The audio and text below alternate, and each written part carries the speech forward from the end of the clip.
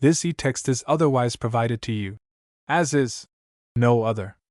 Warranties of any kind, express or implied, are made to you as to the e-text or any medium it may be on, including but not limited to warranties of merchantability or fitness for a particular purpose.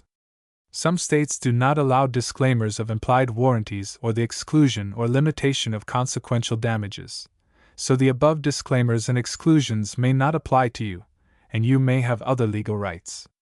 Indemnity: you will indemnify and hold Michael Hart, the Foundation, and its trustees and agents, and any volunteers associated with the production and distribution of Project Gutenberg TM texts harmless from all liability, cost, and expense, including legal fees, that arise directly or indirectly from any of the following that you do or cause: 1. Distribution of this e-text; 2. Alteration, modification, or addition to the e-text, or 3. Any defect.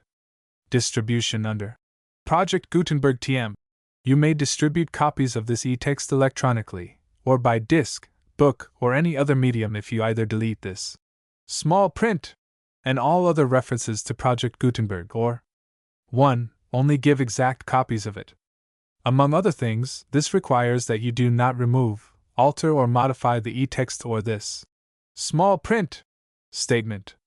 You may, however, if you wish, distribute this e-text in machine-readable binary, compressed, markup, or proprietary form, including any form resulting from conversion by word processing or hypertext software, but only so long as either *, the e-text, when displayed, is clearly readable, and does not contain characters other than those intended by the author of the work, although tilde, asterisk, and underline, underscore, characters may be used to convey punctuation intended by the author, and additional characters may be used to indicate hypertext links, or asterisk. The e-text may be readily converted by the reader at no expense into plain ASCII, EBCDIC, or equivalent form by the program that displays the e-text, as is the case, for instance, with most word processors, or asterisk. You provide, or agree to also provide on request at no additional cost, fee, or expense, a copy of the e-text in its original plain ASCII form,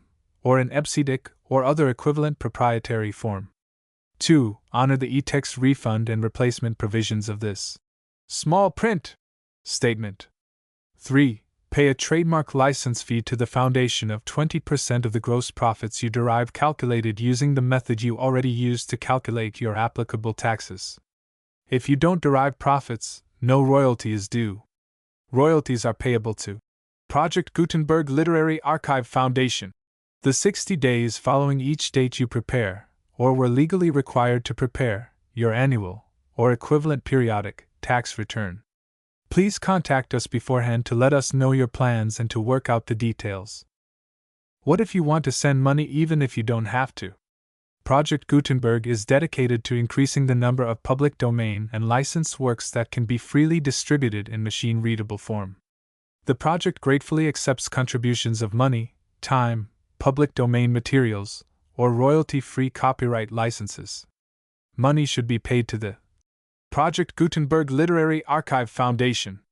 If you are interested in contributing scanning equipment or software or other items, please contact Michael Hart at hart@pobox.com. Portions of this header are copyright C. 2001 by Michael S. Hart and may be reprinted only when these e-texts are free of all fees. Project Gutenberg is a trademark and may not be used in any sales of Project Gutenberg e-texts or other materials, be they hardware or software or any other related product, without express permission. N. The small print. For public domain e-texts ver. 0.07/27/01 and *. This Project Gutenberg e-text prepared by Tony Adam Anthony Adam at tmu.edu. The Psychology of Beauty. By Ethel D. Puffer. Preface. The human being who thrills to the experience of beauty in nature and in art does not forever rest with that experience unquestioned. The day comes when he yearns to pierce the secret of his emotion, to discover what it is, and why, that has so stung him, to defend and to justify his transport to himself and to others. He seeks a reason for the faith that is in him. And so have arisen the speculative theories of the nature of beauty, on the one hand, and the studies of concrete beauty and our feelings about it, on the other. Speculative theory has taken its own way, however, as a part of philosophy, in relating the beautiful to the other great concepts of the true and the good, building up an architectonic of abstract ideas, far from the immediate facts and problems of the enjoyment of beauty. There has grown up, on the other hand, in the last years, a great literature of special studies in the facts of aesthetic production and enjoyment. Experiments with the aesthetic elements, investigations into the physiological psychology of aesthetic reactions, studies in the genesis and development of art forms, have multiplied apace. But these are still mere groups of facts for psychology. They have not been taken up into a single authoritative principle. Psychology cannot do justice to the imperative of beauty, by virtue of which, when we say, "This is beautiful," we have a right to imply that the universe must agree with us. A synthesis of these tendencies in the study of beauty is needed, in which the results of modern psychology shall help to make intelligible a philosophical theory of beauty. The chief purpose of this book is to seek to effect such a union. A way of defining beauty which grounds it in general principles, while allowing it to reach the concrete case, is set forth in the essay on the nature of beauty. The following chapters aim to expand, to test, and to confirm this central theory, by showing, partly by the aid of the aforesaid special studies, how it accounts for our pleasure in pictures, music, and literature. The whole field of beauty is thus brought under discussion, and therefore, though it nowhere seeks to be exhaustive in treatment, the book may fairly claim to be a more or less consistent and complete aesthetic theory, and hence to address itself to the student of aesthetics as well as to the general reader. The chapter on the nature of beauty, indeed, will doubtless be found by the latter somewhat technical, and should be omitted by all who definitely object to professional phraseology. The general conclusions of the book are sufficiently stated in the less abstract papers. Of the essays which compose the following volume, the first, third, and last are reprinted, in more or less revised form, from the Atlantic Monthly and the International Monthly. Although written as independent papers, it is thought that they do not unduly repeat each other, but that they serve to verify, in each of the several realms of beauty, the truth of the central theory of the book. The various influences which have served to shape a work of this kind become evident in the reading, but I cannot refrain from a word of thanks to the teachers whose inspiration and encouragement first made it possible. I owe much gratitude to Professor Mary A. Jordan and Professor H. Norman Gardiner of Smith College, who in literature and in philosophy first set me in the way of aesthetic interest and inquiry, and to Professor Hugo Münsterberg of Harvard University, whose philosophical theories and scientific guidance have largely influenced my thought. Wellesley College, April 24, 1905. Contents page I. Criticism and Aesthetics, 1-2. The Nature of Beauty, 27-3. The Aesthetic Repose, 57-4. The Beauty of Fine Art, 89a. The Beauty of Visual Form, 91b. Space Composition Among the Old Masters, 128v. The Beauty of Music, 149-6. The Beauty of Literature, 2037. The Nature of the Emotions of the Drama, 229-8. The Beauty of Ideas, 263I. Criticism and Aesthetics. The Psychology of Beauty. I. Criticism and Aesthetics. It is not so long ago that the field of literary criticism was divided into two opposing camps. France being the only country in the world where criticism is a serious matter, the battle waged most fiercely there, and doubtless greatly served to bring about the present general interest and understanding of the theoretical questions at issue. The combatants were, of course, the impressionistic and scientific schools of criticism, and particularly enlightening were the more or less recent controversies between M. Anatole France and Jules Lemaitre as representatives of the first, and M. Brunetière as the chief exponent of the second. They have planted their standards, and we see that they stand for tendencies in the critical activity of every nation. The ideal of the Impressionist is to bring a new piece of literature into being in some exquisitely happy characterization, to create a lyric of criticism out of the unique pleasure of an aesthetic hour. The stronghold of the scientist, on the other hand, is the doctrine of literary evolution, and his aim is to show the history of literature as the history of a process, and the work of literature as a product, to explain it from its preceding causes, and to detect thereby the general laws of literary metamorphosis. Such are the two great lines of modern criticism. Their purposes and ideals stand diametrically opposed. Of late, however, there have not been wanting signs of a spirit of reconciliation, and of a tendency to concede the value, each in its own sphere, of different but complementary activities. Now and again the lion and the lamb have lain down together, one might almost say, on reading a delightful paper of Mr. Louis E. Gates on Impressionism and Appreciation, one that the lamb had assimilated the lion. For the heir of all literary studies, according to Professor Gates, is the appreciative critic, and he it is who shall fulfill the true function of criticism. He is to consider the work of art in its historical setting and its psychological origin, as a characteristic moment in the development of human spirit, and as a delicately transparent illustration of aesthetic law. But, in regarding the work of art under all these aspects, his aim is, primarily, not to explain, and not to judge or dogmatize, but to enjoy, to realize the manifold charms the work of art has gathered unto itself from all sources, and to interpret this charm imaginatively to the men of his own day and generation. 1 Atlantic Monthly, July, 1900. Thus it would seem that if the report of his personal reactions to a work of literary art is the intention of the impressionist, and its explanation that of the scientist, the purpose of the appreciative critic is fairly named as the illuminating and interpreting reproduction of that work, from material furnished by those other forms of critical activity. Must, then, the method of appreciation, as combining and reconciling the two opposed views, forthwith claim our adherence? To put to use all the devices of science and all the treasures of scholarship for the single end of imaginative interpretation, for the sake of giving with the original melody all the harmonies of subtle association and profound meaning the ages have added, is, indeed, a great undertaking. But is it as valuable as it is vast? M. Brunetière has poured out his irony upon the critics who believe that their own reactions upon literature are anything to us in the presence of the works to which they have thrilled. May it not also be asked of the interpreter if its function is a necessary one? Do we require so much enlightenment only to enjoy? Appreciative criticism is a salt to give the dull palate its full savor, but what literary epicure, what real lover, will acknowledge his own need of it? If the whole aim of appreciative criticism is to reproduce in other arrangement the contents, expressed and implied, and the emotional value, original and derived, of a piece of literature, the value of the end, at least to the intelligent reader, is out of all proportion to the laboriousness of the means. Sing, reading's a joy. For me, I read. But a feeling of this kind is, after all, not a reason to be urged against the method. The real weakness of appreciative criticism lies elsewhere. It teaches us to enjoy, but are we to enjoy everything?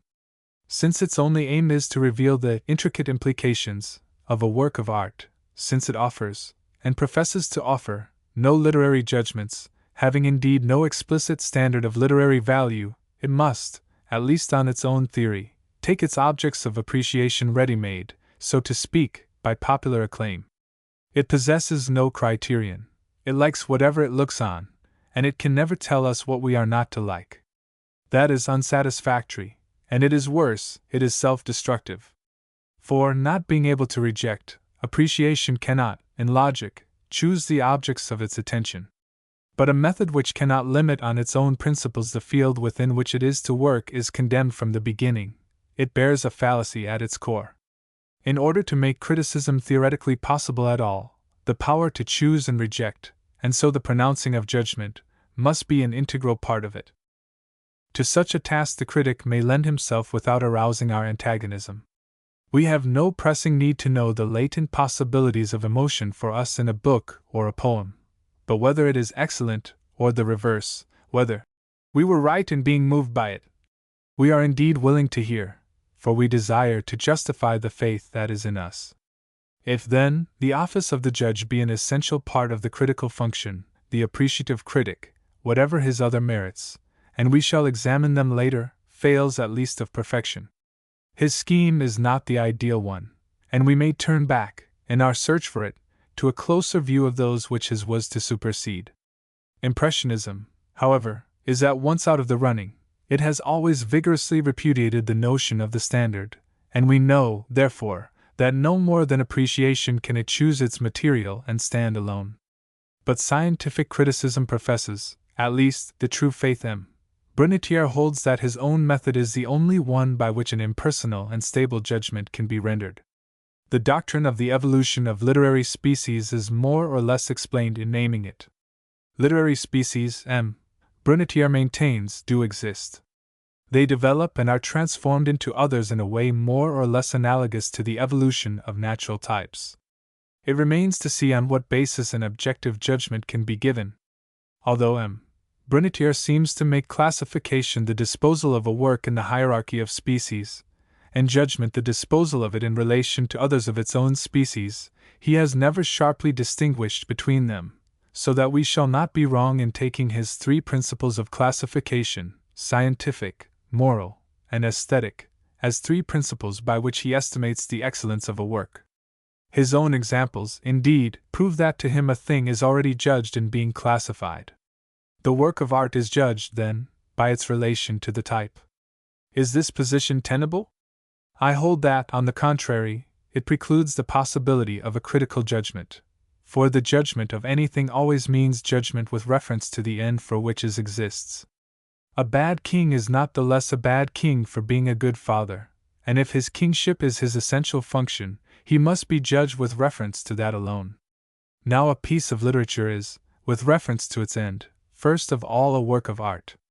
It represents life and it enjoins morality, but it is only as a work of art that it attains consideration, that, in the words of Lemaitre, it exists, for us at all. Its aim is beauty, and beauty is its excuse for being. The type belongs to natural history. The one principle at the basis of scientific criticism is, as we have seen, the conception of literary history as a process, and of the work of art as a product. The work of art is, then, a moment in a necessary succession, governed by laws of change and adaptation like those of natural evolution. But how can the conception of values enter here? Excellence can be attributed only to that which attains an ideal end, and a necessary succession has no end in itself. The type, in this sense, is perfectly hollow. To say that the modern chrysanthemum is better than that of our forebears because it is more chrysanthemum-like is true only if we make the latter form the arbitrary standard of the chrysanthemum. If the horse of the Eocene age is inferior to the horse of today, it is because, on Brunetière's principle, he is less horse-like. But who shall decide which is more like a horse, the original or the latter development? No species which is constituted by its own history can be said to have an end in itself, and can, therefore, have an excellence to which it shall attain. In short, good and bad can be applied to the moments in a necessary evolution only by imputing a fictitious superiority to the last term, and so one type cannot logically be preferred to another. As for the individual specimens, since the conception of the type does not admit the principle of excellence, conformity thereto means nothing. The work of art, on the other hand, as a thing of beauty, is an attainment of an ideal, not a product, and from this point of view, is related not at all to the other terms of a succession, its causes and its effects, but only to the abstract principles of that beauty at which it aims. Strangely enough, the whole principle of this contention has been admitted by Brunetière in a casual sentence, of which he does not appear to recognize the full significance. We acknowledge, of course, he says, that there is in criticism a certain difference from natural history, since we cannot eliminate the subjective element if the capacity works of art have of producing impressions on us makes a part of their definition. It is not in order to be eaten that the tree produces its fruit, but this is giving away his whole position. As little as the conformity of the fruit to its species has to do with our pleasure in eating it, just so little has the conformity of a literary work to its genre to do with the quality by virtue of which it is defined as art. The Greek temple is a product of Greek religion applied to geographical conditions.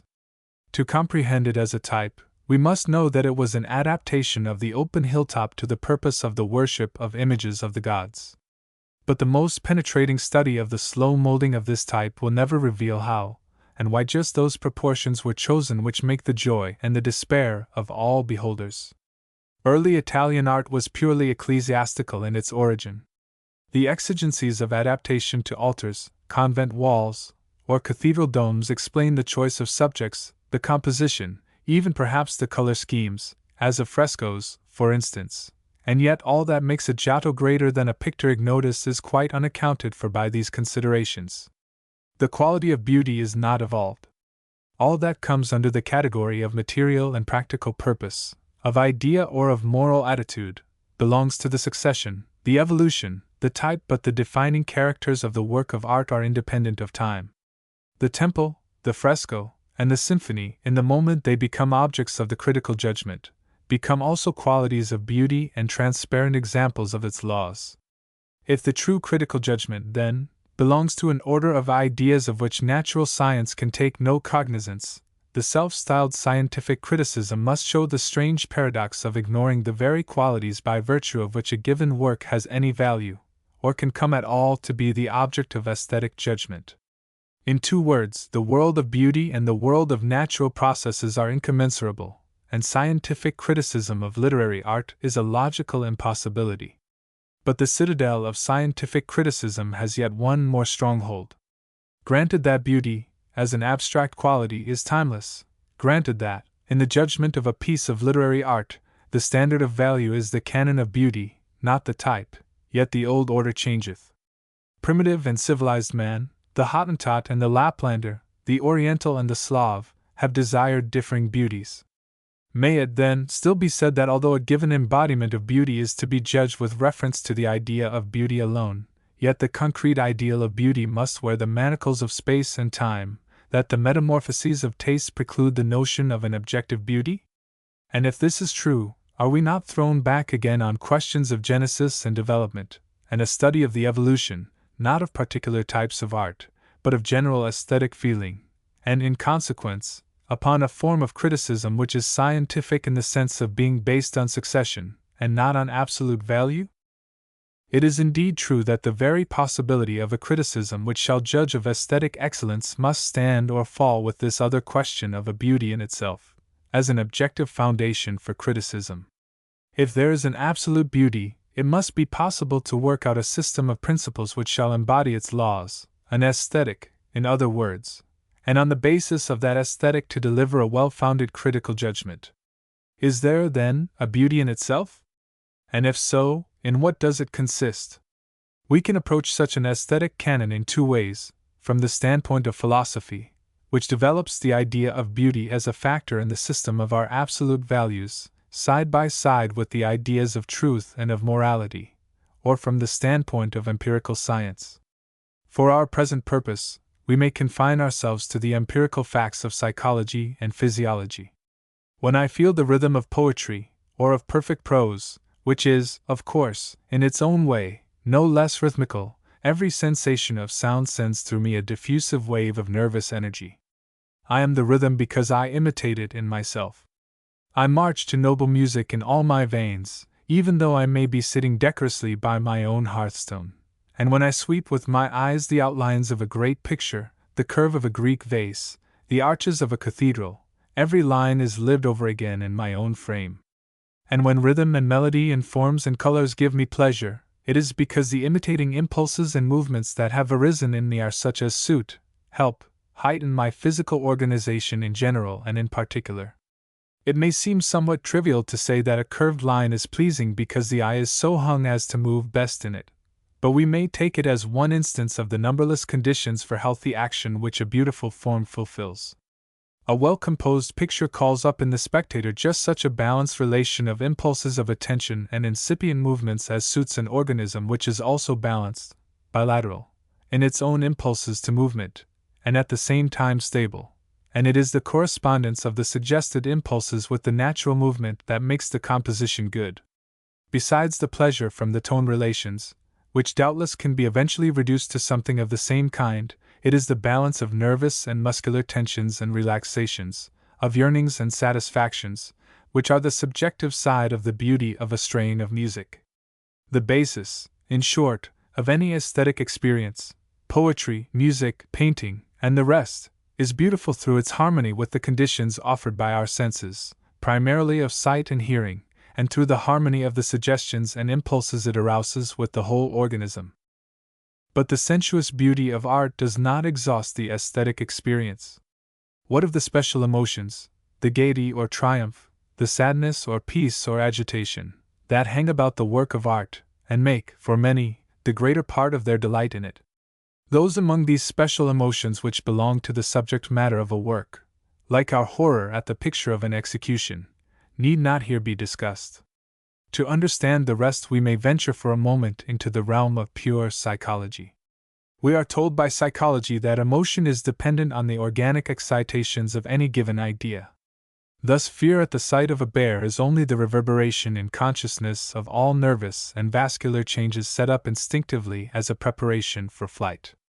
Think away our bodily feelings, and we think away fear too, and set up the bodily changes and the feeling of them, and we have the emotion that belongs to them even without the idea, as we may see in the unmotived panics that sometimes accompany certain heart disturbances. The same thing, on another level, is a familiar experience.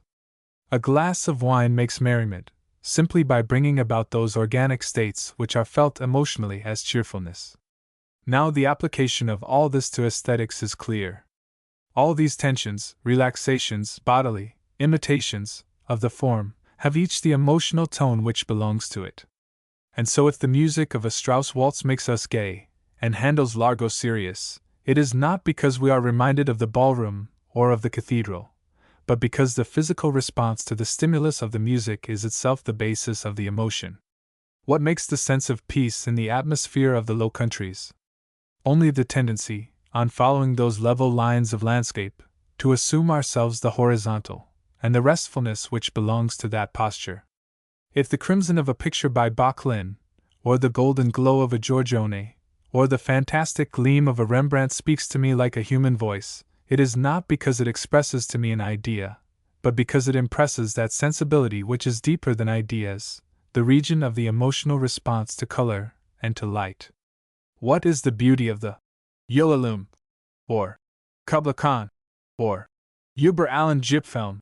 It is the way in which the form in its exquisite fitness to our senses, and the emotion belonging to that particular form as organic reverberation therefrom, in its exquisite fitness to thought, create in us a delight quite unaccounted for by the ideas which they express. This is the essence of beauty, the possession of a quality which excites the human organism to functioning harmonious with its own nature. We can see in this definition the possibility of an aesthetic which shall have objective validity because founded in the eternal properties of human nature, while it yet allows us to understand that in the limits within which, by education and environment, the empirical man changes, his norms of beauty must vary, too. Ideas can change in interest and in value, but these energies lie much deeper than the idea, in the original constitution of mankind. They belong to the instinctive, involuntary part of our nature. They are changeless, just as the eternal man is changeless, and as the basis of aesthetic feeling they can be gathered into a system of laws which shall be subject to no essential metamorphosis. So long as we laugh when we are joyful, and weep when we are sick and sorry, so long as we flush with anger, or grow pale with fear, so long shall we thrill to a golden sunset, the cadence of an air, or the gloomy spaces of a cathedral. The study of these forms of harmonious functioning of the human organism has its roots, of course, in the science of psychology, but comes, nevertheless, to a different flower, because of the grafting on of the element of aesthetic value.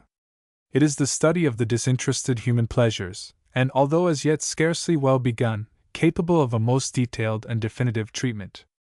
This is not the character of those studies so casually alluded to by the author of Impressionism and Appreciation, when he enjoins on the appreciative critic not to neglect the literature of aesthetics.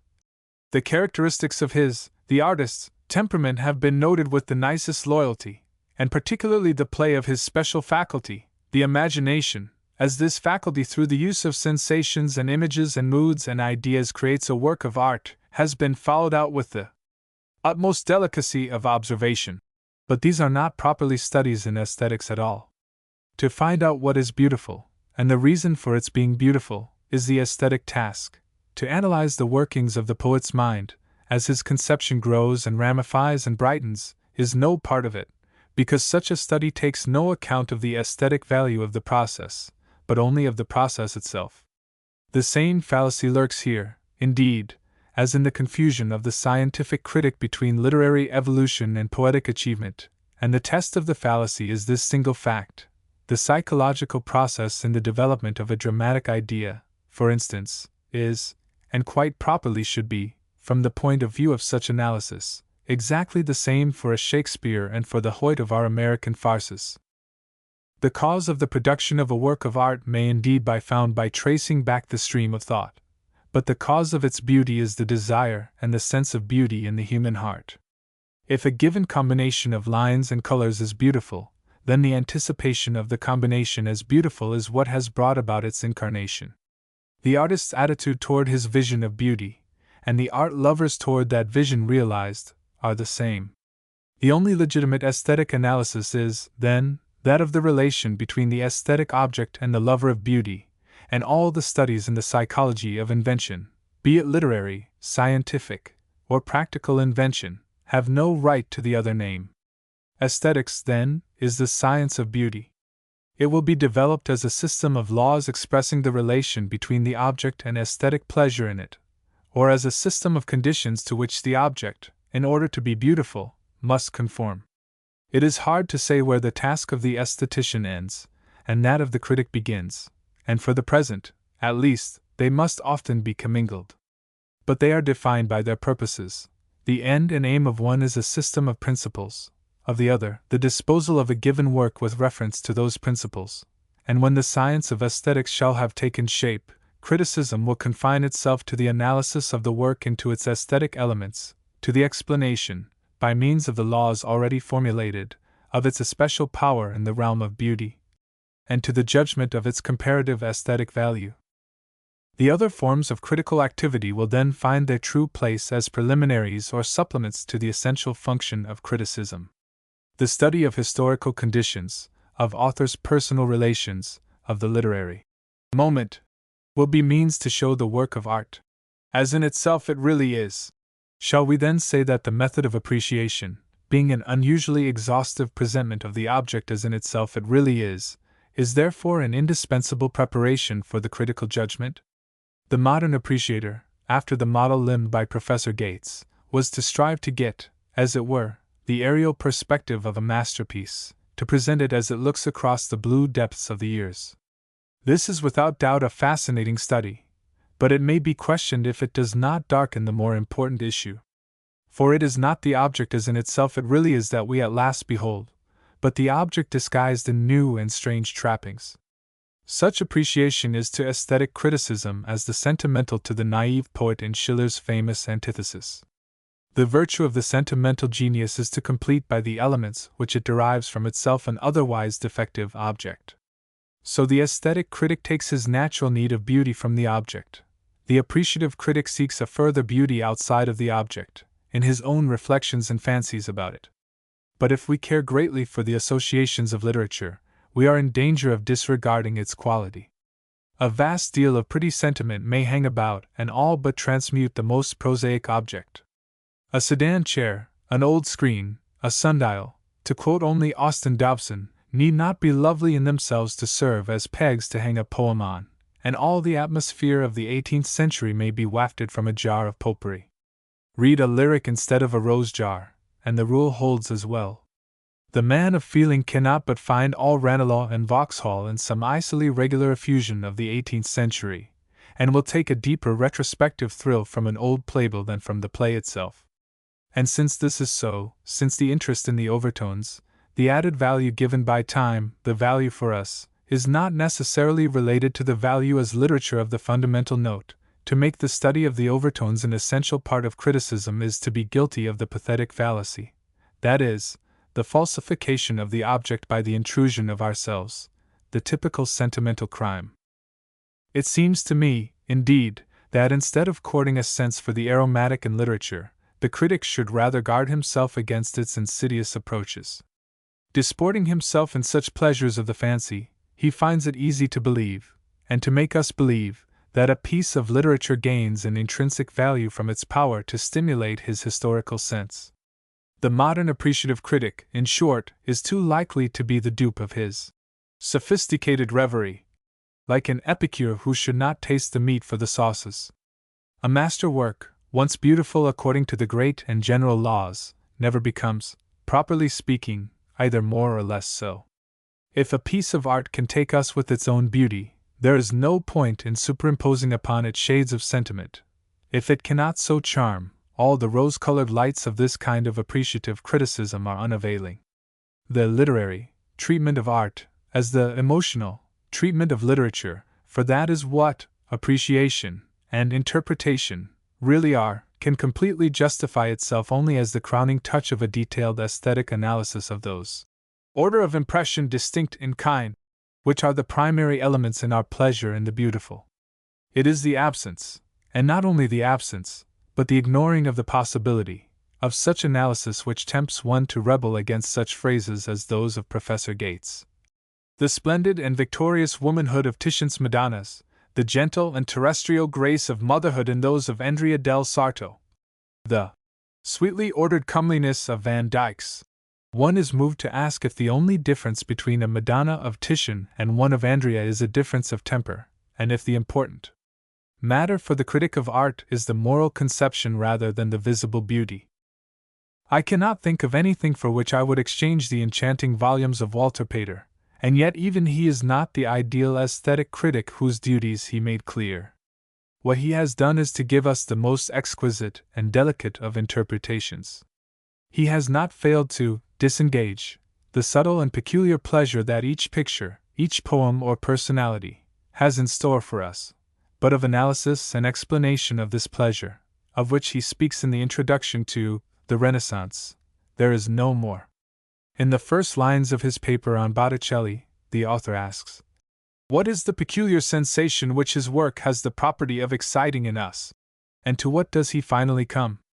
The peculiar character of Botticelli is the result of a blending in him of a sympathy for humanity in its uncertain conditions, with his consciousness of the shadow upon it of the great things from which it sinks. But this is not aesthetic analysis. It is not even the record of a peculiar sensation, but a complex intellectual interpretation. Where is the pleasure in the irrepressible outline, fascinating in its falseness, in the strange color, like the taste of olives, of the spring and the palace? So, also, his great passage on the Mona Lisa, his Winkelmann, even his Giorgione itself, are merely wonderful delineations of the mood of response to the creations of the art in question. Such interpretation as we have from Pater is a priceless treasure, but it is none the less the final cornice, and not the cornerstone of aesthetic criticism. The tendency to interpretation without any basis in aesthetic explanation is especially seen in the subject of our original discussion, literature. It is indeed remarkable how scanty is the space given in contemporary criticism to the study of an author's means to those results which we ourselves experience. Does no one really care how it is done? Or are they all in the secret, and interested only in the temperament expressed, or the aspect of life envisaged in a given work? One would have thought that as the painter turned critic in Fromentin at least to a certain extent sought out, and dealt with the hidden workings of his art, so the romancer or the poet-critic might also have told off for us the very pulse of the machine. The last word has not been said on the mysteries of the writer's art. We know, it may be, how the links of Shakespeare's magic chain of words are forged, but the same cannot be said of any other poet. We have studied Dante's philosophy and his ideal of love, but have we found out the secrets of his inventive handling of rhythmical language? If Flaubert is universally acknowledged to have created a masterpiece in Madame Bovary, should there not be an interest for criticism in following out, chapter by chapter, paragraph by paragraph, word by word, the meaning of what it is to be a masterpiece? But such seems not to be the case. Taine reconstructs the English temperament out of Fielding and Dickens. Matthew Arnold, although he deals more than others in first principles, never carries his analysis beyond the widest generalizations, like the requirement for profound truth and high seriousness for great poetry. And as we run the gamut of contemporary criticism, we find ever preoccupation with the personality of the writers and the ideas of their books. I recall only one example, the critical essays of Henry James, where the craftsman has dropped some hints on the ideals of the literary art, and even that, if I may be allowed the bull, in his novels rather than in his essays, for in critical theory he is the most ardent of impressionists. Whatever the cause, we cannot but allow the dearth of knowledge of, and interest in, the peculiar subject matter of criticism, the elements of beauty in a work of literature.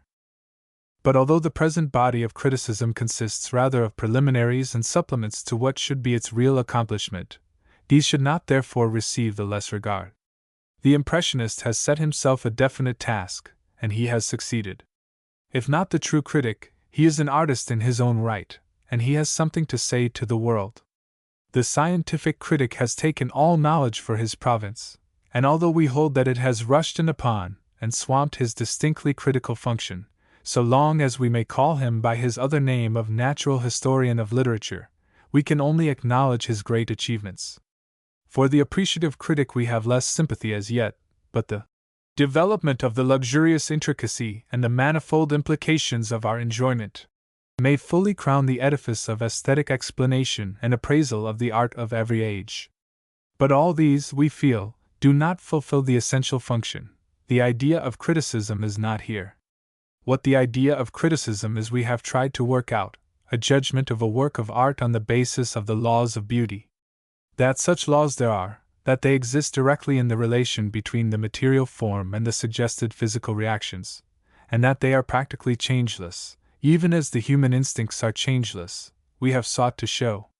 And if there can be a science of the beautiful, then an objective judgment on the basis of the laws of the beautiful can be rendered. The true end of criticism, therefore, is to tell us whence and why the charm of a work of art, to disengage, to explain, to measure, and to certify it.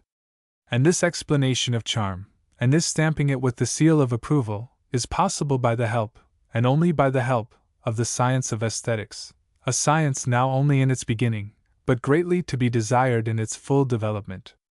How greatly to be desired we realize in divining that the present dearth of constructive and destructive criticism, of all, indeed, except interpretations and reports, is responsible for the modern mountains of machine-made literature.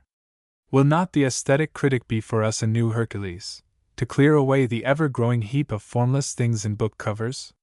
If he will teach us only what great art means in literature, if he will give us never so little discussion of the first principles of beauty, and point the moral with some selling books, he will at least have turned the flood. There are stories nowadays, but few novels, and plenty of spectacles, but no plays, and how should we know the difference, never having heard what a novel ought to be? But let the aesthetic critic give us a firm foundation for criticism, a real understanding of the conditions of literary art. Let him teach us to know a novel or a play when we see it, and we shall not always mingle the wheat and the chaff. To the nature of beauty, to the nature of beauty. Every introduction to the problems of aesthetics begins by acknowledging the existence and claims of two methods of attack, the general, philosophical, deductive, which starts from a complete metaphysics and installs beauty in its place among the other great concepts, and the empirical, or inductive, which seeks to disengage a general principle of beauty from the objects of aesthetic experience and the facts of aesthetic enjoyment, Fechner's aesthetics from above and from below. The first was the method of aesthetics par excellence. It was indeed only through the desire of an 18th-century philosopher, Baumgarten, to round out his architectonic of metaphysics that the science received its name, as designating the theory of knowledge in the form of feeling, parallel to that of clear, logical thought. Kant, Schelling, and Hegel, again, made use of the concept of the beautiful as a kind of keystone or cornice for their respective philosophical edifices. Aesthetics, then, came into being as the philosophy of the beautiful, and it may be asked why this philosophical aesthetics does not suffice, why beauty should need for its understanding also an aesthetics. Vaughan on 10. The answer is not that no system of philosophy is universally accepted, but that the general aesthetic theories have not, as yet at least, succeeded in answering the plain questions of the plain man in regard to concrete beauty. Kant, indeed, frankly denied that the explanation of concrete beauty, or doctrine of taste, as he called it, was possible, while the various definers of beauty as The union of the real and the ideal, the expression of the ideal to sense, have done no more than he. No one of these aesthetic systems, in spite of volumes of so-called application of their principles to works of art, has been able to furnish a criterion of beauty. The criticism of the generations is summed up in the mild remark of Fechner, in his Vorschilder Ästhetik, to the effect that the philosophical path leaves one in conceptions that, by reason of their generality, do not well fit the particular cases. And so it was that empirical aesthetics arose, which does not seek to answer those plain questions as to the enjoyment of concrete beauty down to its simplest forms, to which philosophical aesthetics had been inadequate. But it is clear that neither has empirical aesthetics said the last word concerning beauty. Criticism is still in a chaotic state that would be impossible if aesthetic theory were firmly grounded. This situation appears to me to be due to the inherent inadequacy and inconclusiveness of empirical aesthetics when it stands alone. The grounds of this inadequacy I shall seek to establish in the following. Granting that the aim of every aesthetics is to determine the nature of beauty, and to explain our feelings about it, we may say that the empirical treatments propose to do this either by describing the aesthetic object and extracting the essential elements of beauty, or by describing the aesthetic experience and extracting the essential elements of aesthetic feeling, thereby indicating the elements of beauty as those which affect this feeling. Now, the bare description and analysis of beautiful objects cannot, logically, yield any result, for the selection of cases would have to be arbitrary, and would be at the mercy of any objection. To any one who should say, "But this is not beautiful, and should not be included in your inventory," answer could be made only by showing that it had such and such qualities, the very, by hypothesis, unknown qualities that were to be sought. Moreover, the field of beauty contains so many and so heterogeneous objects, that the retreat to their only common ground, aesthetic feeling, appears inevitable. A statue and a symphony can be reduced to a common denominator most easily if the states of mind which they induce are compared. Thus the analysis of objects passes naturally over to the analysis of mental states, the point of view of psychology. There is, however, a method subsidiary to the preceding, which seeks the elements of beauty in a study of the genesis and the development of art forms. But this leaves the essential phenomenon absolutely untouched. The general types of aesthetic expression may indeed have been shaped by social forces, religious, commercial, domestic, but as social products, not as aesthetic phenomena. Such studies reveal to us, as it were, the excuse for the fact of music, poetry, painting, but they tell us nothing of the reason why beautiful rather than ugly forms were chosen, as who should show that the bird sings to attract its mate, ignoring the relation and sequence of the notes. The decorative art of most savage tribes, for instance, is nearly all of totemic origin, and the decayed and degraded forms of snake, bird, bear, fish, may be traced in the most apparently empty geometric patterns. But what does this discovery tell us of the essentially decorative quality of such patterns or of the nature of beauty of form? The study of the Gothic cathedral reveals the source of its general plan and of its whole scheme of ornament and detailed religious symbolism. Yet a complete knowledge of the character of the religious feeling which impelled to this monumental expression, and of the genesis of every element of structure, fails to account for the essential beauty of rhythm and proportion in the finished work. These researches, in short, explain the reason for the existence, but not for the quality, of works of art. Thus it is in psychology that empirical aesthetics finds its last resort. And indeed, our plain man might say, the aesthetic experience itself is inescapable and undeniable. You know that the sight or the hearing of this thing gives you a thrill of pleasure.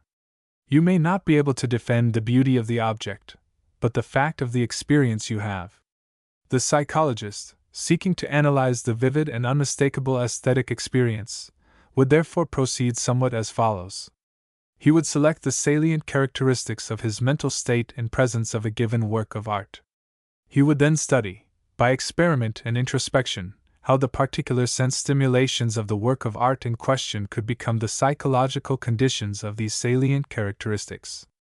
Thus, supposing the aesthetic experience to have been described as the conscious happiness in which one is absorbed, and, as it were, immersed in the sense object, one the further special aim, in connection with a picture, for instance, would be to show how the sensations and associated ideas from color, line, composition, and all the other elements of a picture may, on general psychological principles, bring about this state of happy absorption.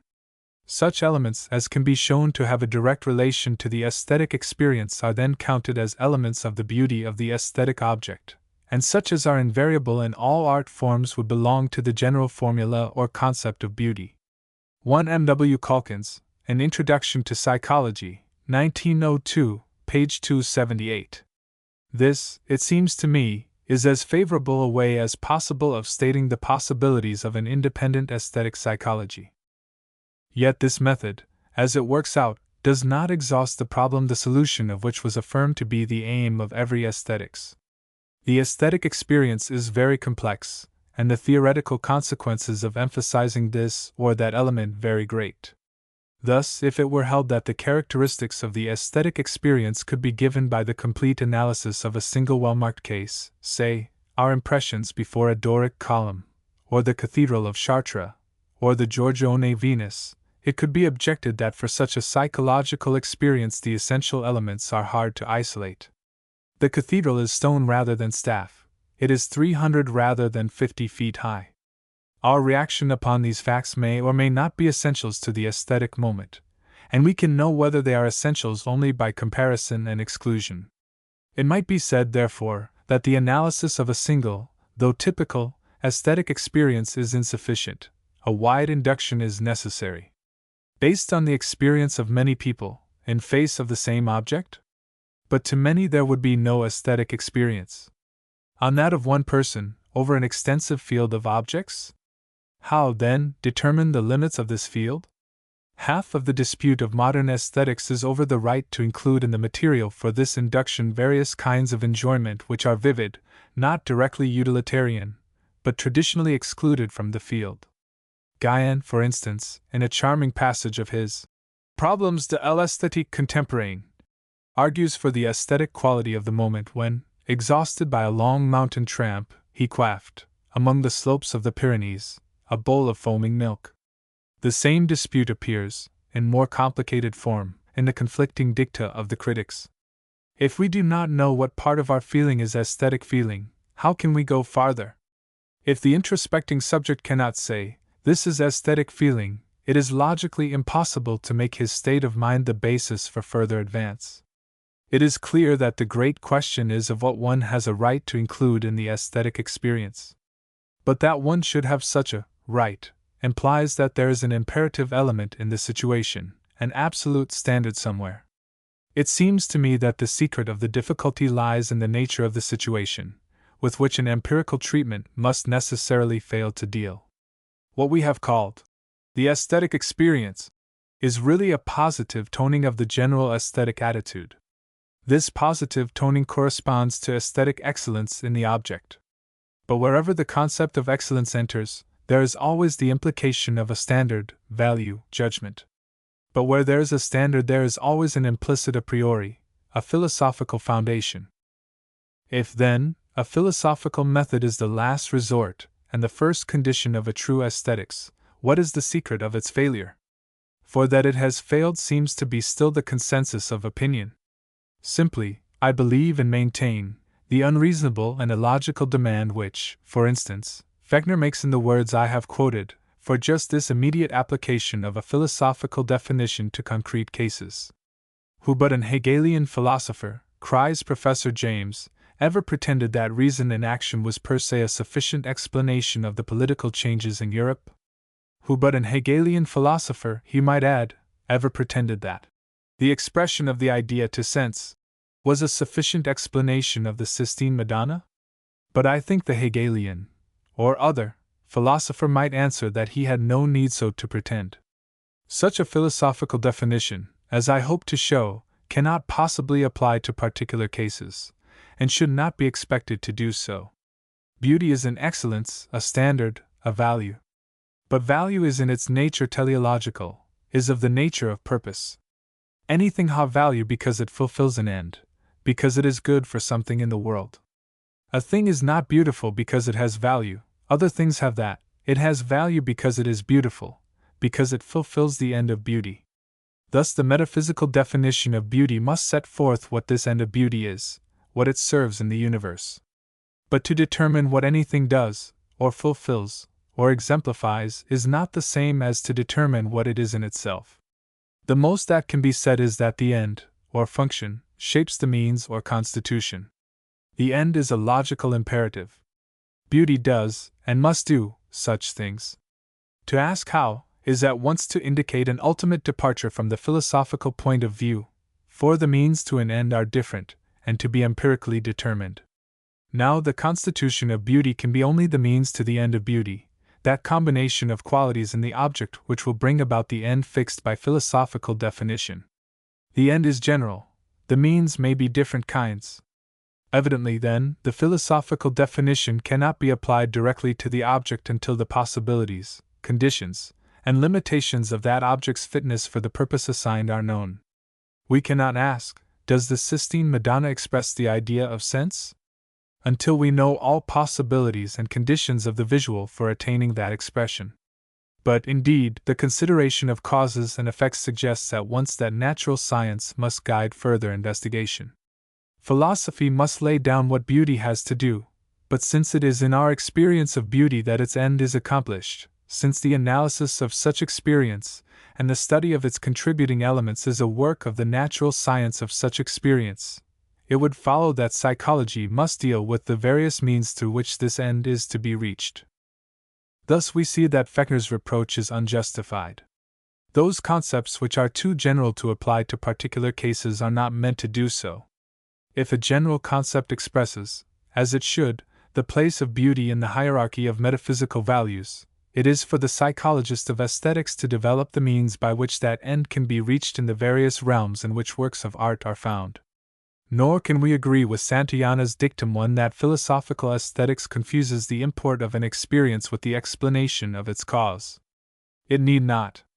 The aesthetic experience is indeed caused by the beautiful object, but the beautiful object itself is caused by the possibility of the aesthetic experience, beauty as an end under the conditions of human perception. Thus the nature of beauty is related to its import, or meaning, or end, as means to that end, and therefore the import of an experience may well point out to us the constitution of the cause of that experience. A work of art, a piece of nature, is judged by its degree of attainment to that end. The explanation of its beauty, of its degree of attainment, that is found in the effect of its elements, according to psychological laws, on the aesthetic subject. 1. The Sense of Beauty, 1898. Intro. Such a psychological study of the means by which the end of beauty is attained is the only method by which we can come to an explanation of the wealth of concrete beauty. The concept of explanation, indeed, is valid only within the realm of causes and effects. The aim of aesthetics being conceded, as above, to be the determination of the nature of beauty and the explanation of our feelings about it, it is evident at this point that the nature of beauty must be determined by philosophy. But the general definition having been fixed, the meaning of the work of art having been made clear, the only possible explanation of our feelings about it, the aesthetic experience, in other words, must be gained from psychology. This method is not open to the logical objections against the preceding. No longer need we ask what has a right to be included in the aesthetic experience. That has been fixed by the definition of beauty. But how the beautiful object brings about the aesthetic experience, the boundaries of which are already known, is clearly matter for psychology. The first step must then be to win the philosophical definition of beauty. It was Kant, says Hegel, who spoke the first rational word concerning beauty. The study of his successors will reveal, I believe, that the aesthetic of the great system of idealism forms, on the whole, one identical doctrine. It is worthwhile to dwell somewhat on this point, because the traditional view of the relation of the aesthetic of Kant, Schiller, Schelling, and Hegel is otherwise. Kant's starting point was the discovery of the normative, over-individual nature of beauty, which we have just found to be the secret of the contradictions of empirical aesthetics. Yet he came to it at the bidding of quite other motives. Kant's aesthetics was meant to serve as the keystone of the arch between sense and reason. The discovery of all that is implicit in the experience of the senses had led him to deny the possibility of knowledge beyond the matter of this experience. Yet the reason has an inevitable tendency to press beyond this limit, to seek all-embracing, absolute unities, to conceive an unconditioned totality. Thus the reason presents us with the ideas, beyond all possibility of knowledge, of the soul, the world, and God. In the words of Kant, the ideas of reason lead the understanding to the consideration of nature according to a principle of completeness, although it can never attain to this. Can there be a bridge across this abyss between sense and reason? Then asks Kant, which bridge he believes himself to have found in the aesthetic faculty.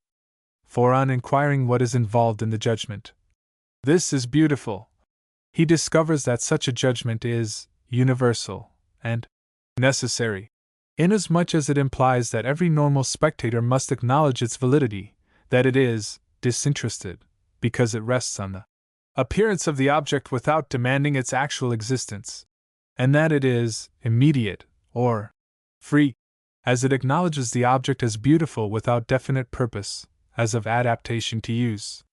But how does this judgment constitute the desired bond between sense and reason? Simply in that, though applied to an object of the senses, it has yet all the marks of the idea of reason. It is universal, necessary, free, unconditioned. It is judged as if it were perfect, and so fulfills those demands of reason which elsewhere in the world of sense are unsatisfied. The two important factors, then, of Kant's aesthetics are its reconciliation of sense and reason in beauty, and its reference of the purposiveness of beauty to the cognitive faculty. Schiller has been given the credit of transcending Kant's subjective aesthetic through his emphasis on the significance of the beautiful object. It is not bound by a conception to which it must attain, so that it is perceived as if it were free. Nor do we desire the reality of it to use for ourselves or for others, so that we are free in relation to it. The object is thus the vindication of freedom in the world of phenomena, that world which is otherwise a binding necessity. But it would seem that this had been already taught by Kant himself, and that Schiller has but enlivened the subject by his two illuminating phrases, aesthetic semblance, and the play impulse, to denote the real object of the aesthetic desire and the true nature of that desire, form instead of material existence, and a free attitude instead of serious purpose. Still, his insistence on beauty as the realization of freedom may be said to have paved the way for Schelling's theory, in which the aesthetic reaches its maximum of importance. The central thought of the absolute idealism of Schelling is the underlying identity of nature and the self. In nature, from matter up to the organism, the objective factor predominates, or, in Schelling's phrase, the conscious self is determined by the unconscious. In morality, science, the subjective factor predominates, or the unconscious is determined by the conscious. But the work of art is a natural appearance, and so unconscious, and is yet the product of a conscious activity. It gives, then, the equilibrium of the real and ideal factors, just that repose of reconciliation or indifference, which alone can show the absolute. But, and this is of immense importance for our theory, in order to explain the identity of subject and object, the ego must have an intuition, through which, in one and the same appearance, it is in itself at once conscious and unconscious, and this condition is given in the aesthetic experience. The beautiful is thus the solution of the riddle of the universe, for it is the possibility of the explicit consciousness of the unity of nature and the self, or the absolute. So beauty is again the pivot on which a system turns. Its place is not essentially different from that which it held in the systems of Kant and Schiller. As the objective possibility for the bridge between sense and reason, as the vindication of freedom in the phenomenal world, and as vindication of the possible unity of the real and the ideal, or nature and self, the world elements, its philosophical significance is nearly the same. With Hegel, beauty loses little of its commanding position. The universe is in its nature rational, thought and being are one. The world process is a logical process, and nature and history, in which spirit of the world realizes itself, are but applied logic. The completely fulfilled or expressed truth is then the concrete world system, at the same time the life or self of the universe, the absolute. This Hegel calls the idea, and he defines beauty as the expression of the idea to sense. This definition would seem to be as to the letter in accord with the general tendency as have already outlined. It might be said that it is but another phrasing of Schelling's thought of the absolute as presented to the ego in beauty. But not so. For Schelling, the aesthetic is a schema or form, that is, the form of balance, equilibrium, reconciliation of the rational ideal, not a content. But Hegel's beauty expresses the idea by the way of information or association. That this is true, any one of his traditional examples makes evident. Correggio's Madonna of the St. Sebastian is found by him inferior to the Sistine Madonna. Why? In the first picture we have the dearest and loveliest of human relations consecrated by contrast with what is divine. In the second picture we have the divine relation itself, showing itself under the limitations of the human. One Dutch painting, he tells us, ought not to be despised. For it is this fresh and wakeful freedom and vitality of mind in apprehension and presentation that forms the highest aspect of these pictures. And a commentator adds, the spontaneous joy of the perfect life is figured to this lower sphere. His whole treatment of art as a symbol confirms this view, as do all his criticisms. Art, or beauty, shall reveal to our understanding the eternal ideal. 1 Kedney's Hegel's Aesthetics, 1892, page 158. On comparing this with what we have won from Kant, Schiller, and Schelling, the divergence becomes apparent. I have tried to show that there is no essential difference between these three either in their general view of the aesthetic experience, or in the degree of objectivity of their doctrine of beauty. They do not contradict one another. They merely emphasize now the unity, now the reconciliation of opposites, in the aesthetic experience. The experience of the beautiful constitutes a reconciliation of the warring elements of experience, in a world in which the demands of reason seem to conflict with the logic of events, and the beautiful object is such that it constitutes the permanent possibility for this reconciliation. But the attempt to include Hegel within this circle reveals at once the need of further delimitation. The beautiful is to reveal, and to vindicate in revealing, the union of the world elements, that is, the spirit of the world. On Hegel's own principles, the idea should be expressed to sense. Now, if this expression is not, after all, directly to sense, but the sense gives merely the occasion for passing over to the thought of the divine, it would seem that the beauty is not after all in the work of art, but out of it. The infinite, or the idea, or the fusion of real and ideal, must be shown to sense. Is there any way in which this is conceivable? We cannot completely express to sense Niagara Falls or the Jungfrau, for they are infinitely beyond the possibilities of imitation. Yet the particular contour of the Jungfrau is never mistaken in the smallest picture. In making a model of Niagara we should have to reproduce the relation between body of water, width of stream, and height of fall, and we might succeed in getting the peculiar effect of voluminousness which marks that wonder of nature.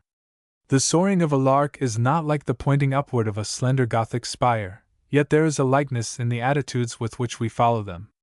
All these cases have certain form qualities in common, by virtue of which they resemble each other. Now it is these very form qualities which Kant is using when he takes the aesthetic judgment as representative of reason in the world of sense, because it shows the qualities of the ideas of reason, that is, unconditional totality or freedom. And we might, indeed, hope to express the idea to sense, if we could find for it a form quality, or subjectively, in the phrase of Kant, a form of reflection. What is the form of reflection for the absolute, the idea? It would appear to be a combination of unity and totality, self-completeness. An object, then, which should be self-complete from all possible points of view, to which could be applied the form of reflection, for the absolute, would, therefore, alone truly express it, and so alone fulfill the end of beauty. The idea would be there in its form. It would be shown to sense, and so first full expressed.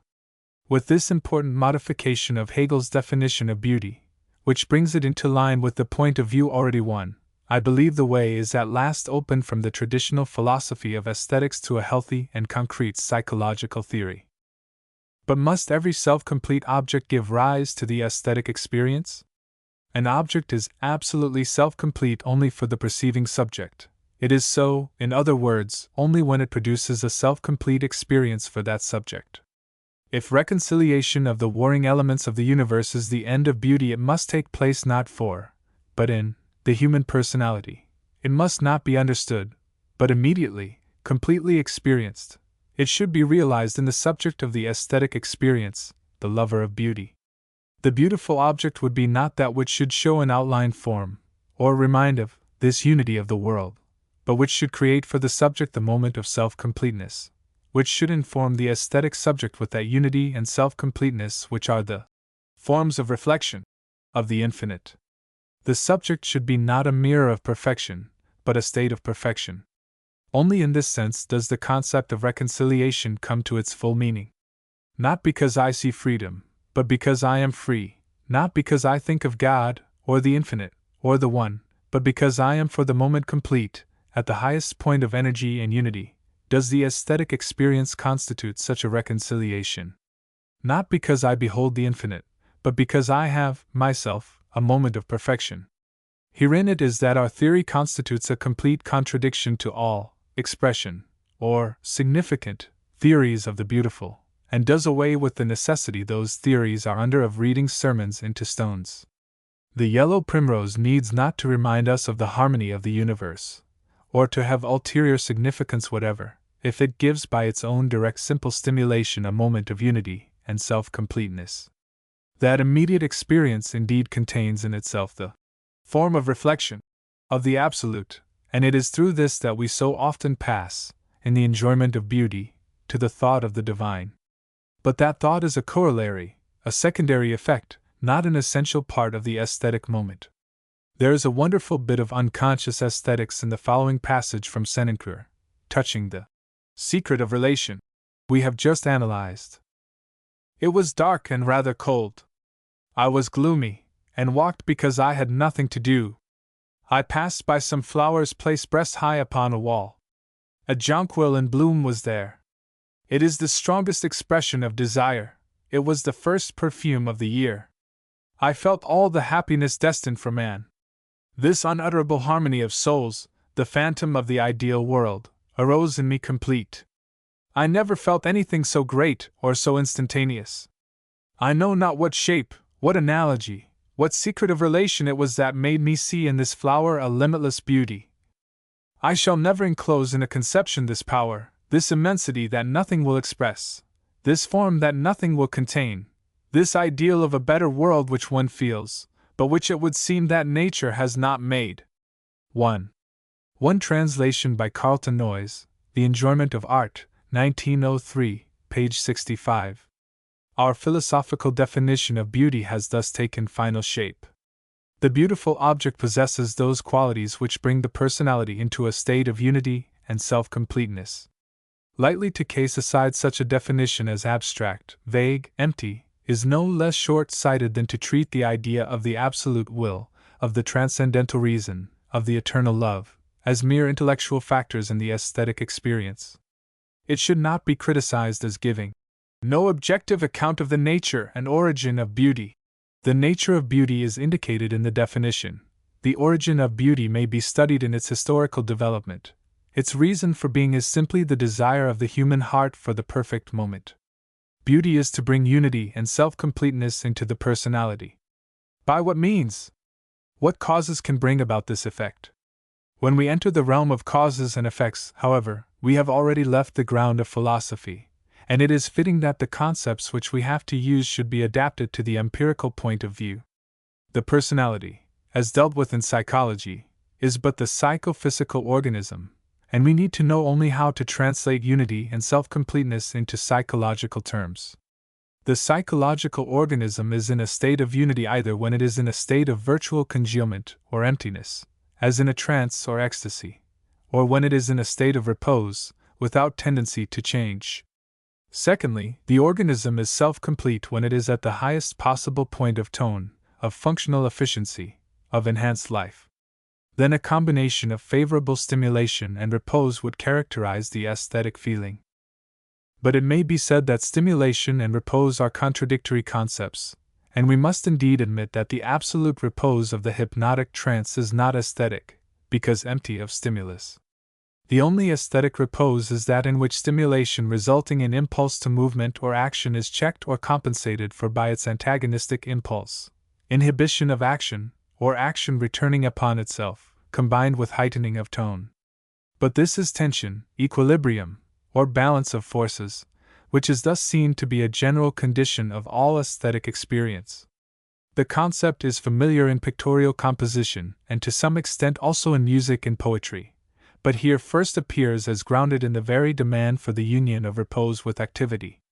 Moreover, this requirement, which we have derived from the logical concepts of unity and totality, as translated into psychological terms, receives confirmation from the nature of organic life. It was the perfect moment that we sought, and we found it in the immediate experience of unity and self-completeness, and unity for a living being can only be equilibrium. Now it appears that an authoritative definition of the general nature of an organism makes it so built, whether on mechanical principles or not, that every deviation from the equilibrium point sets up a tendency to return to it. One equilibrium, in greater or less excursions from the center, is thus the ultimate nature of organic life. The perfect equilibrium, that is, equilibrium with heightened tone, will then give the perfect moment. 1 Lt. Hobhouse, Mind and Evolution. The further steps of aesthetics are then toward analysis of the psychological effect of all the elements which enter into a work of art, with reference to their effect in producing stimulation or repose.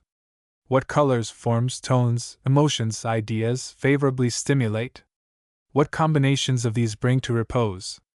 All the modern studies in so-called physiological aesthetics, into the emotional and other, especially motor, effects of color, tone sensation, melodic sequence, simple forms, etc., find here their proper place. A further important question, as to the fitting psychological designation of the aesthetic state, is now suggested. Some authorities speak of the aesthetic attitude or activity, describing it as sympathetic imitation, or absorption, others of the aesthetic pleasure. But according to our definition of the aesthetic experience as a combination of favorable stimulation with repose, this state, as involving a distinctive feeling tone and a characteristic trend of activity aroused by a certain situation, one can be no other than an emotion. This view is confirmed by introspection. We speak of aesthetic activity and aesthetic pleasure, but we are conscious of a complete arrest, and sometimes of a very distinct divergence from pure pleasure.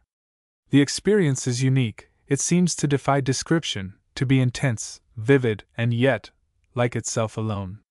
Any attempt to disengage special, already known emotions, even at the play or in hearing music, is often in vain, in just those moments when our excitement is most intense. But the hypothesis of a unique emotion, parallel to those of joy, fear, etc., and with a psychological basis as outlined, would account for these facts. The positive toning of the experience, what we call aesthetic pleasure, is due not only to the favorable stimulation, but also to the fact that the very antagonism of impulses which constitutes repose heightens tone while it inhibits action. Thus the conditions of both factors of aesthetic emotion tend to induct pleasure. 1 Baldwin's Dict. Of Phil. And Psychology Art. Emotion. It is, then, clear that no specific aesthetic pleasure need be sought. The very phrase, indeed, is a misnomer, since all pleasure is qualitatively the same, and differentiated only by the specific activities which it accompanies. It is also to be noted that those writers on aesthetics who have dwelt most on aesthetic pleasure have come in conclusion only to specific activities, like the imitation of Greuze, for instance. In the light of the just one definition of aesthetic emotion, it is interesting to examine some of the well-known modern aesthetic theories. Lips defines the aesthetic experience as a thrill of sympathetic feeling, Greuze as sympathetic imitation, evidently assuming that pleasure accompanies this. But there are many feelings of sympathy, and joyful ones, which do not belong to the aesthetic realm. In the same way, not all imitation is accompanied by pleasure, and not all of that falls within the generally accepted aesthetic field. If these definitions were accepted as they stand, all our rejoicings with friends, all our inspiration from a healthy, magnetic presence must be included in it.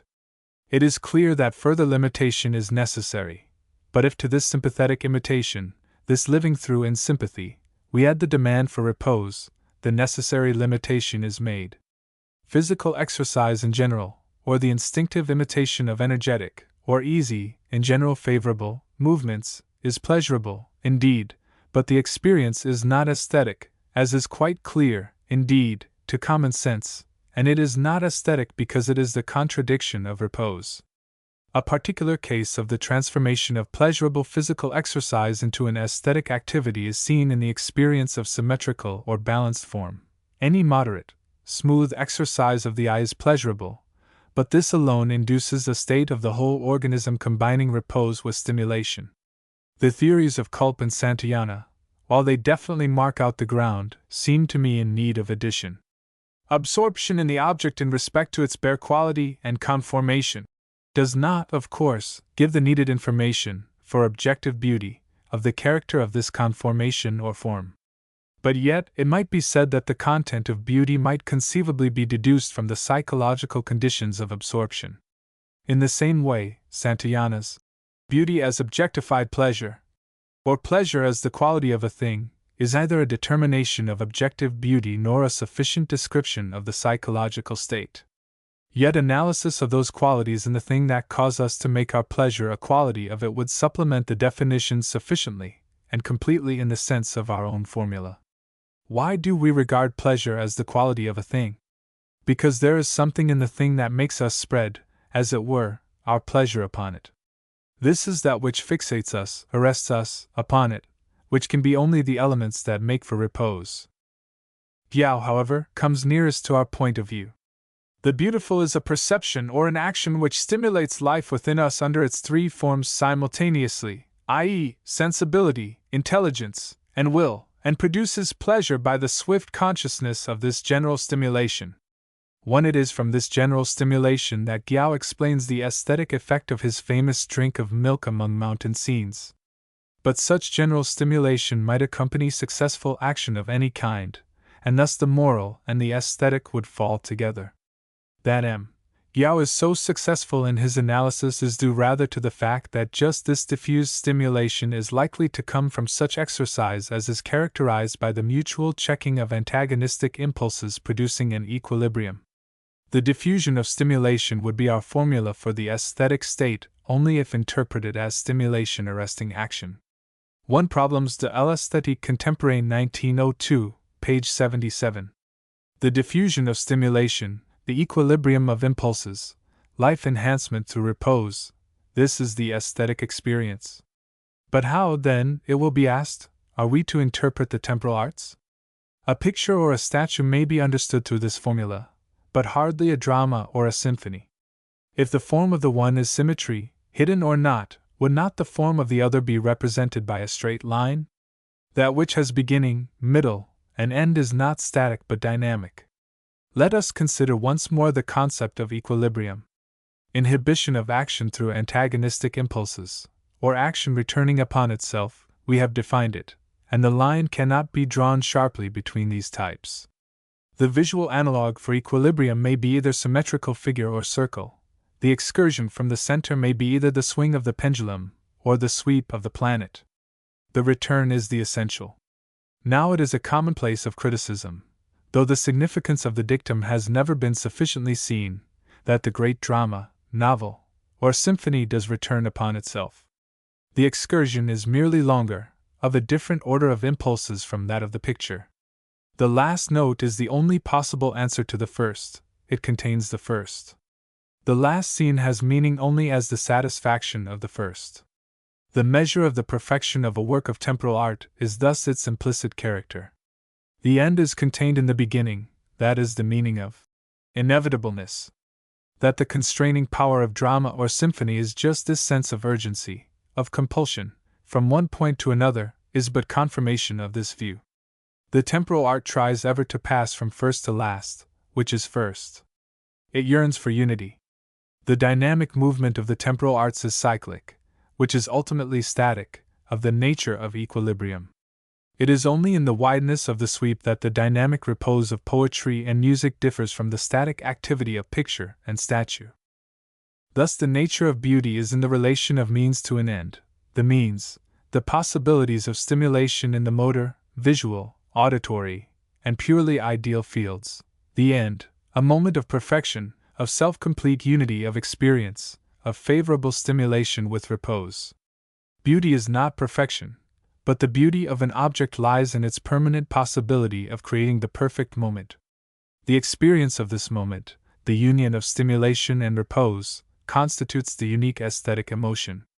3. The aesthetic repose. 3. The aesthetic repose.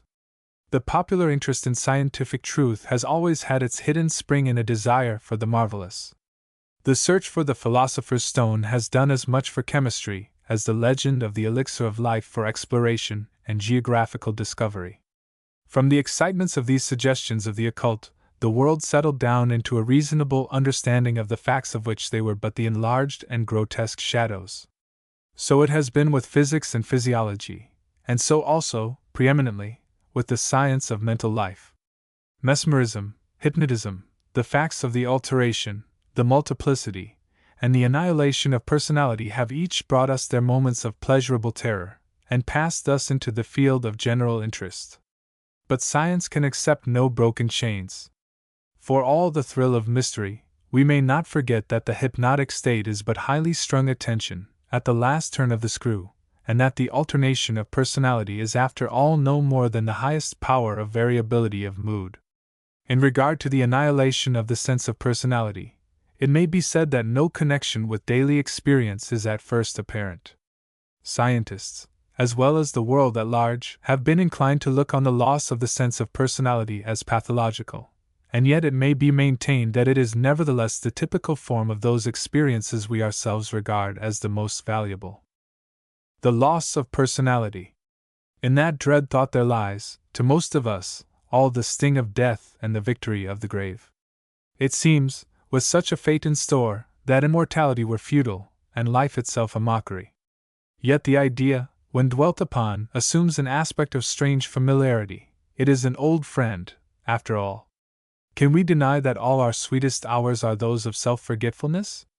The language of emotion, religious, aesthetic, intellectually creative, testifies clearly to the fading of the consciousness of self as feeling nears the white heat.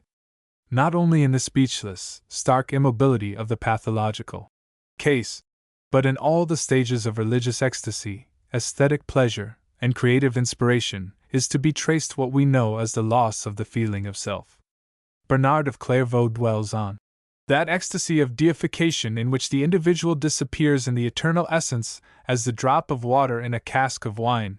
Says Meister Eckhart, "Thou shalt sink away from thy selfhood, thou shalt flow into his self-possession, the very thought of thine shall melt into his mind." And St. Teresa, "The soul, in thus searching for its God, feels with a very lively and very sweet pleasure that is fainting almost quiet away." Still more striking is the language of aesthetic emotion. Philosopher and poet have but one expression for the universal experience. Says Keats in the Ode to a Nightingale, "My heart aches, and a drowsy numbness pains my sense as though of hemlock I had drunk, or emptied some dull opiate to the drains 1 minute past, and letherwards had sunk. 'Tis not through envy of thy happy lot, but being too happy in thy happiness." And in Schopenhauer we read that he who contemplates the beautiful forgets even his individuality, his will, and only continues to exist as the pure subject, the clear mirror of the object. But not only the religious enthusiast and the worshipper of beauty lose themselves in ecstasy. The fine frenzy of the thinker is typical. From Archimedes, whose life paid the forfeit of his impersonal absorption, from Socrates musing in one spot from dawn, to Newton and Goethe, there is but one form of the highest effort to penetrate and to create. Emerson is right in saying of the genius, "His greatness consists in the fullness in which an ecstatic state is realized in him." The temporary evaporation of the consciousness of one's own personality is then decidedly not a pathological experience. It seems the condition, indeed, and recognized as such in popular judgment, of the deepest feeling and the highest achievement. Perhaps it is the very assumption of this condition in our daily thoughts that has veiled the psychological problem it presents. We opine easily enough that great deeds are done in forgetfulness of self. But why should we forget ourselves in doing great deeds? Why not as well feel in every act its reverberation on the self, the renewed assurance that it is I who can? Why not, in each aesthetic thrill, awake anew to the consciousness of myself as ruler in a realm of beauty? Why not, in the rush of intellectual production, glory that my mind to me a kingdom is? And yet the facts are otherwise. In proportion to the intensity and value of the experience is its approach to the objective, the impersonal, the ecstatic state. Then how explain this anomaly? Why should religious, aesthetic, and intellectual emotion be accompanied in varying degrees by the loss of self-consciousness? Why should the sense of personality play us so strange a trick as to vanish, at the moment of seemingly greatest power, in the very shadow of its own glory? If now we put the most obvious question, and ask, in explanation of its escapades, what the true nature of this personality is, we shall find ourselves quite out of our reckoning on the vast sea of metaphysics. To know what personality is, root and all in all, is to know what God and man is. Fortunately, our problem is much more simple. It is not the personality, its reality, its meaning that vanishes, no, nor even the psychological system of dispositions. We remain, in such a moment of ecstasy, as persons, what we were before. It is the feeling of personality that has faded, and to find out in what this will-o'-the-wisp feeling of personality resides is a task wholly within the powers of psychological analysis. Let no one object that the depth and value of experience seem to disintegrate under the psychologist's microscope.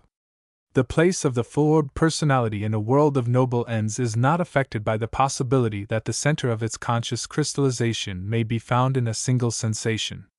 The explanation, then, of this apparent inconsistency, the fading away of self in the midst of certain most important experiences, must lie in the nature of the feeling of personality.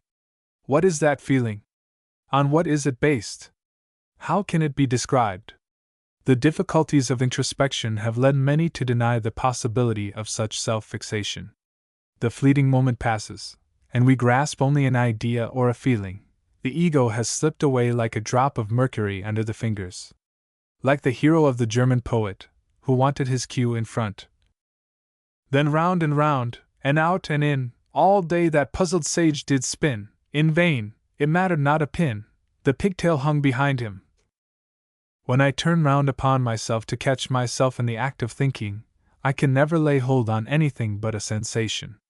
I may peel off, like the leaves of an artichoke, my social self, my possessions and positions, my friends, my relatives, my active self, my books and implements of work, my clothes, even my flesh, and sit in my bones, like Sidney Smith, the I in me retreating ever to an inner citadel, but I must stop with the feeling that something moves in there.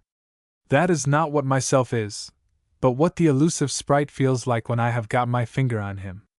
In daily experience, however, it is unnecessary to proceed to such extremities.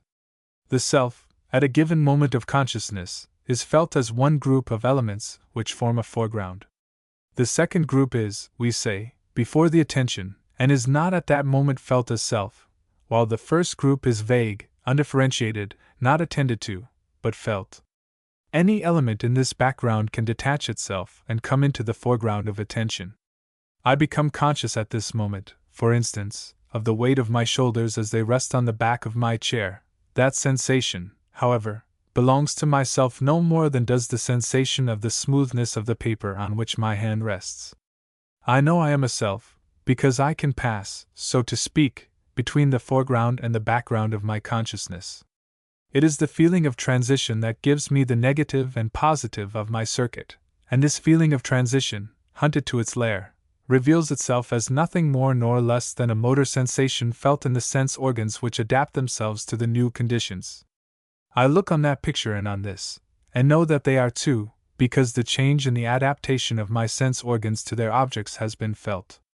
I close my eyes and think of near and far, and it is the change in the sensations from my muscles that tells me I have passed between the two, or, to express it otherwise, that it is in me the two have succeeded each other. While the self in its widest sense, therefore, is coextensive with consciousness, the distinctive feeling of self as opposed to the elements in consciousness which represent the outer world is based on those bodily sensations which are connected with the relations of objects. My world, the foreground of my consciousness, would fall in on me and crush me, if I could not hold it off by just this power to feel it different from my background, and it is felt as different through the motor sensations involved in the change of my sense organs in passing from one to the other. The condition of the feeling of transition, and hence of the feeling of personality, is then the presence in consciousness of at least two possible objects of attention, and the formal consciousness of self might be schematized as a straight line connecting 2 points, in which one point represents the foreground, and the other the background, of consciousness. If we now accept this view, and ask under what conditions the sense of self may be lost, the answer is at once suggested. It will happen when the two-ness disappears, so that the line connecting and separating the two objects in our scheme drops out or is indefinitely decreased. When background or foreground tends to disappear or to merge either into the other, or when background or foreground makes an indissoluble unity or unbreakable circle, the content of consciousness approaches absolute unity. There is no relating to be done, no transition to be made. The condition, then, for the feeling of personality is no longer present, and there results a feeling of complete unity with the object of attention, and if this object of attention is itself without parts or differences, there results an empty void, nirvana. Suppose that I gaze, motionless, at a single bright light until all my bodily sensations have faded. Then one of the points, in our scheme, has dropped out. In my mind there reigns but one thought. The transition feeling goes, for there is nothing to be related. Now, it is one blaze about me and within me. I am that light, and myself no longer. My consciousness is a unit or a blank, as you please. If you say that I am self-hypnotized, I may reply that I have simply ceased to feel myself different from the content of my consciousness, because that content has ceased to allow a transition between its terms. This is, however, not the only possible form of the disappearance of our two-ness, and the resulting loss of the self-feeling. When the sequence of objects in consciousness is so rapid that the feeling of transition, expressed in motor terms, drops below the threshold of sensation, the feeling of self again fades. Think, for instance, of the bacchanal orgies. The votary of Dionysus, dancing, shrieking, tearing at his hair and at his garments, lost in the lightning change of his sensations all power of relating them. His mind was ringed in a whirling circle, every point of which merged into the next without possibility of differentiation. And since he could feel no transition periods, he could feel himself no longer. He was one with the content of his consciousness, which consciousness was no less a unit than our bright light aforesaid, just as a circle is as truly a unit as a point. The priest of Dionysus must have felt himself only a dancing, shouting thing, one with the world without. Whirled round in earth's diurnal course with rocks and stones and trees. And how perfectly the ancient belief fits our psychophysical analysis. The Bacchic enthusiast believed himself possessed with the very ecstasy of the spirit of nature. His inspired madness was the presence of the god who descended upon him, the god of the vine, of spring, the rising sap, the rushing stream, the bursting leaf, the rippling song, all the life of flowing things, they were he. Audicagie passas orosiae, was the cry. Soon the whole earth will dance and sing. Yes, this breaking down of barriers, this melting of the personality into its surroundings, this strange and sweet self-abandonment must have its source in just the disappearance of the sensation of adjustment, on which the feeling of personality is based. But how can it be, we have to ask, that a principle so barren of emotional significance should account for the ecstasy of religious emotion, of aesthetic delight, of creative inspiration? It is not, however, religion or beauty or genius that is the object of our inquiry at this moment, but simply the common element in the experience of each of these which we know as the disappearance of self-feeling. How the circumstances peculiar to religious worship, aesthetic appreciation, and intellectual creation bring about the formal conditions of the loss of personal feeling must be sought in a more detailed analysis, and we shall then be able to trace the source of the intensity of emotion in these experiences. What, then, first of all, are the steps by which priest and poet and thinker have passed into the exaltation of selfless emotion? Fortunately, the passionate pilgrims of all three realms of deep experience have been ever prodigal of their confessions. The religious ecstasy, however, embodies the most complete case, and allows the clearest insight into the nature of the experience, and will therefore be dealt with at greatest length. The typical religious enthusiast is the mystic. From Plotinus to Buddha, from Meister Eckhart to Emerson, the same doctrine has brought the same fruits of religious rapture. There is one God, and in contemplation of him the soul becomes of his essence.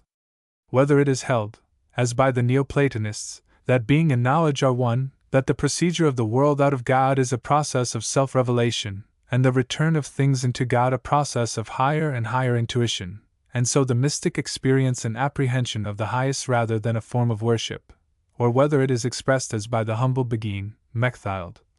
My soul swims in the being of God as a fish in water. The kernel of the mystic's creed is the same. In ecstatic contemplation of God, and in the higher states, in ecstatic union with Him, in sinking the individuality in the divine being, is the only true life. Not all, it is true, who hold the doctrine have had the experience. Not all can say with Eckhart or with Madame Guyon, I have seen God in my own soul, or I have become one with God. It is from the narratives and the counsels of perfection of these, the chosen, the initiate, who have passed beyond the veil, that light may be thrown on the psychological conditions of mystic ecstasy. The most illuminating account of her actual mystical experiences is given by Madame Guyon, the first of the sect or school of the Quietists. This gentle Frenchwoman had a gift for psychological observation, and though her style is neither poetic nor philosophical, I may be pardoned for quoting at some length her naive and lucid revelations. The following passages, beginning with an early religious experience, are taken almost at random from the pages of her autobiography. These sermons made such an impression on my mind, and absorbed me so strongly in God, that I could not open my eyes nor hear what was said. To hear thy name, O my God, could put me into a profound prayer. I could not see any longer the saints nor the Holy Virgin outside of God, but I saw them all in Him, scarcely being able to distinguish them from Him.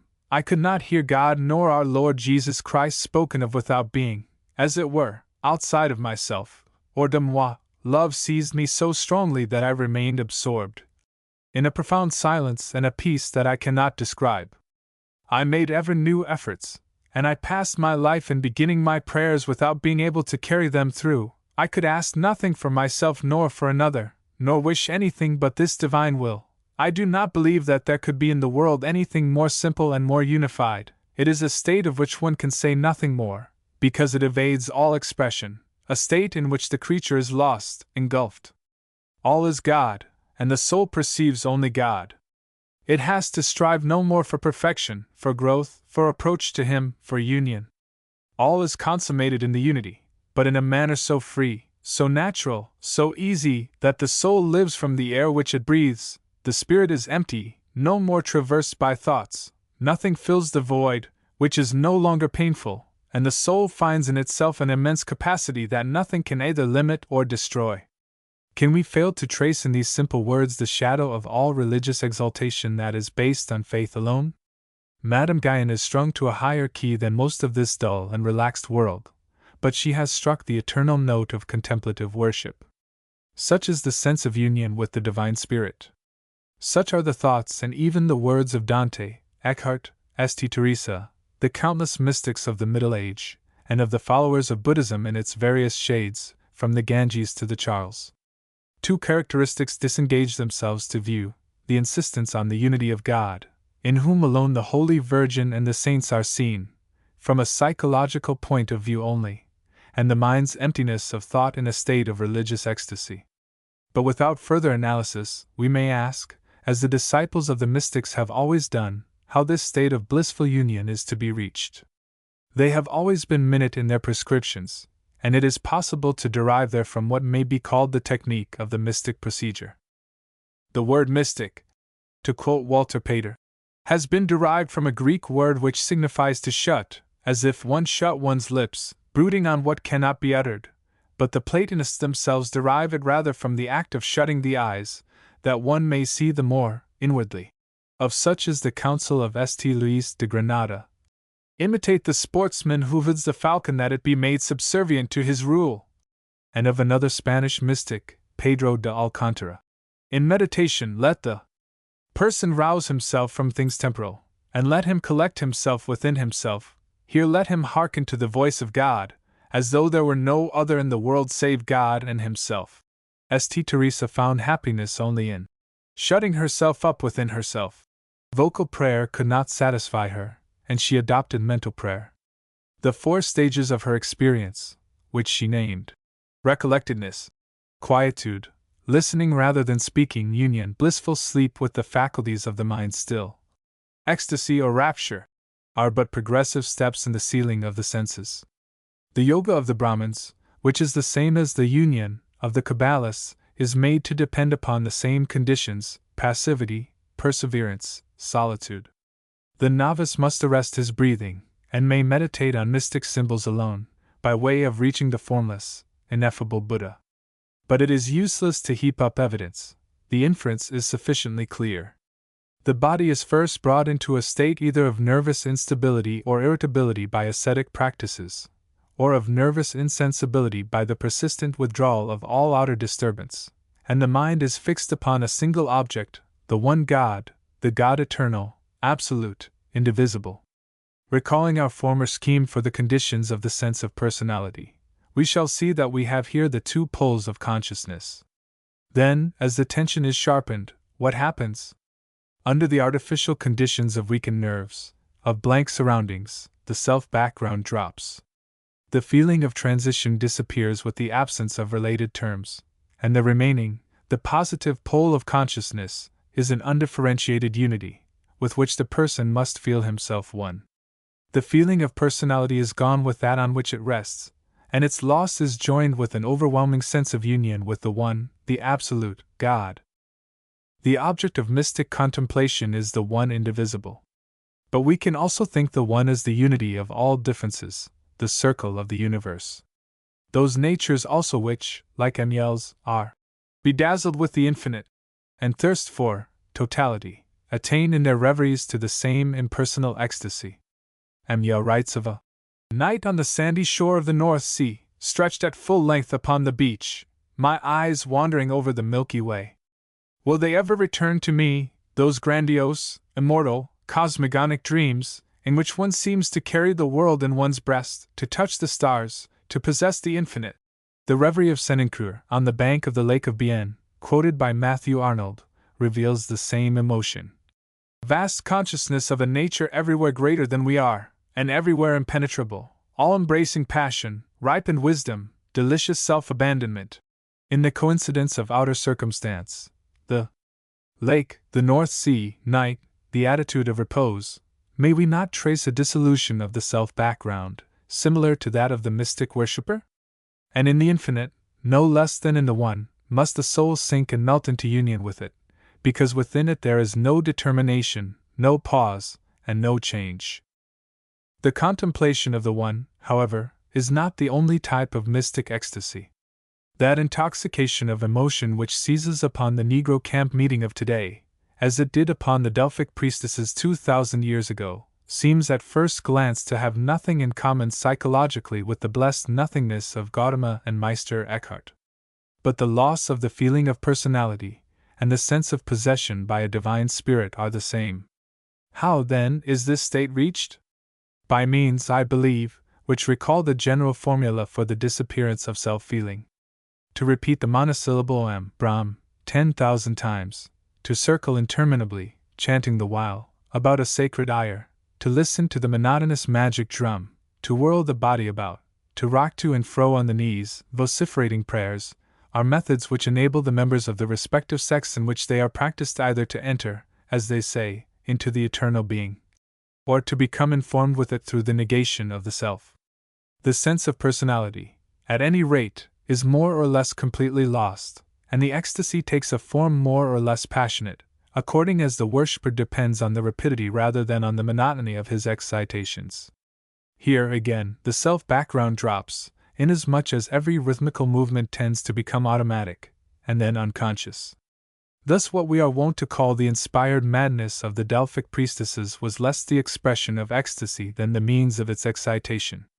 Perpetual motion, as well as eternal rest, may bring about the engulfment of the self in the object. The most diverse types of religious emotions, in so far as they present variations in the degree of self-consciousness, are thus seen to be reducible to the same psychological basis.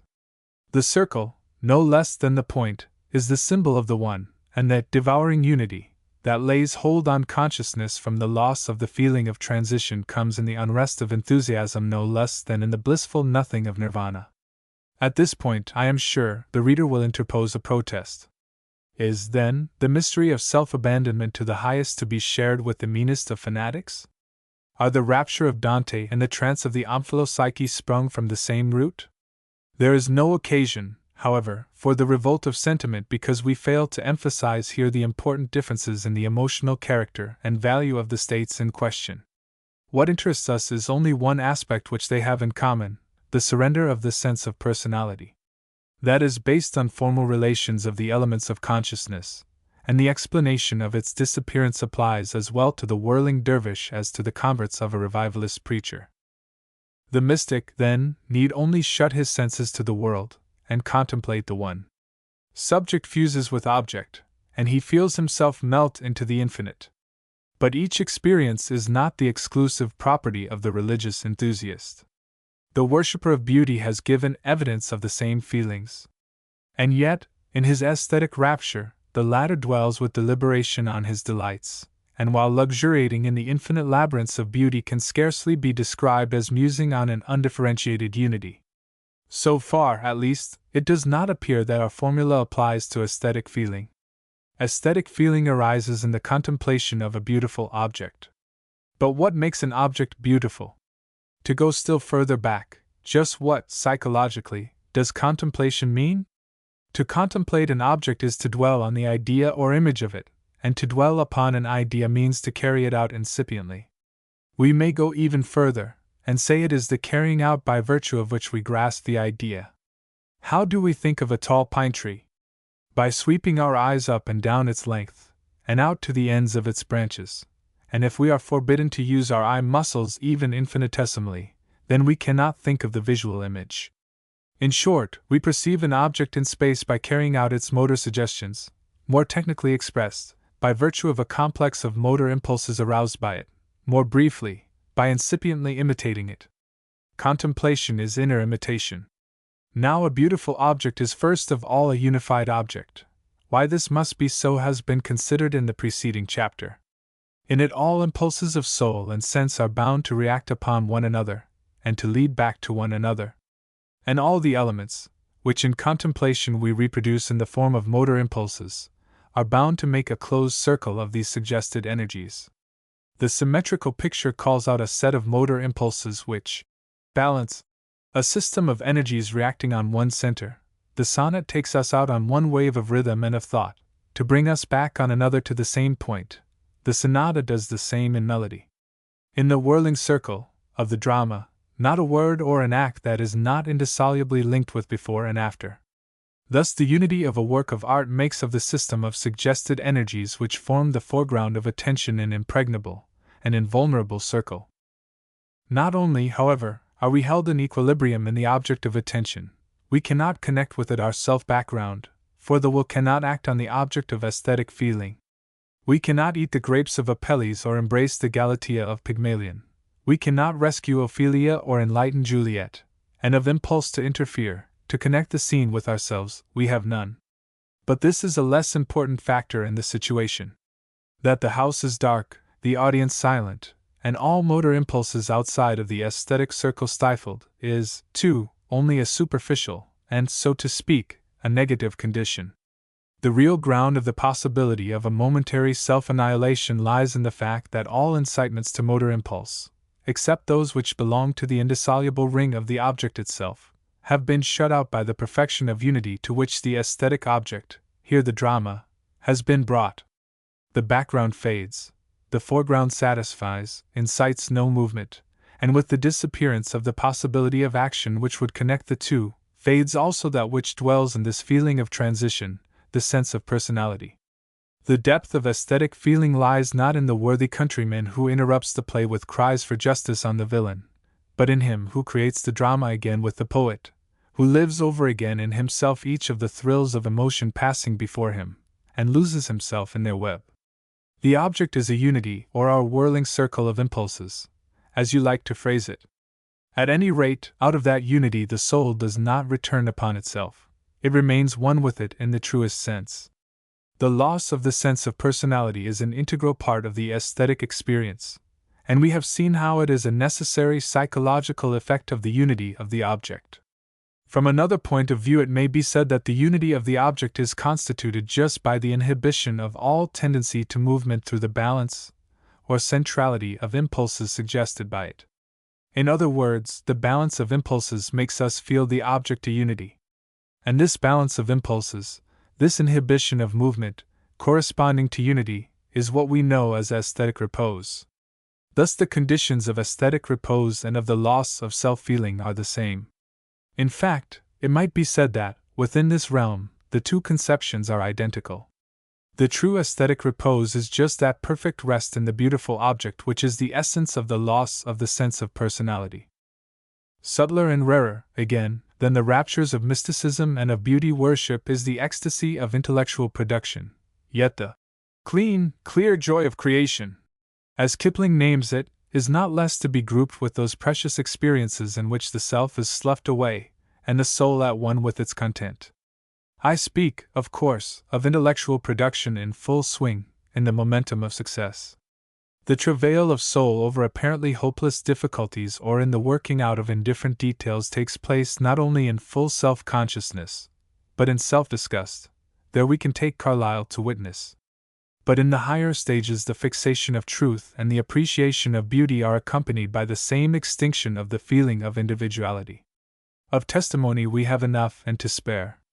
I need not fill these pages with confessions and anecdotes of the ecstatical state in which all great deeds of art and science are done. The question is rather to understand and explain it on the basis of the formal scheme to which we have found the religious and the aesthetic attitudes to conform. Jean Paul says somewhere that, however laborious the completion of a great work, its conception came as a whole, in one flash. We remember the dreams of Schiller in front of his red curtain and the resulting musicalish stimming, formless, undirected, out of which his poem shaped itself, the half-somnambulic state of Goethe and his frantic haste and fixation of the vision, in which he dared not even stop to put his paper straight, but wrote over the corners quite ruthlessly. Henner once said to a painter who mourned that he had done nothing on his picture for the Salon, though he saw it before him, "What? You see your picture? Then it is done. You can paint it in an hour." If all these traditions be true, they are significant, and the necessary conditions of such composition seem to be highly analogous to those of the aesthetic emotion. We have, first of all, a lack of outward stimulation, and therefore possible disappearance of the background. How much better have most poets written in a garret than in a boudoir? Goethe's bare little room in the garden house at Weimar testifies to the severe conditions his genius found necessary. Tranquility of the background is the condition of self-absorption, or, and this point seems to me worth emphasizing, a closed circle of outer activities. I have never believed, for instance, in the case of the old tale of Walter Scott and the button, that it was the surprise of his loss that tied the tongue of the future author's rival. The poor head scholar had simply made for himself a transitionless experience with that twirling button, and could then sink his consciousness in its object, at that moment the master's questions. It is with many of us a familiar experience, that of not being able to think unless in constant motion. Translated into our psychological scheme, the efficiency of these movements would be explained thus: given the whirling circles, the background of continuous movement sensations, which finally dropped out of consciousness, and the foreground of continuous thought, the first protected, so to speak, the second, since they were mutually exclusive, and what broke the one destroyed the other. But to return from this digression, a background fading into nothingness, either as rest or as a closed circle of automatic movements, is the first condition of the ecstasy of mental production. The second is given in the character of its object. The object of high intellectual creation is a unity, a perfect whole, revealed, as Jean Paul says, in a single movement of genius. Within the enchanted circle of his creation, the thinker is absorbed, because here too all his impulses are turned to one end, in relation to which nothing else exists.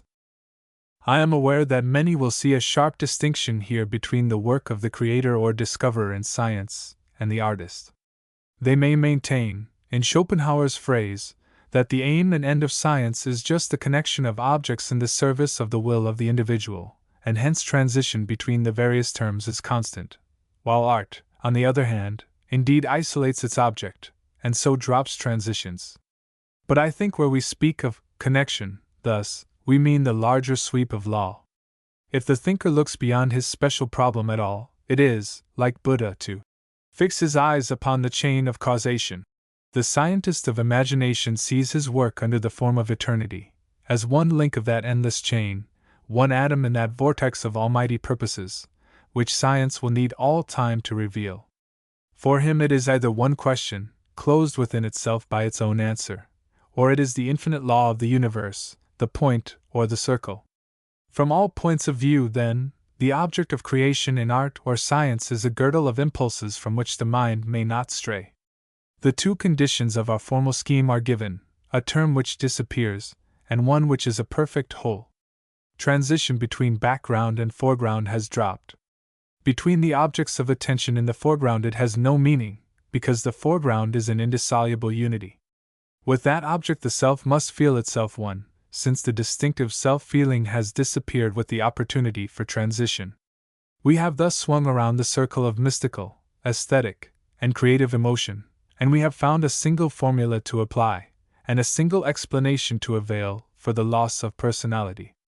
The conditions of such experiences bring about the disappearance of one term, and the impregnable unity of the other. Without transition between two terms in consciousness, two objects of attention, the loss of the feeling of personality takes place according to natural psychological laws. It is no longer a mystery that in intense experience the feeling of personality dissolves. One point, however, does remain still unexplained, the bliss of self-abandonment. Whence are the definiteness and intensity of the religious and aesthetic emotions? The surrender of the sense of personality, it seems, is based on purely formal relations of the elements of consciousness, common to all three groups of the analyzed emotions. Yet it is precisely with the fading of self-feeling that intensity and definiteness deepen. But how can different and emotionally significant feelings arise from a single formal process? How can the worship of God become ecstatic joy through the loss of personality?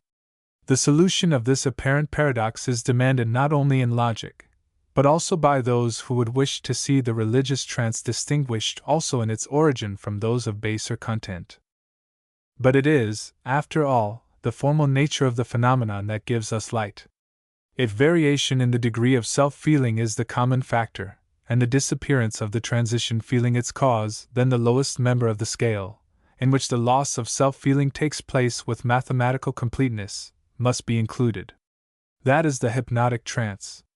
It is not necessary at this place to emphasize the fact that our theory, if accepted, would constitute a theory and a definition also of hypnotism. Of interest to our inquiry is merely a characteristic mark of the hypnotic state, its tremendous suggestibility. Why is this? Our theory would answer that all impulses are held in equilibrium, and that an external suggestion has thus no rivals. Whatever the cause, this last is at any rate the fact. All suggestions seem to double in emotional value. Tell the hypnotic subject that he is sailing up the Rhine, and the most vivid admiration is in his aspect. He gazes in heartfelt devotion if it is a pretty girl he is bid to look at. He quaffs a glass of water with livelier delight than he would show for the draught of Chateau Yquem of which he is led to think.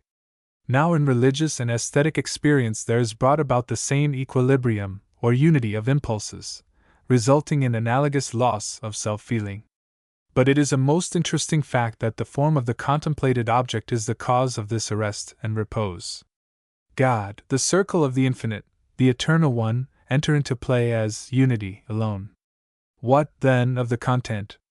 After the analogy of the extreme case, the content, that is, emotional value and definite emotional tone, takes the place of the external suggestion. Under just the conditions of the religious trance, the element of reverence, of joyous sentiment, is able suddenly to take on a more vivid aspect. It may not be that the emotion itself is greater, but it now holds the field. It may not be that it is more intense, but the intensity of concentration which takes on its color makes it seem so. The rapture, is just the sense of being caught up into union with the highest. The joy of the rapture is the joy of every thought of God, here left free to brighten into ecstasy, and its revelation value is again the sense of immediate union with a being the intellectual concept of whom is immensely vivified. So may be analyzed the aesthetic ecstasy. The tension of those mutually antagonistic impulses which make balance, and so unity, and so the conditions for loss of sense of self, clears the way for tasting the full savor of pleasure in bright color, flowing line, exquisite tone sequence, moving thought. Many a commonplace experience, says M. Surio, suddenly takes on a charm when seen in the arrested aesthetic vision. Every one can have observed that an object in itself agreeable to look on, like a bouquet of flowers, or the fresh face of a young girl, takes on a sort of magic and supernatural beauty if we regard it mechanically while listening to music. When the intensity of concentration caused by the unity of form fuses with this suggested vividness of feeling from content and material, and the whole is felt as intensity of aesthetic emotion. The Sistine Madonna would not strike so deep in feeling were it less crystalline in its unity, less trance-like in its repose, and so less enchanting in its suggestion. 1p. Surio, La Suggestion en l'Art. So it is not only the man of achievement who sees but one thing at a time. To enter intensely into any ideal experience means to be blind to all others. One must lose one's own soul to gain the world, and none who enter and return from the paradise of selfless ecstasy will question that it is gained. It may be that personality is a hindrance and a barrier, and that we are only truly in harmony with the secret of our own existence when we cease to set ourselves over against the world. Nevertheless, the sense of individuality is a possession for which the most of mankind would pay the price, if it must be paid, even of eternal suffering. The delicious hour of fusion with the universe is precious, so it seems to us now, just because we can return from it to our own nest, and close and warm there, count up our happiness. The fragmentariness and multiplicity of life are, then, the saving of the sense of selfhood, and we must indeed rejoice that man is hurled from change to change unceasingly, his soul's wings never furled. For the beauty of fine art for A, the beauty of visual form I. In what consists the beauty of visual form? The older writers on what we now know as the science of art did not ask themselves this question. Although we are accustomed to hear that order, symmetry, unity and variety, was the Greek, and in particular the Platonic, formula for beauty, we observe, on examining the passages cited in evidence, that it is rather the moral quality appertaining to these characteristics that determines them as beautiful. Symmetry is beautiful, because harmonious, and inducing order and self-restraint. Aristotle's single pronouncement in the sense of our question is the dictum, there is no beauty without a certain magnitude. Lessing in his Laocoon, really the first modern treatise in aesthetics, discusses the excellences of painting and poetry, but deals with visible beauty as if it were a fixed quality, understood when referred to, like color. This is undoubtedly due to his unconscious reference of beauty to the human form alone, a reference which he would have denied, but which influences his whole aesthetic theory. In speaking of a beautiful picture, for instance, he would have meant first of all the representation of beautiful persons in it, hardly at all that essential beauty of the picture as painting, to which every inch of the canvas is alike precious. It is clear to us now, however, that the beauty of the human form is the most obscure of all possible cases, complex in itself, and overlaid and involved as it is with innumerable interests and motives of extra-aesthetic character. Beauty in simple forms must be our first study, and great credit is due to Hogarth for having propounded in his Analysis of Beauty the simple question, what makes the quality of beauty to the eye? But in visible beauty, the aesthetic value of pure form is not the only element involved, or at least it must be settled whether or not it is the only element involved. If in a work of art, as we believe, what belongs to its excellence belongs to its beauty, we may not applaud one painter, for instance, for his marvelous color schemes, another for his expression of emotion, another for his delineation of character, without acknowledging that expression of character and emotion come within our concept of visible beauty. Franz von Landbach was once asked what he thought likely to be the fate of his own work. "As for that," he replied, "I think I may possibly have a chance of living, but only if individualization or characterization be deemed to constitute a quality of permanent value in a picture. This, however, I shall never know, for it can only be adjudged by posterity. If that verdict should prove unfavorable, then my work, too, will perish with the rest, for it cannot compare on their lines with the great masters of the past. That this is indeed an issue is shown by the contrasting opinion of the critic who exclaimed before a portrait, "Think away the head and face, and you will have a wonderful effect of color." The analysis of visible beauty accordingly resolves itself into the explanation of the beauty of form, including shape and color, and the fixing, in relation thereto, of other factors. The most difficult part of our task is indeed behind us. We have already defined beauty in general, we have outlined in a preceding essay the abstract aesthetic demands, and we have now only to ask through what psychological means these demands can be and are in fact met. In other words, we have to show that what we intensely feel as beauty can and does exemplify these principles, and through them is explained and accounted for. Beauty has been defined as that combination of qualities in the object which brings about a union of stimulation and repose in the enjoyer. How must this be interpreted with reference to the particular facts of visual form? The most immediate reference is naturally to the sense organ itself, and the first question is therefore as to the favorable stimulations of the eye. What, in general, does the eye demand of its object? 2. The simplest element of visual experience is of course found in light and color, the sensation of the eye as such. Yet there is no branch of aesthetic which is so incomplete. We know that the sensation of light or color, if not too weak or too violent, is in itself pleasing. The bright, the glittering, shining object, so long as it is not painful, is pleasantly stimulating. Gems, tinsel, lacquer, polish, testify to this taste, from the most primitive to the most civilized man. Color, too, if distinct, not over bright, nor too much extended in field, is in itself pleasing. The single colors have been the object of comparatively little study. Experiment seems to show that the colors containing most brightness, white, red, and yellow, are preferred. Baldwin, in his dynamogenic experiments, one based on the view that the infant's hand movements in reaching or grasping are the best index of the kind and intensity of its sensory experiences, finds that the colors range themselves in order of attractiveness: blue, white, red, green, brown. Further corrections lay more emphasis upon the white. Yellow was not included in the experiments. Cohn's results, which show a relative dislike of yellow, are contradicted by other observers, notably Major and Baker, 2 and unpublished experiments of my own, including the aesthetic preferences of 7 or 8 different sets of students at Radcliffe and Wellesley colleges. Experiments of this kind are particularly difficult, inasmuch as the material, usually colored paper, varies considerably from the spectral color, and differences in saturation, hue, and brightness make great differences in the results, while the feeling tone of association, individual or racial, very often intrudes. But other things being equal, the bright, the clear, the saturated color is relatively more pleasing, and white, red, and yellow seem especially preferred. One Mental Development in the Child and the Race, 1895, pages 39, 50, ff2e, S. Baker, University of Toronto Studies, Psychology Series, No. 4, J. Cohn, Philosophie Studien, Volume 10, Major, Ammer. Jour of Psychology, Volume 7.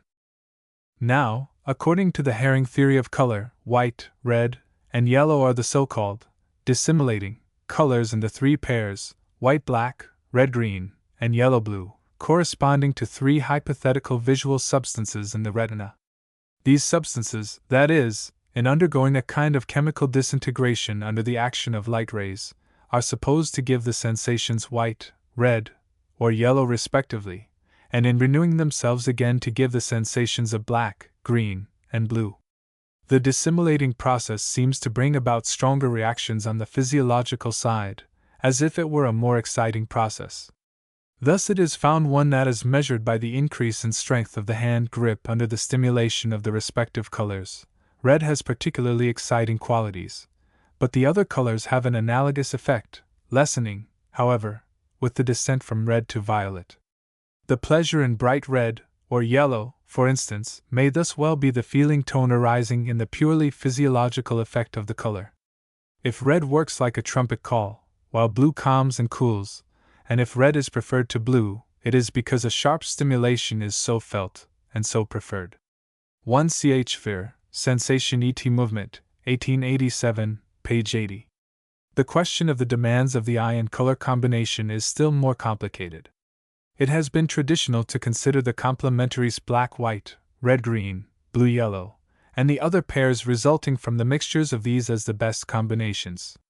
The physiological explanation is of course found in the relief and refreshment to the organs and successive alternation of the processes of assimilation and dissimilation, and objectively in the reinforcement, through this stronger functioning of the retina, of the complementary colors themselves.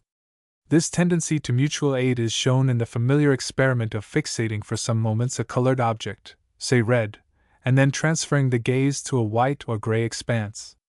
The image of the object appears thereon in the complementary green. Per contra, the most complete lack of contrast makes the most unpleasing combination, because instead of a refreshing alternation of processes in the retina, a fatiguing repetition results. Red and orange, red-yellow, or red and purple, red-blue, successively stimulate the red process with most evil effect. This contrast theory should, however, not be interpreted too narrowly.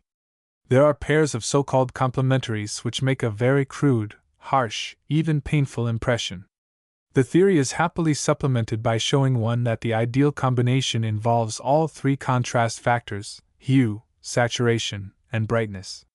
Contrast of saturation or brightness within the same hue is also pleasant.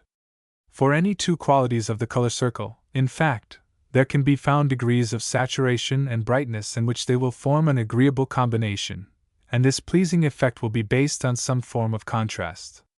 But the absolute and relative extension and the space form of the components have also a great influence on the pleasurableness of combinations. 1a. Cushman. Die Psychologie Ästhetik. Bedeutung der Licht und die Farbenkontrast. Philosophie Studien, Volume 7.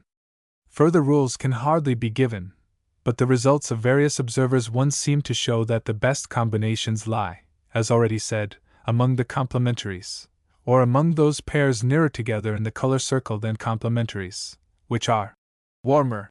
The reason for this last is that, in Chevreul's phraseology, combinations of cold colors change each other's peculiar hue the most, and of warm colors the least, because the complementaries of these cold colors are warm, i.e., bright, and each, appearing on the field of the neighboring cold color, seems to fade it out, while the complementaries of the juxtaposed warm colors are not bright, and do not have sufficient strength to affect their neighbors at all. With a combination of blue and green, for instance, a yellow shade would appear in the green and a red in the blue. Such a result fails to satisfy the demand, already touched on, for purity and homogeneity of color, that is, for unimpeded seeing of color. 1 Chevreul, de la loi du contraste simultané des couleurs. E.S. Banker, Op. Cit. What significance have these abstract principles of beauty in the combination of colors for representative art?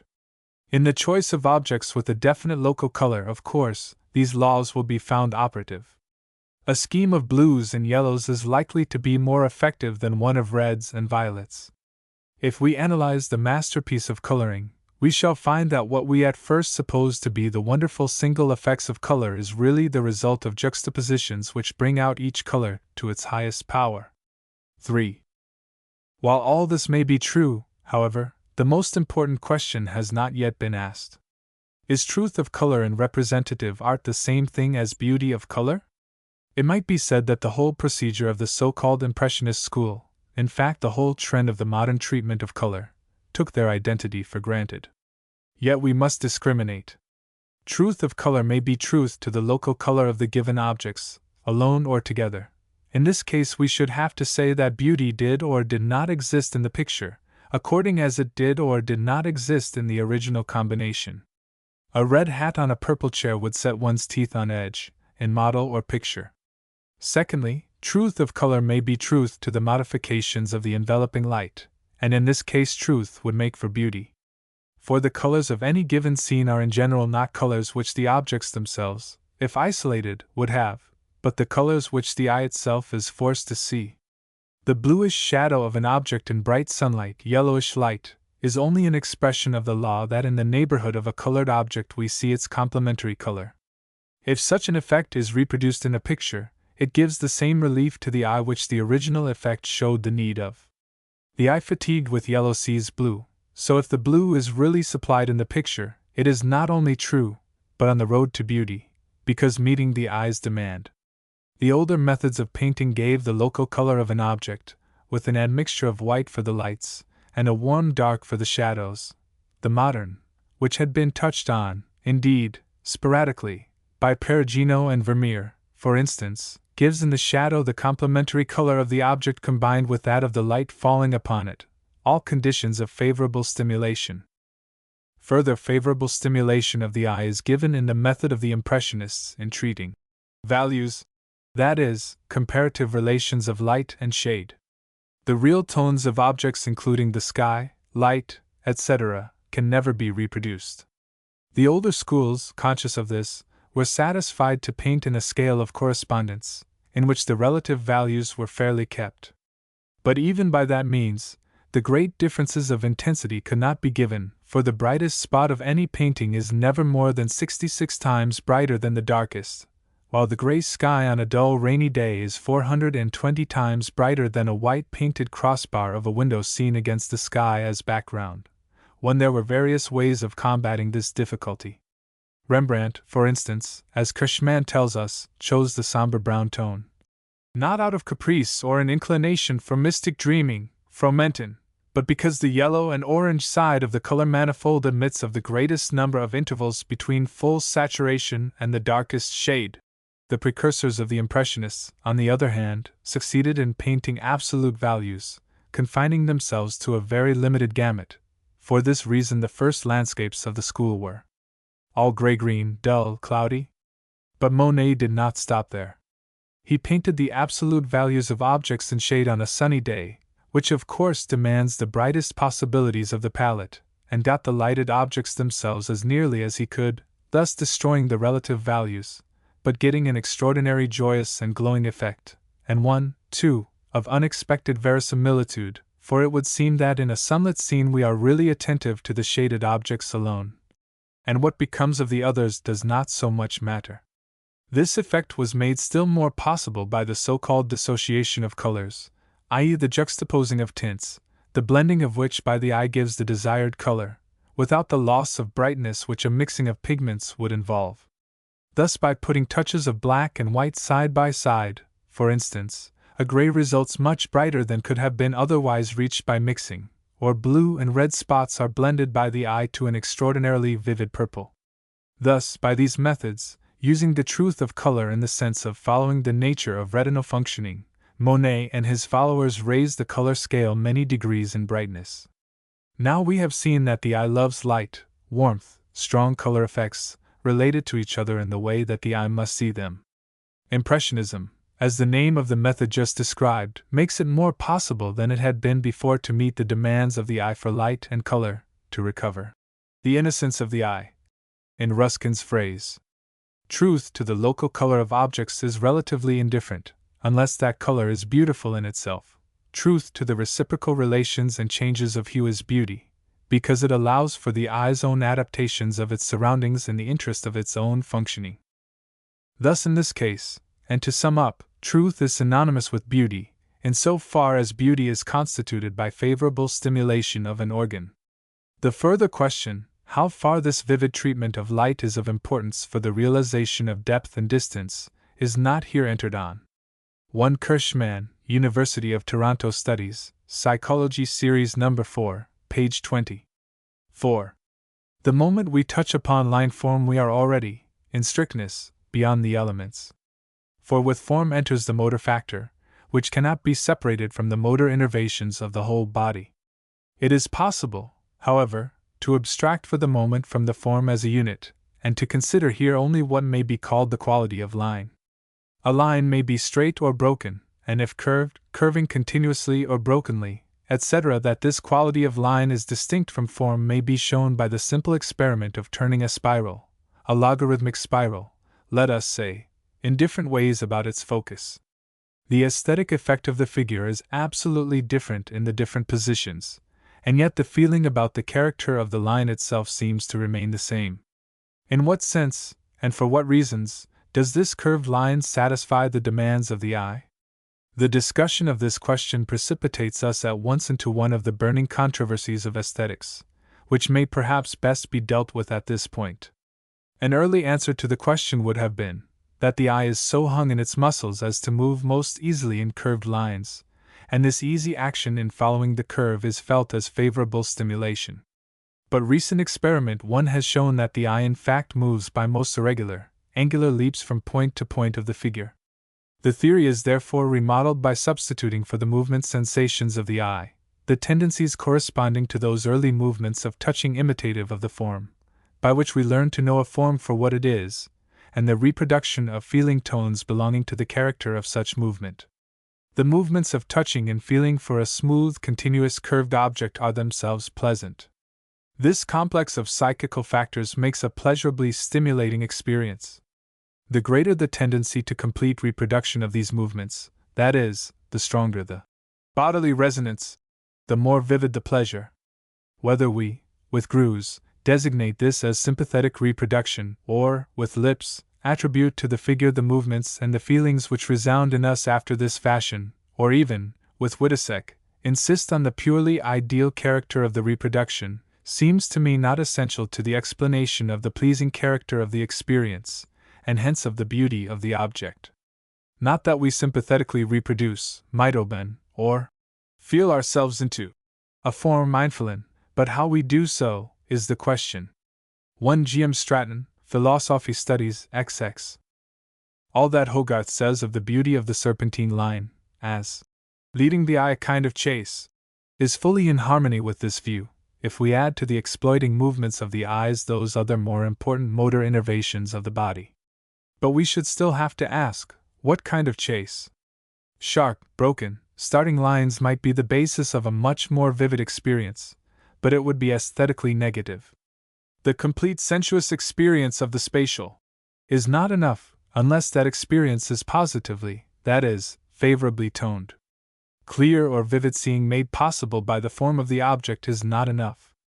Only as favorably stimulating, that is, only as calling up ideal reproductions, or physical imitations, of movements which in themselves were suited to the functions of the organs involved, can forms be found positively aesthetic, that is, beautiful.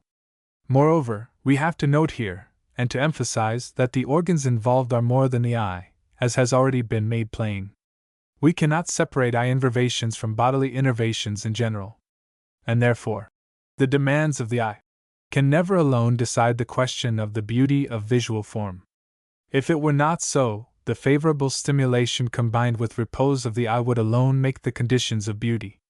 The demands of the eye must be interpreted as the demands of the eye plus the demands of the motor system, the whole psychophysical personality, in short. It is in these two principles, bodily resonance, and favorable as opposed to energetic functioning, and these alone, that we have a complete refutation of the claim made by many artists today, that the phrase, demands of the eye, embodies a complete aesthetic theory. The sculptor Adolf Hildebrand, in his Problem of Form in the Plastic Art, first set it forth as the task of the artist to find a form which appears to have arisen only from the demands of the eye. One, and this doctrine is today so widely held that it must here be considered at some length. 1 Das Problem der Form in die Bildenden Kunst, 1897. It is the space form, all that is seen, and not the object itself, that is the object of vision. Now, in viewing a plastic object near at hand, the focus of the eye must be constantly changed between the nearer and further points. In a more distant view, on the other hand, Hildebrand's Fernbild, the contour is denoted by differences of light and shadow, but it is nevertheless perceived in a single act of accommodation. Moreover, being distant, the muscles of accommodation are relaxed, the eye acts at rest. The Fernbild thus gives the only unified picture of the three-dimensional complex, and hence the only unity of space values. In the perception of this unity, the author holds, consists the essential pleasure which the work of art gives us. Hildebrand's treatment is difficult, and lends itself to varying interpretations, which have laid stress now on unity as the essential of art, one now on the joy in the complete sensuous experience of the spatial. To the latter seems in harmony with the passage in which Hildebrand says, "All pleasure in form is pleasure in our not being obliged to create this clearness for ourselves, in its being created for us, nay, even forced upon us by the form itself." 1a. Real Wirtschaftsjahr. F. Wisnich. Philosophie, 21, 22. 2k. Greuze, Der Ästhetische Genus, 1902, page 17. But supposing the first interpretation correct, supposing space unity, conditioned by the unified and reposeful act of seeing, to be the beauty we seek, it is at once clear that the reduction of 3 dimensions to 2 does not constitute unity even for the eye alone, how much less for the motor system of the whole body, which we have seen must be involved. Hildebrand's demands of the eye resolves itself into the stimulation plus repose of the ciliary muscle, the organ of accommodation. A real unity even for the eye alone would have to include not only space relations in the 3rd dimension, but relations of line and mass and color in the flat. As for the complete sensuous experience of the spatial, which would seem to be equivalent to Berenson's tactile values, the clearness of Hildebrand's sentence above quoted, it is evident that completeness of the experience does not necessarily involve the positive or pleasurable toning of the experience. The distinction is that between a beautiful and a completely realistic picture. A further extension or restatement of this theory, in a recent article, one seems to me to express it in the most favorable way. Beauty is again connected with the functioning of our organs of perception, Auffassungsorgan. We wish to be put into a fresh, lively, energetic, and yet at the same time effortless activity. The pleasure in form is a pleasure in this, that the conformation of the object makes possible or rather compels a natural purposeful functioning of our apprehending organs. But purposeful for what? For visual form, evidently to the end of seeing clearly. The element of repose, of unity, hinted at in the effortless, of the first sentence, disappears in the second. The organs of apprehension are evidently limited to the eye alone. It is not the perfect moment of stimulation and repose for the whole organism which is aimed at, but the complete sensuous experience of the spatial, again. 1 Meyer. Das Formprinzip des Schönen. Archiv. F. Phil. BDX. Hildebrand, to return to the more famous theorist, was writing primarily of sculpture, and would naturally confine himself to consideration of the plastic, which is an additional reason against making this interesting brochure, as some have done, the foundation of an aesthetics. It is rather the foundation of the sculptor's, perhaps even of the painter's technique, with reference to plastic elements alone. What it contains of universal significance, the demand for space unity, based on the state of the eye and a union of rest and action, ignores all but one of the possible sources of rest and action for the eye, that of accommodation, and all the allied activities completely. On the basis of the favorable stimulations of all these activities taken together, must we judge as pleasing the so-called quality of line. But it is clear that we cannot really separate the question of quality of line from that of form, figure, and arrangement in space. The motor innervations enter with the first, and the moment we have form at all, we have space composition also. But space composition means unity, and unity is the objective quality which must be translated, in our investigations, into aesthetic repose. It is thus with the study of composition that we pass from the study of the elements as favorably stimulating, to the study of the beauty of visual form. We may begin by asking what, as a matter of fact, has been the arrangement of spaces to give aesthetic pleasure. The primitive art of all nations shows that it has taken the direction of symmetry about a vertical line. It might be said that this is the result of non-aesthetic influences, such as convenience of construction, technique, etc. 1. It is clear that much of the symmetry appearing in primitive art is due, 1. To the conditions of construction, as in the form of dwellings, binding patterns, weaving and textile patterns generally, 2. To convenience in use, as in the shapes of spears, arrows, knives, two-handled baskets or jars, 3. To the imitation of animal forms, as in the shapes of pottery, etc. On the other hand, 1. a very great deal of symmetrical ornament maintains itself against the suggestions of the shape to which it is applied, as the ornaments of baskets, pottery, and all rounded objects, and 2. All distortion, disintegration, degradation of pattern motives, often so marked as all but to destroy their meaning, is in the direction of geometrical symmetry. The early art of all civilized nations shows the same characteristic.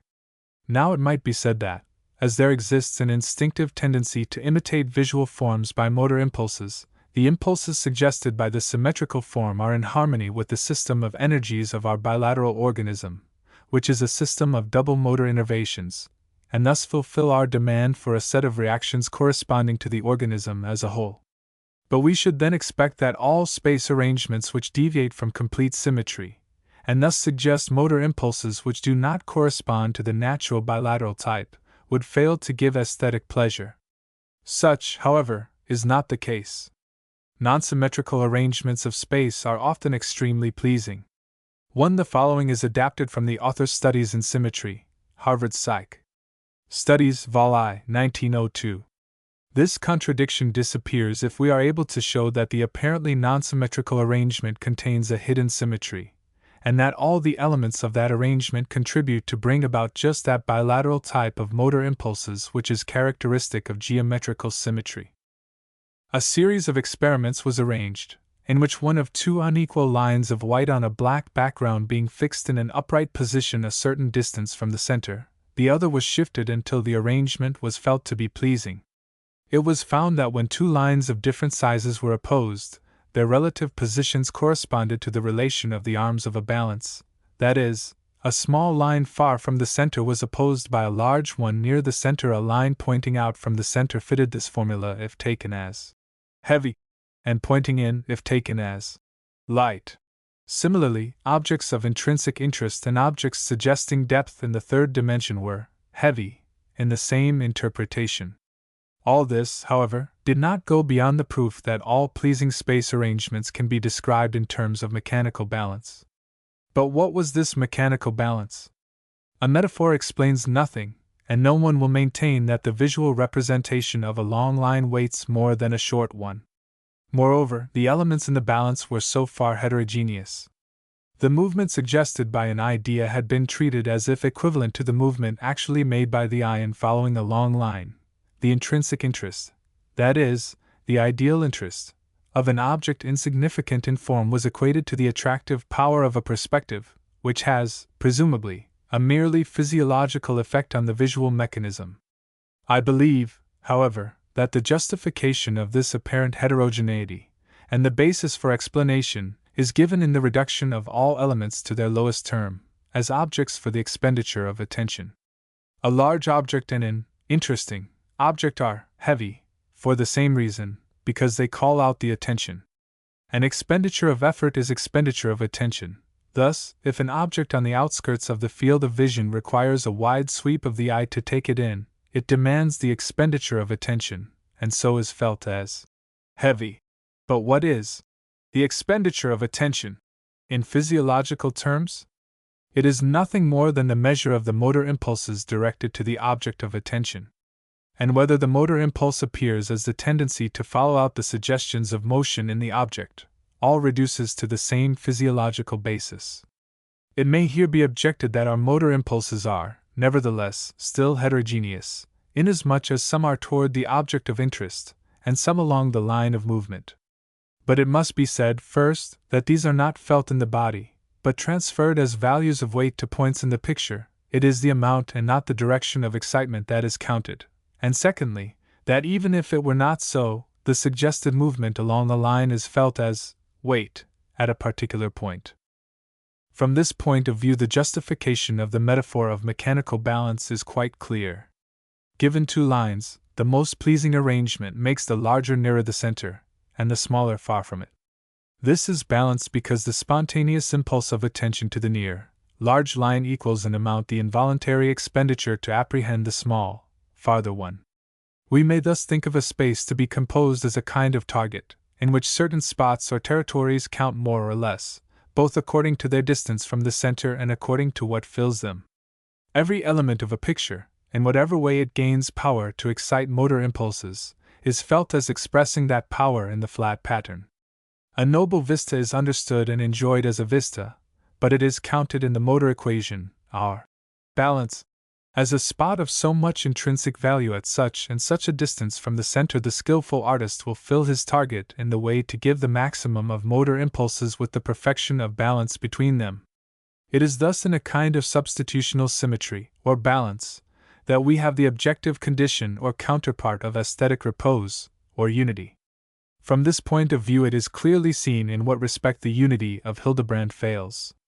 He demands in the statue, especially, but also in the picture, the flat surface as a unity for the three dimensions. But it is only with the flat space, won, if you will, by Hildebrand's method, that the problem begins. Every point in the third dimension counts, as has been said, in the flat. The firm build is the beginning of beauty, but within the firm build favorable stimulation and repose must still be sought. And repose or unity is given by symmetry, subjectively the balance of attention, inasmuch as this balance is a tension of antagonistic impulses, an equilibrium, and thus an inhibition of movement. From this point of view, we are in a position to refute Surio's interesting analysis one of form as the condition for the appreciation of content. He says that form, in a picture for instance, has its value in its power to produce, through its fixation and concentration of the eye, a mild hypnosis, in which, as is well known, all suggestions come to us with bewildering vividness. This is, then, just the state in which the contents of the picture can most vividly impress themselves. Form, then, as the means to content, by giving the conditions for suggestion, is Surio's account of it.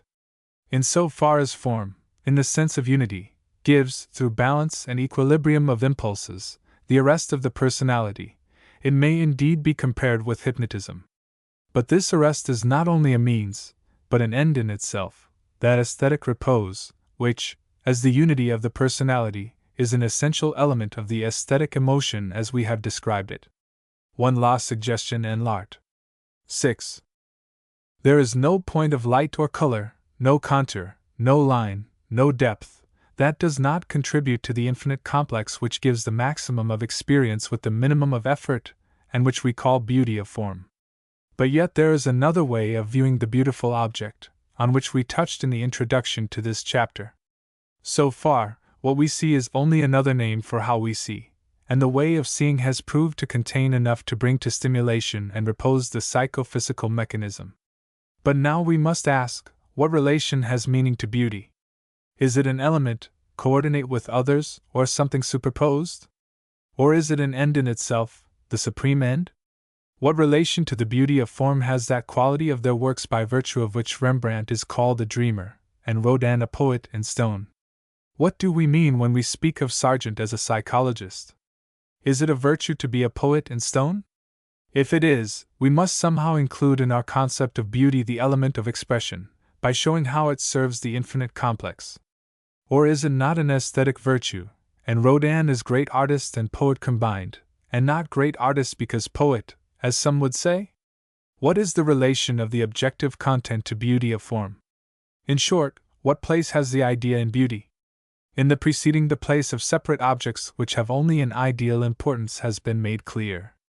The gold-embroidered gauntlet in a picture counts as a patch of light, a trend of line, in a certain spot, but it counts more there, because it is of interest for itself, and by thus counting more, the idea has entered into the spatial balance, the idea has become itself form. Now it is the question whether all idea, which seems so heterogeneous in its relation to form, does not undergo this transmutation. It is at least of interest to see whether the facts can be so interpreted. We have spoken of ideas as parts of an aesthetic whole. What of the idea of the whole? Corot used to say he painted a dream, and it is the dream of an autumn morning we see in his pictures. Millet portrays the sad majesty and sweetness of the life near the soil. How must we relate these facts to the views already won? It has often been said that the view which makes the element of form for the eye alone, in the strictest sense, is erroneous, because there is no form for the eye alone. The very process of apprehending a line involves not only motor memories and impulses, but numberless ideal associations, and these associations constitute the line as truly as do the others. The impression of the line involves expression, a meaning which we cannot escape. The forms of things constitute a kind of dialect of life, and thus it is that the theory of Einfühlung in its deepest sense is grounded. The Doric column causes in us, no doubt, motor impulses, but it means, and must mean, to us, the expression of internal energy through those very impulses it causes. We ourselves are contracting our muscles, but we feel as if the lines were pulling and piercing, bending and lifting, pressing down and pushing up. In short, as soon as the visual impression is really isolated, and all other ideas really excluded, then the motor impulses do not awake actions which are taken as actions of ourselves, but feelings of energy which are taken as energies of the visual forms and lines. One, so the idea belonging to the object, and the psychophysical effect of the object are only obverse and inverse of the same phenomenon. And our pleasure in the form of the column is rather our appreciation of energy than our feeling of favorable stimulation.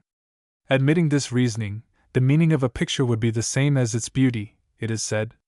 The heroic art of J.F.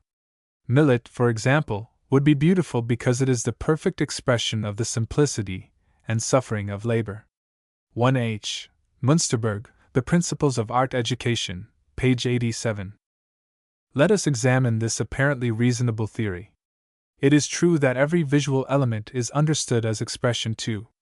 It is not true, however, that expression and impression are parallel and mutually corresponding beyond the elements. Suppose a concourse of columns covered by a roof, the Parthenon. Those psychophysical changes induced by the sight now mutually check and modify each other. Can we say that there is a meaning, like the energy of the column, corresponding to that complex? It is at least not energy itself. Ask the same as regards the lines and masses of a picture by Corot. In the sense in which we have taken meaning, the only psychologically possible one, our reactions could be interpreted only by some mood. If the column means energy because it makes us tower, then the picture must mean what it makes us do.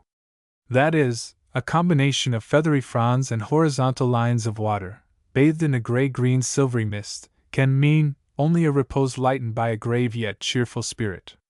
In short, this theory of expressiveness cannot go beyond the mood or moral quality. In the sense of information, the theory of Einfühlung contributes nothing.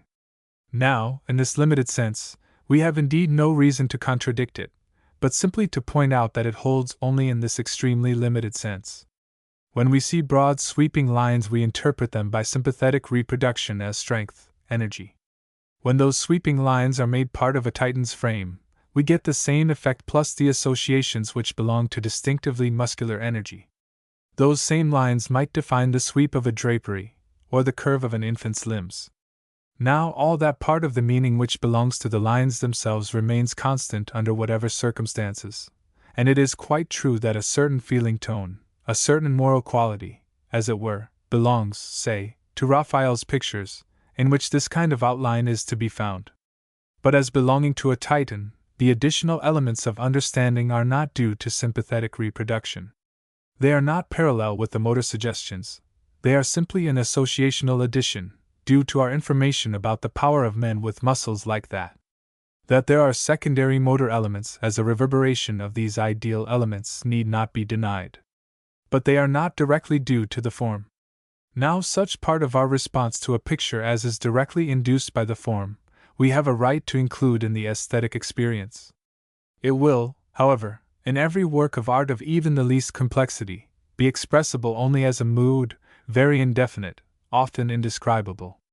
To make this meaning, then, the essential aim of a picture seems unreasonable.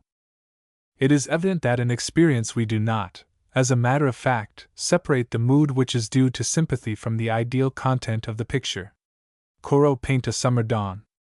We cannot separate our pleasure in the sight from our pleasure in the understanding, yet it is the visual complex that gives us the mood, and the meaning of the scene is due to factors of association. The serene and happy dream, the conviction of a solemn and radiant Arcadia, are not expression, in that inevitable sense in which we agreed to take it, but the result of a most extended upbuilding of ideal, that is, associational, elements. The idea, then, as we have propounded it, is not, as was thought possible, an integral and essential part, but an addition to the visual form, and we have still to ask what is its value. But in so far as it is an addition, its effect may be in conflict with what we may call the feeling tone produced by sympathetic reproduction. In that case, one must yield to the other. Now it is not probably that even the most convinced adherents of the expression theory would hold that if expression or beauty must go, expression should be kept. They only say that expression is beauty. But the moment it is admitted that there is a beauty of form independent of the ideal element, this theory can no longer stand. If there is a conflict, the palm must be given to the direct, rather than the indirect, factor. Indeed, when there is such a conflict, the primacy must always be with the medium suited to the organ, the sensuous factor. For if it were not so, and expression were beauty, then that would have to be most beautiful which was most expressive. And even if we disregard the extraordinary conclusions to which this would lead, the story pictures preferred to those without a story, the photographic reproductions preferred to the symphonies of color and form, we should be obliged to admit something still more incendiary. Expression is always of an ideal content, is of something to express, and it is unquestioned that in words, and in words alone, can we get nearest to the inexpressible. Then literature, as being the most expressive, would be the highest art, and we should be confronted with a hierarchy of arts, from that down. Now, in truth, the real lover of beauty knows that no one art is superior to another. Each in his separate star. They reign alone. In order to be equal, they must depend on their material, not on that common quality of imaginative thought which each has in a differing degree, and all less than literature. The idea, we conclude, is then indeed subordinate, a byproduct, unless by chance it can enter into, melt into, the form. This case we have clearest in the example, already referred to, of the gold-embroidered gauntlet, or the jeweled chalice, say the Holy Grail in Abbey's pictures, which counts more or less, in the spatial balance, according to its intrinsic interest. We have seen that through sympathetic reproduction a certain mood is produced, which becomes a kind of emotional envelope for the picture, a favorable stimulation of the whole, a raising of the whole harmony one tone, as it were. Now the further ideal content of the picture may so closely belong to this basis that it helps it along. Thus all that we know about dawn, not only of a summer morning, helps us to see, and seeing to rejoice, in Corot's silvery mist or Monet's iridescent shimmers. All that we know and feel about the patient majesty of labor in the fields, next the earth, helps us to get the slow, large rhythm, the rich gloom of Millet's pictures. But it is the rhythm and the gloom that are the beauty, and the idea reinforces our consciousness thereof. The idea is a sounding board for the beauty, and so can be truly said to enter into the form. But there are still some lions in the path of our theory. The greatest of modern sculptors is reputed to have reached his present altitude by the passionate pursuance of nature, and of the expressions of nature. And few can see Rodin's work without being at once in the grip of the emotion or fact he has chosen to depict. A great deal of contemporary criticism on modern tendencies in art rests on the intention of expression, and expression alone, attributed to him. It is said of him, "The solicitude for ardent expression overmasters every aesthetic consideration. He is a poet with stone as his instrument of expression. He makes it express emotions that are never found save in music, or in psychological and lyric literature." 1 C. Mauclair. The Decorative Sculpture of Auguste Rodin. International Monthly, Vol. 3. Now, while the last is undoubtedly true, I believe that the first is not only not true, but that it is proved to be so by Rodin's own procedure and utterances, and that, if we understand his case aright, it is for beauty alone that he lives. He has related his search for the secret of Michelangelo's design, and how he found it in the rhythm of 2 planes rather than 4, the Greek composition. This system of tormented form is one way of referring the body to the geometry of an imagined rectangular block enclosing the whole. 1. The ordinary Greek composition of the body, he puts it, depends on a rhythm of 4 lines, 4 volumes, 4 planes. If the line of the shoulders and pectorals slopes from right to left, the man resting on his right leg, the line across the hips takes the reverse slope, and is followed by that of the knees, while the line of the first echoes that of the shoulders. Thus we get the rhythm ABBA, and the balancing volumes set up a corresponding play of planes. Michelangelo so turns the body on itself that he reduces the four to two big planes, one facing, the other swept round to the side of the block. That is, he gets geometrical enveloping lines for his design. And in fact, there is no sculpture which is more wonderful in design than Rodin's.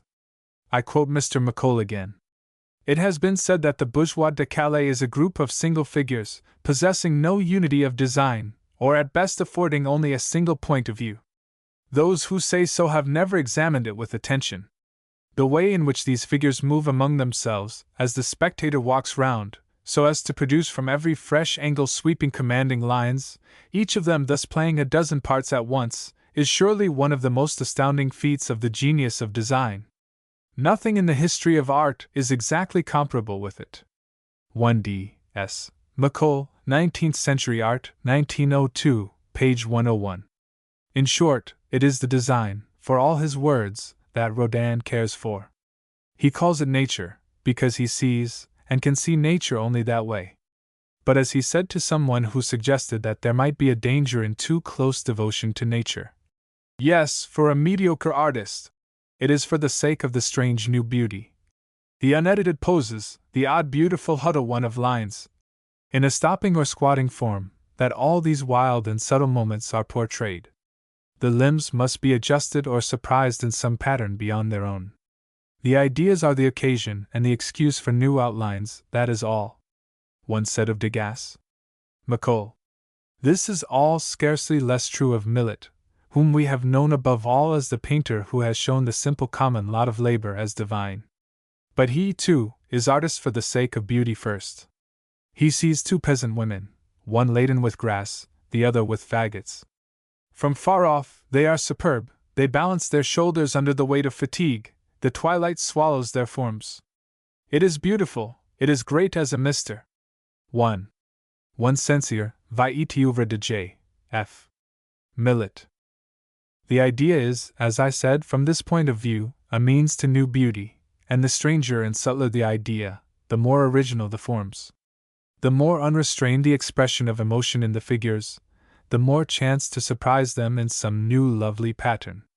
It is thus, I believe, that we may interpret the seeming trend of modern sculpture, and so much, indeed, of all modern art, to the expressive beauty path. The mediocre artist will lose beauty in seeking expression, the great artist will pursue his idea for the sake of the new beauty it will yield. Thus it seems that the stumbling blocks in the way of our theory are not insurmountable after all. From every point of view, it is seen to be possible to transmute the idea into a helpmeet to the form. Visual beauty is first beauty to the eye and to the frame, and the mind cherishes and enriches this beauty with all its own stored treasures. The stimulation and repose of the psychophysical organism alone can make one thrill to visual form, but the thrill is deeper and more satisfying if it engage the whole man, and be reinforced from all sources. 7. But we ought to note a borderland in which the concern is professedly not with beauty, but with ideas of life.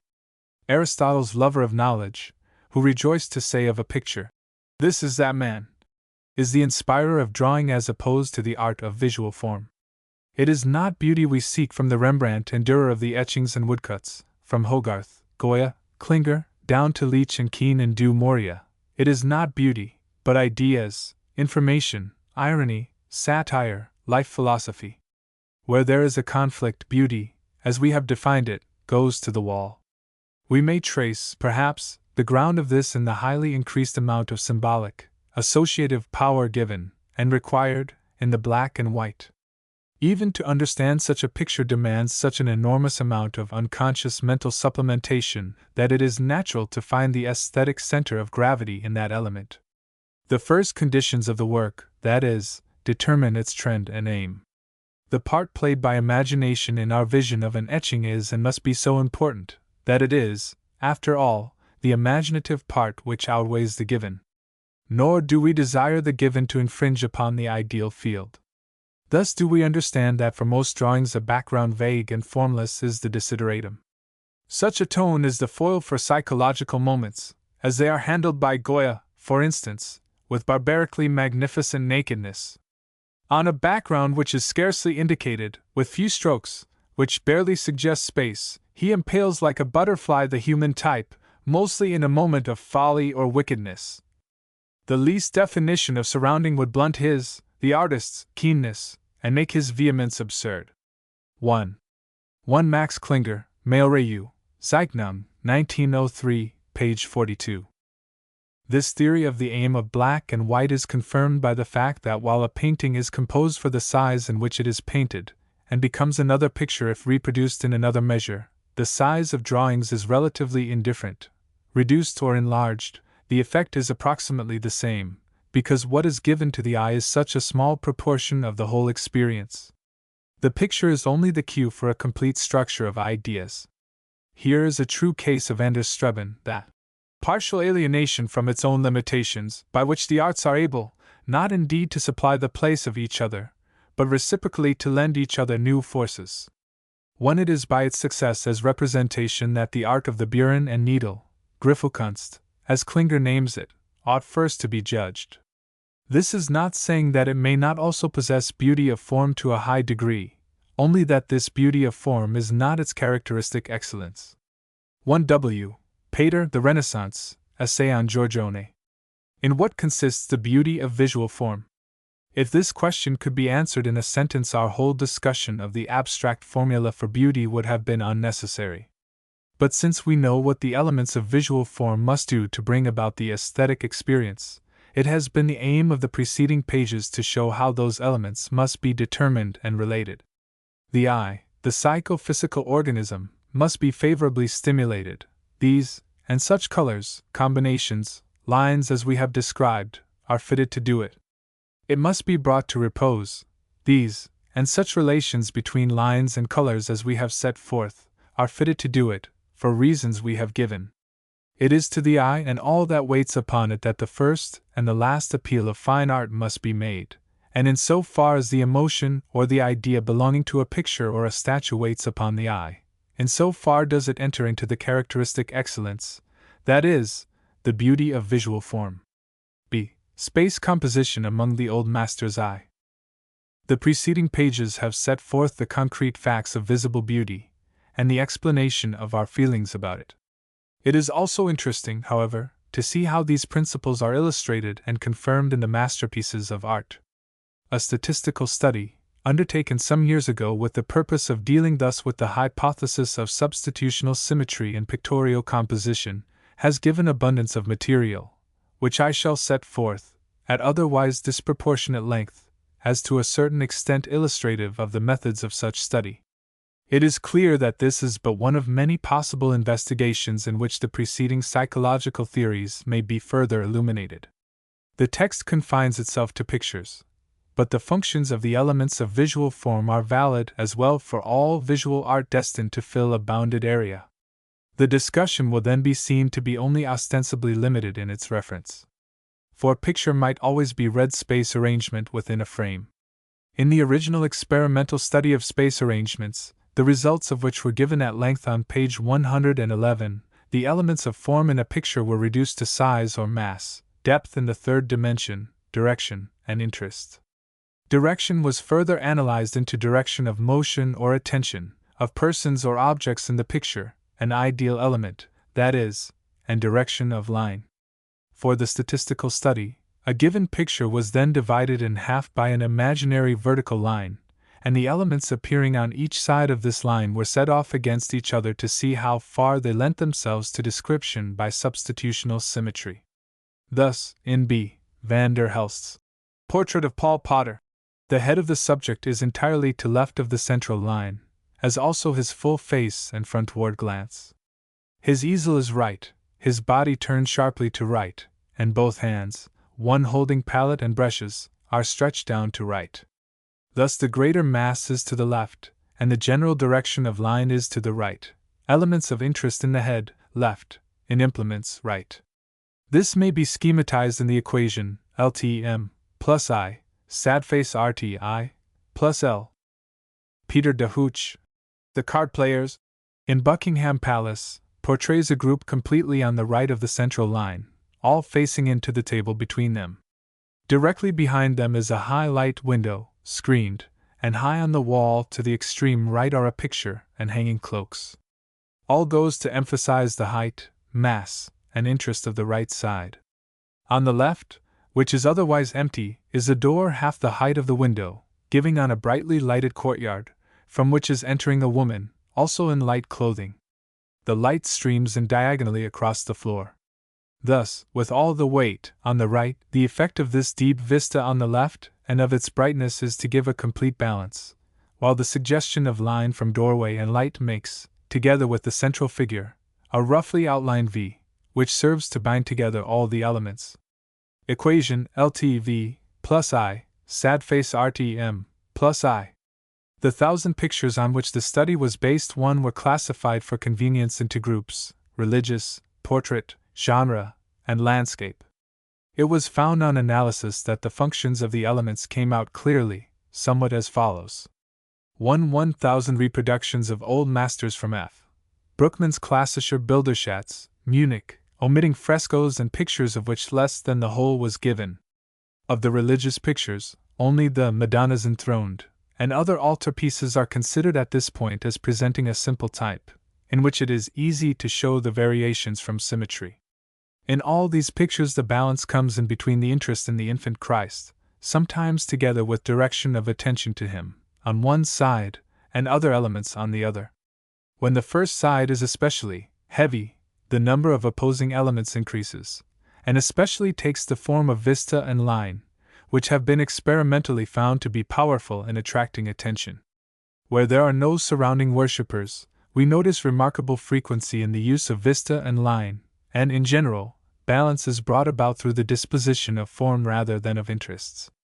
The reason for this would appear to be that the lack of accessories in the persons of saints, worshippers, etc., and the consequent increase in the size of Madonna and Child in the picture, heightens the effect of any given outline, and so makes the variations from symmetry greater. This being the case, the compensations would be stronger, and as we have learned that vista and line are of this character, we see why they are needed. The portrait class is an especially interesting object for study, inasmuch as while its general type is very simple and constant, for this very reason the slightest variations are sharply felt, and have their very strongest characteristic effect. The general type of the portrait composition is, of course, the triangle with the head at the apex, and this point is also generally in the central line. Nevertheless, great richness of effect is brought about by emphasizing variations. For instance, the body and head are, in the great majority of cases, turned in the same way, giving the strongest possible emphasis to the direction of attention, especially powerful, of course, where all the interest is in the personality. But it is to be observed that the very strongest suggestion of direction is given by the direction of the glance, and in no case, when most of the other elements are directed in one way, does the glance fail to come backward. With the head on one side of the central line, of course the greatest interest is removed to one side, and the element of direction is brought into balance. Again, with this decrease in symmetry, we see a significant increase in the use of the especially effective elements, vista and line. In fact, the use of the small deep vista is almost confined to the class with heads not in the middle. The direction of the glance also plays an important part. Very often the direction of movement alone is not sufficient to balance the powerful M plus I of the other side, and the eye has to be attracted by a definite object of interest. This is usually the hand, with or without an implement, like the palette, etc., of our first examples, or a jewel, vase, or bit of embroidery. This is very characteristic of the portraits of Rembrandt and Van Dyck. In general, it may be said that 1. Portraits with the head in the center of the frame show a balance between the direction of suggested movement on one side and mass or direction of attention, or both together, on the other, while 2. Portraits with the head not in the center show a balance between mass and interest on one side and direction of attention, or of line, or vista, or combinations of these, on the other. Still more unsymmetrical in their framework than portraits, in fact the most unfettered type of all, are the genre pictures. As these are pictures with a human interest, and full of action and particular points of interest, it was to be expected that interest would be the element most frequently appearing. In compositions showing great variations from geometrical symmetry, it was also to be expected that vista and line, Elements which have been noted comparatively seldom up to this point should suddenly appear strongly, for, as being the most strikingly heavy of the elements, they serve to compensate for other variations combined. The landscape is another type of unfettered composition. It was of course to be expected that in pictures without action there should be little suggestion of attention or of direction of movement. But the most remarkable point is the presence of vista in practically every example. It is, of course, natural that somewhere in almost every picture there should be a break to show the horizon line, for the sake of variety, if for nothing else. But what is significant is the part played by this break in the balancing of the picture.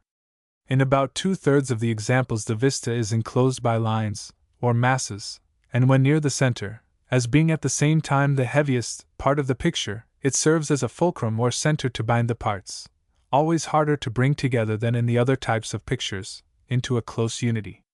The most frequent form of this arrangement is a diagonal, which just saves itself by turning up at its far end.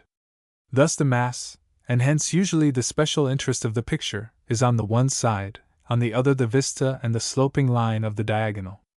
In very few cases is the vista behind an attractive or noticeable part of the picture, the fact showing that it acts in opposition to the latter, leading the eye away from it, and thus serving at once the variety and richness of the picture, and its unity.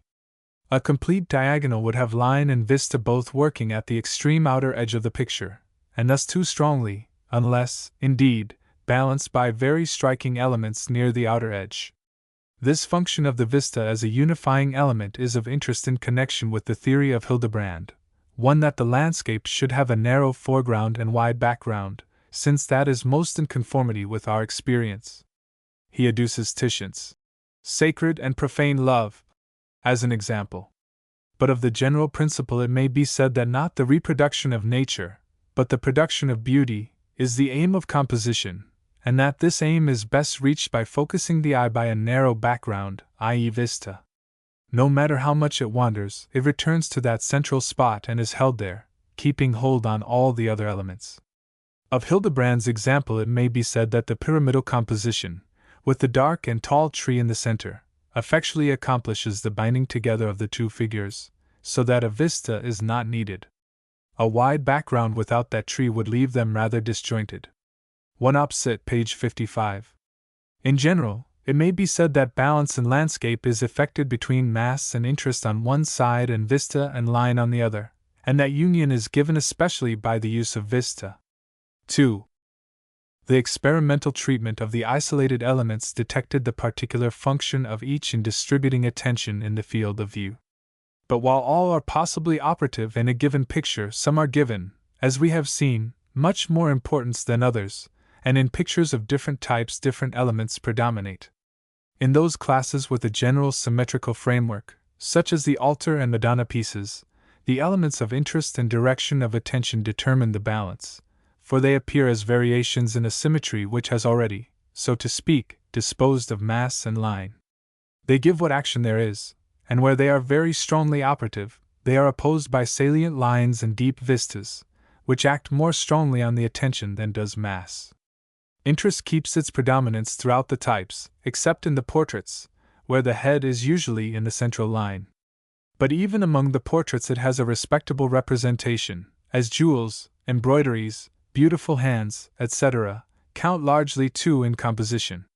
The direction of attention is most operative among the portraits.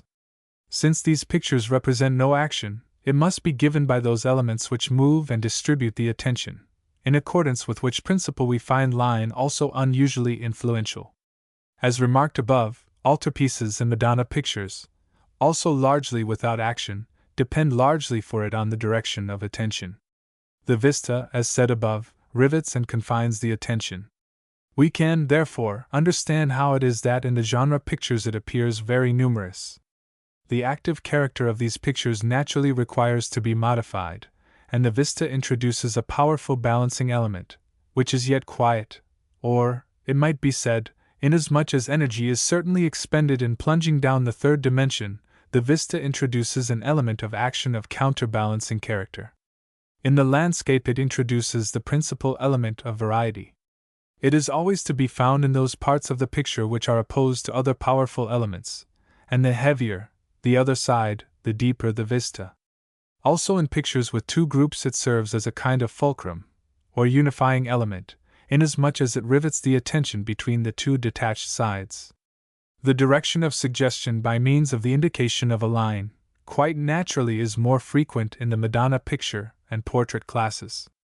Both these types are of large simple outline, so that line would be expected to tell. In a decided majority of cases, combined with vista, the shape being more or less a diagonal slope, it is clear that it acts as a kind of bond between the two sides, carrying the attention without a break from one to the other. The element of mass requires less comment. It appears in greatest number in those pictures which have little action, i.e., portraits and landscapes, and which are not yet symmetrical, in which last case mass is, of course, already balanced. In fact, it must of necessity exert a certain influence in every unsymmetrical picture, and so its percentage, even for genre pictures, is large. Thus we may regard the elements as both attracting attention to a certain spot and dispersing it over a field. Those types which are of a static character, landscapes, altarpieces, abound in elements which disperse the attention, those which are of a dynamic character, genre picture, and those which make it stable. The ideal composition seems to combine the dynamic and static elements, to animate, in short, the whole field of view, but in a generally bilateral fashion. The elements, in substitutional symmetry, are then simply means of introducing variety and action. As a dance in which there are complicated steps gives the actor and beholder a varied and thus vivified balance, and is thus more beautiful than the simple walk, so a picture composed in substitutional symmetry is more rich in its suggestions of motor impulse, and thus more beautiful, than an example of geometrical symmetry. 3. The particular functions of the elements which are substituted for geometrical symmetry have been made clear. Their presence lends variety and richness to the balance of motor impulses. But this quality of repose, or unity, given by balance, is also enriched by a unity for intuition, a large outline in which all the elements are held together. Now this way of holding together varies, and I believe that it bears a very close relation to the subject and purpose of the picture. Examples of these types of composition may best be found by analyzing a few well-known pictures. We may begin with the class first studied, the altarpiece, choosing a picture by Botticelli, in the Florence Academy. Under an arch is draped a canopy held up by angels. Under this, again, sits the Madonna with the Child on her lap, on a throne, at the foot of which, on each side, stand three saints. The outline of the whole is markedly pyramidal. In fact, there are, broadly speaking, three pyramids, of the arch, the canopy, and the grouping. A second, much less symmetrical example of this type, is given by another Botticelli in the Academy. Spring. Here the central female figure, topped by the floating Cupid, is slightly raised above the others, which, however, bend slightly inward, so that a triangle, or pyramid with very obtuse angle at the apex, is suggested, and the whole, which at first glance seems a little scattered, is at once felt, when this is grasped, as closely bound together. Closely allied to this is the type of the Holbein Madonna of Burgomaster Meyer, in the Grand Ducal Castle, Darmstadt.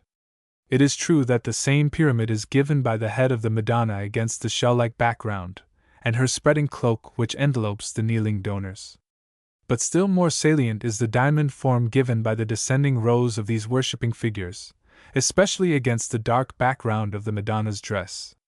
A second example, without the pyramid backing, is found in Rubens's Rape of the Daughters of Lysippus, in the Alte Pinakothek at Munich.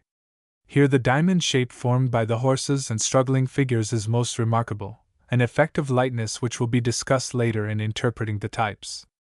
A third type, the diagonal, is given in An Evening Landscape, by Quipp, in the Buckingham Palace, London. High trees and cliffs, horsemen and others, occupy one side, and the mountains in the background, the ground and the clouds, all slope gradually down to the other side. It is a natural transition from this type to the V-shape of the landscapes by Art van der Neer. Dutch villages, in the London National Gallery and in the Rudolfinum at Prague, respectively. Here are trees and houses on each side, gradually sloping to the center to show an open sky and deep vista. Other examples, of course, show the opening not exactly in the center. In the Concert, by Giorgione, in the Pitti Gallery, Florence, is seen the less frequent type of the square. The three figures turned toward each other with heads on the same level make almost a square space shape, although it might be said that the central player gives a pyramidal foundation. This last may also be said of Verrocchio's Tobias and the Archangels. In the Florence Academy, for the square, or other rectangle, is again lengthened by the pyramidal shape of the two central figures. The unrelieved square, it may here be interpolated, is not often found except in somewhat primitive examples. Still less often observed is the oval type of Samson's Wedding Feast, Rembrandt, in the Royal Gallery, Dresden. Here one might, by pressing the interpretation, see an obtuse-angled double pyramid with the figure of Delilah for an apex, but a few very irregular pictures seem to fall best under the given classification. Last of all, it must be remarked that the great majority of pictures show a combination of two or even three types, but these are usually subordinated to one dominant type. Such, for instance, is the case with many portraits, which are markedly pyramidal, with the double pyramid suggested by the position of the arms, and the inverted pyramid, or V, in the landscape background. The diagonal sometimes just passes over into the V shape, or into the pyramid, or the square is combined with both. What types are characteristic of the different kinds of pictures? In order to answer this question, we must ask first, what are the different kinds of pictures? One answer, at least, is at once suggested to the student on a comparison of the pictures with their groupings according to subjects. All those which represent the Madonna enthroned, with all variations, with or without saints, shepherds, or Holy Family, are very quiet in their action. That is, it is not really an action at all which they represent, but an attitude, the attitude of contemplation. This is no less true of the pictures we may call adorations, in which, indeed, the contemplative attitude is still more marked.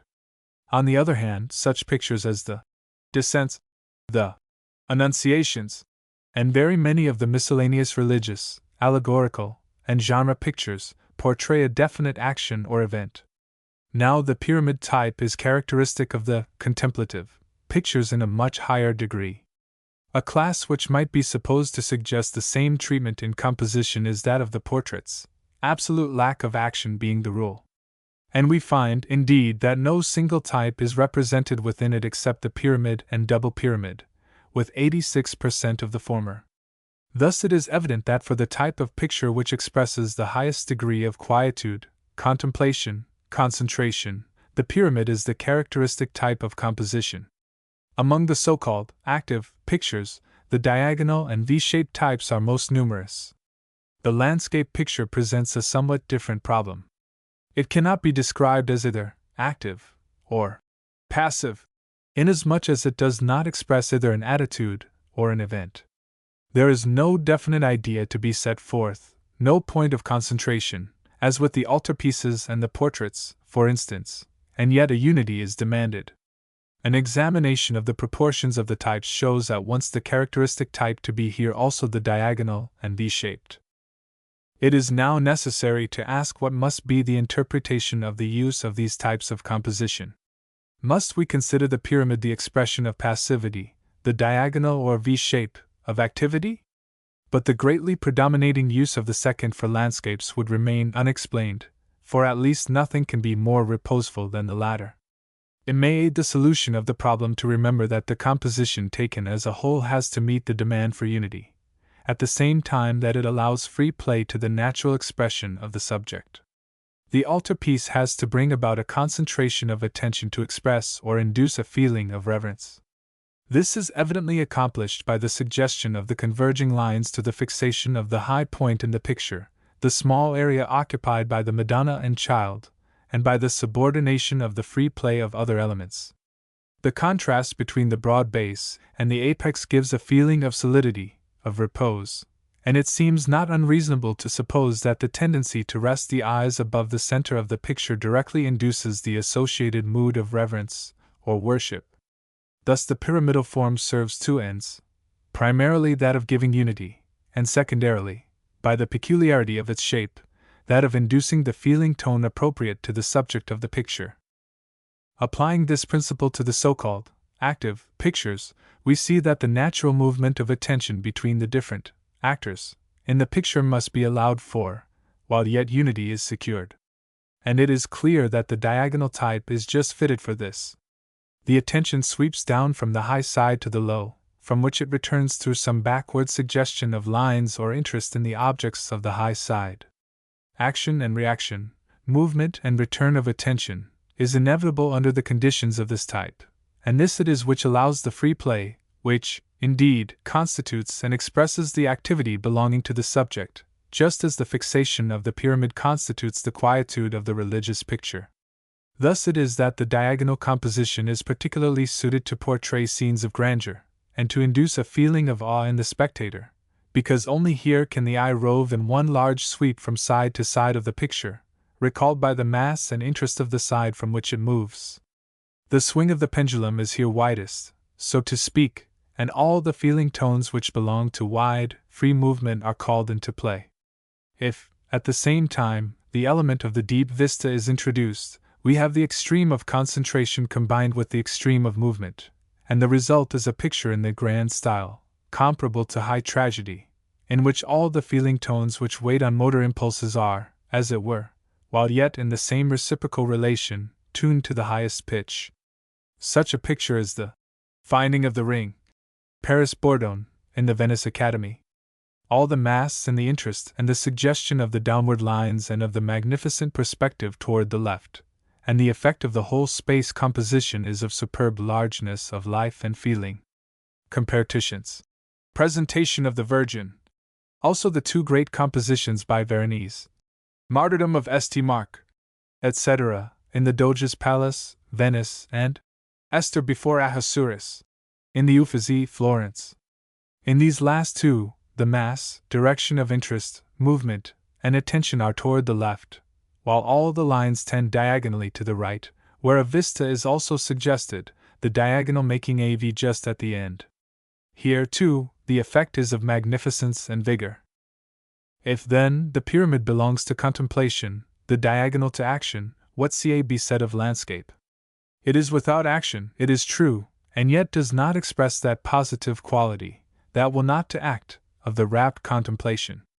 The landscape uncomposed is negative, and it demands unity. Its type of composition, then, must give it something positive besides unity. It lacks both concentration and action, but it can gain them both from a space composition which shall combine unity with a tendency to movement. And this is given by the diagonal and V-shaped type. This type merely allows free play to the natural tendency of the active picture, but it constrains the neutral, inanimate landscape.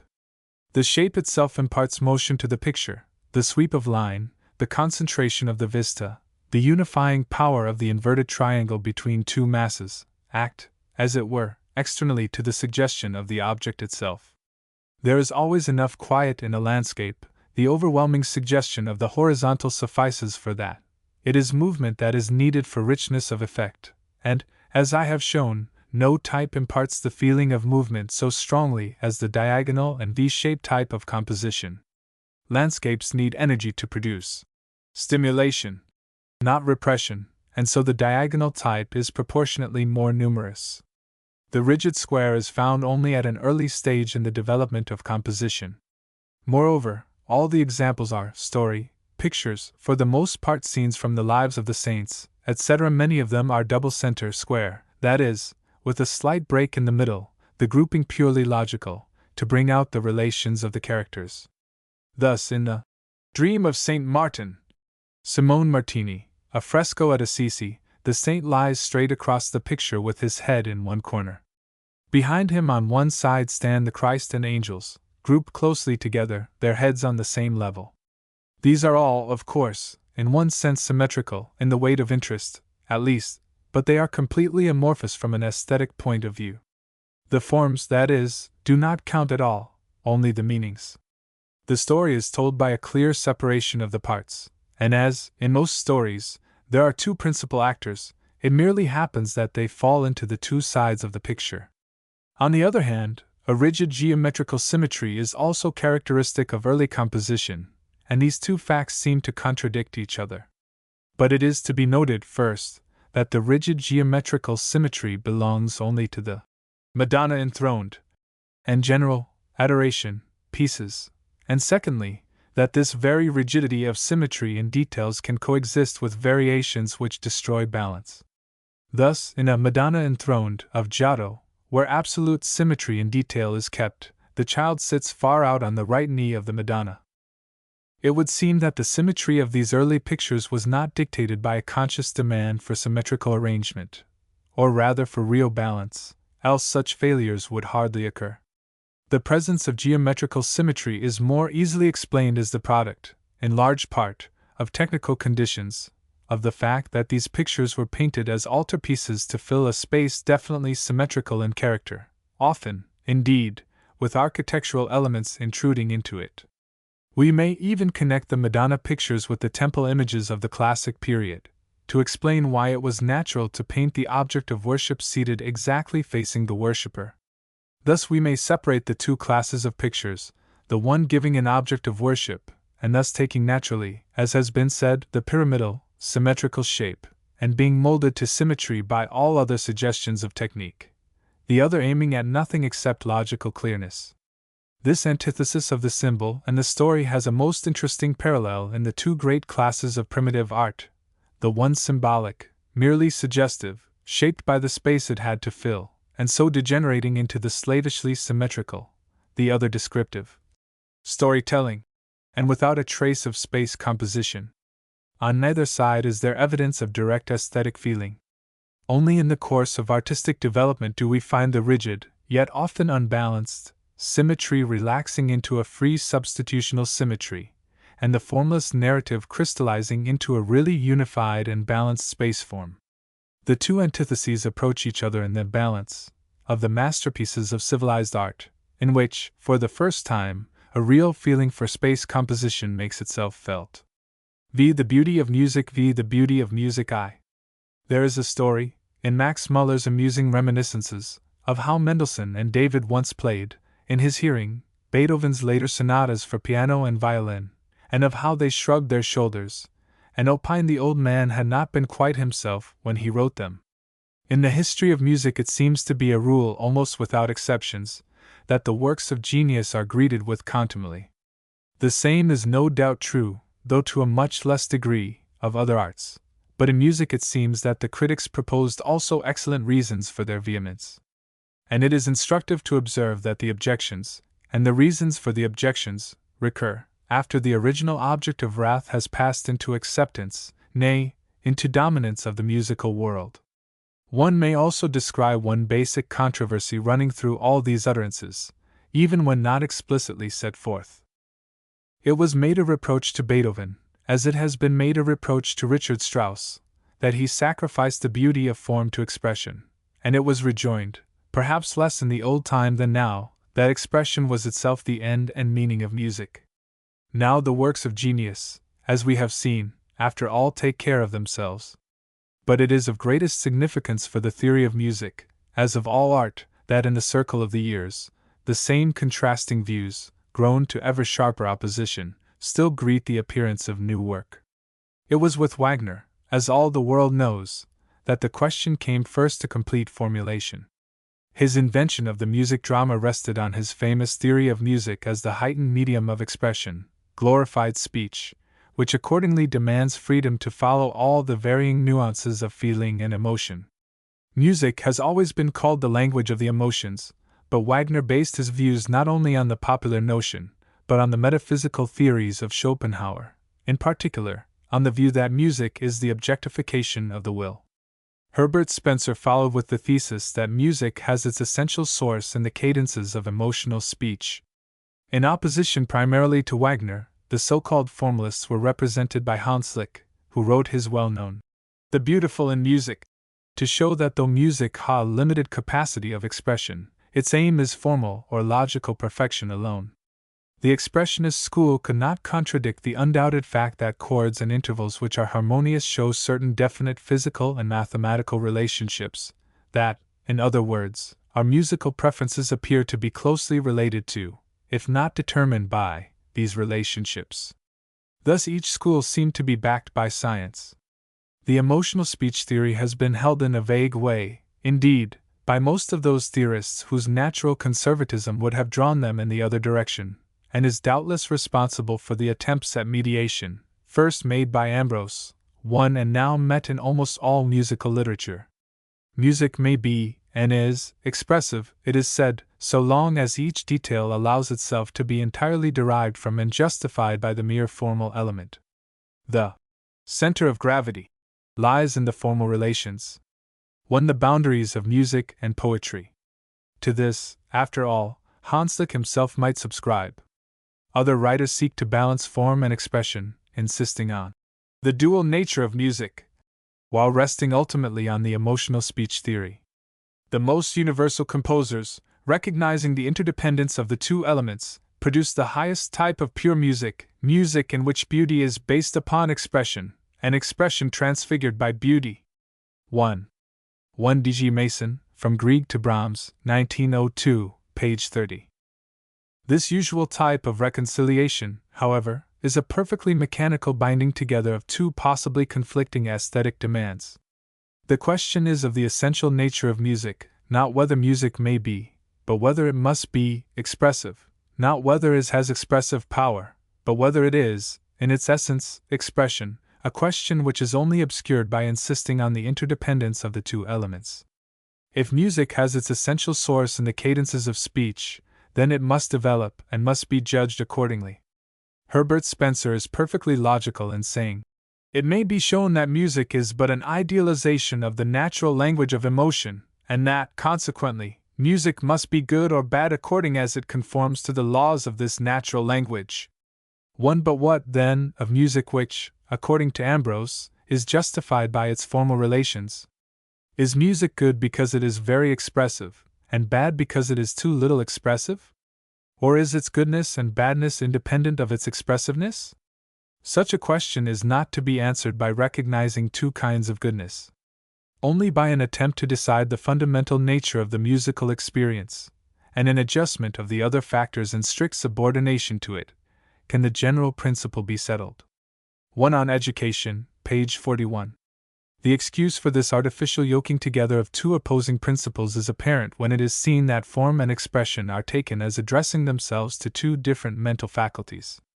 It seems to be the view of most musical theorists that the experience of musical form is a perception, while the experience of musical expression, disregarding for the moment the suggestion of facts and ideas, is an emotion. Thus Mr. Mason. In music we are capable of learning, and knowledge of the principles of musical effect can help us to learn, that the balance and proportion and symmetry of the whole is far more essential than any poignancy, however great, in the parts. He best appreciates music, who understands it intellectually as well as feels it emotionally. And again.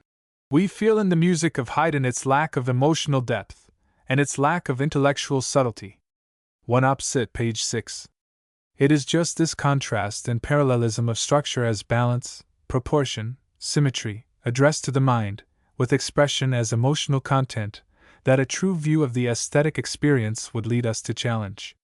If there is one thing that our study of the general nature of aesthetic experience has shown, it is that aesthetic emotion is unique, either a perception nor an intellectual grasp of relations, nor an emotion within the accepted rubric, joy, desire, triumph, etc. Whether or not music is an exception to this principle, remains to be seen, but the presumption is at least in favor of a direct, immediate, unique emotion aroused by the true beauty of music, whatever that may prove to be.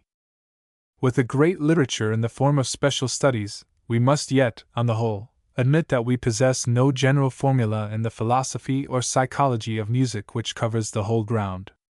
Schopenhauer has said that music is the objectification of the will, not a copy or a picture of it, but the will itself, a doctrine which, however illuminating when it is modified in various ways, is obviously no explanation of our experience. Hanslick has but shown what music is not. Edmund Gurney's eloquent book, The Power of Sound, is completely agnostic in its conclusion that music is a unique, indefinable, indescribable phenomenon, which possesses, indeed, certain analogues with other physical and psychical facts, but is coextensive with none. Spencer's theory of music as glorified speech is not only in a yet unexplained conflict with many facts, but has never been formulated so that it could apply to concrete cases. The same is true of Wagner's music as the utterance of feeling. But there is a body of scientific facts respecting the elements of music, in which we may well seek for clues. As facts alone, they are of no value. They must be explained as completely as possible, and it is probable that if we are able to reach the ultimate nature and origin of these elements of music, they will prove significant, and a way will be opened to a theory of the whole musical experience. The need of such intensive understanding must excuse the more or less technical discussions in the following pages, without which no firm foundation for a theory of music could be attained. 2. The two great factors of music are rhythm and tone sensation, of which rhythm appears to be the more fundamental. Rhythm is defined in general as a repeating series of time intervals. Events which occur in such a series are said to have rhythm. In aesthetics, it is the periodic recurrence of stress, emphasis, or accent in the movements of dancing, the sounds of music, the language of poetry. Subjectively, it is the quality of stimulation due to a succession of impressions, tactual and auditory are most favorable, which vary regularly in objective intensity. We desire to understand the nature, and the source of the pleasing quality, of this phenomenon. It is only by a complete psychological description, however, even a physiological explanation, that we can hope to fathom the tremendous significance of rhythm in music and poetry. Those treatments which expose its development in the dance and song really beg the question. They assume the very fact for which we have to find the ground, namely, the natural impulse to rhythm. Even those theories which explain it as a helpful social phenomenon, as regulating work, etc., fail to account for its peculiar psychological character, that compelling, intimate force, the Zwang, of which Nietzsche speaks, which we all feel, and which makes it helpful. This compelling quality of rhythm would lead us to look behind the sociological influences, for the explanation in some fundamental condition of consciousness, some demand, of the organism. For this reason we must find superficial the views which connect rhythm with the symmetry of the body as making rhythmical gesture necessary, or more particularly with the conditions of work, which, if it is skilled and well carried out, proceeds in equal recurring periods, like the swinging of a hammer or an axe. But it appears that primitive effort is not carried on in this way, and proceeds, not from regularity to rhythm, but rather through, by means of rhythm, which is made a help to regularity. Again, it is said that work can be well carried out by a large number of people, only in unison, only by simultaneous action, and that rhythm is a condition of this. The work in the cotton fields, the work of sailors, etc., requires something to give notice of the moment for beginning action. Rhythm would then have arisen as a social function. Against this it may be said that signals of this kind might assist common action without recurring at regular intervals, while periodicity is the fundamental quality of rhythm. Thus this theory would explain a natural tendency by its effect. Looking then, in accordance with the principle stated above, for deeper conditions, we find rhythm explained in connection with such rhythmical events as the heartbeat and pulse, the double rhythm of the breath. But these are, for the most part, unfelt, and moreover, they would hardly explain the predominance of rhythms quite other than the physiological ones. Another theory, closely allied, connects rhythm with the conditions of activity in general, but attaches itself rather to the effect of rhythm than to its cause. Thus we are reminded of the heightened sense of expansion, or life, connected with the augmentation of muscular movements induced by the more extensive nervous discharges following rhythmic stimulation. But why should it be just rhythmic stimulation that produces this effect? We are finally thrown back on physiology for the answer that in rhythmical stimulation there are involved recurrent activities of organs refreshed by immediately preceding periods of repose. Here again, however, we must ask, why on this hypothesis the periods themselves must be exactly equal? For within the periods the greatest variety obtains. One measure of a single note may be succeeded by another containing 8. Within the periods, that is, the minor moments of activity and repose are quite unequal. 1 H. R. Marshall, Pain, Pleasure, and Aesthetics. Last of all, We must note the view of rhythm as a phenomenon of expectation, Wundt. But while we can undoubtedly describe rhythm in terms of expectation and its satisfaction, rhythm is rhythm just through its difference from other kinds of expectation. All these explanations seem either merely to describe the facts we seek to explain, or to fail to notice the peculiar intimate nature of the rhythmical experience. But if it could be shown not only that in all stimulation there must be involved an alternation of activity and repose, but also that an equality of such periods was highly favorable to the organism, we should have the conditions for a physiological theory of rhythm. Now the important psychological facts of so-called subjective rhythmizing seem to supply just this need. It has been shown, 1, that we can neither receive objectively equal sense stimuli, nor produce regular movements, without injecting into these a rhythmical element. A series of objectively equal sound stimuli, the ticking of a clock, for instance, is heard in groups, within each of which one element is of greater intensity. A series of movements are never objectively equal, but grouped in the same way. Now this subjective rhythm, sensory and motor, is explained as follows from the general physiological basis of attention. 1 T. L. Bolton, Emmer. Jour of Psychology, Volume 6.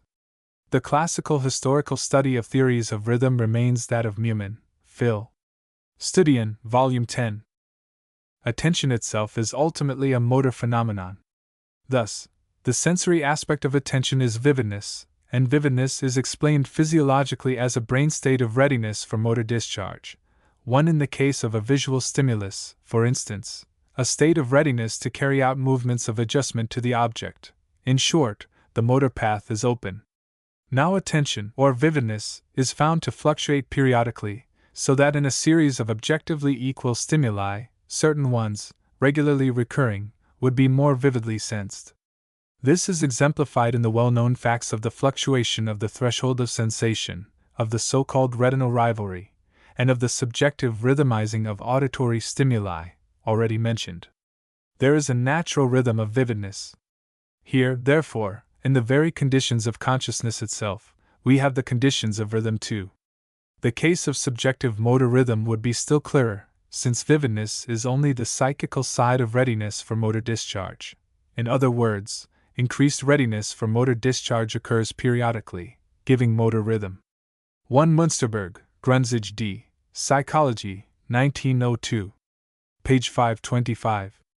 It has been said that this periodicity of the brainwave cannot furnish the necessary condition for rhythm, inasmuch as it is itself a constant, and could at most be applied to a series which was adapted to its own time. But this objection does not fit the facts.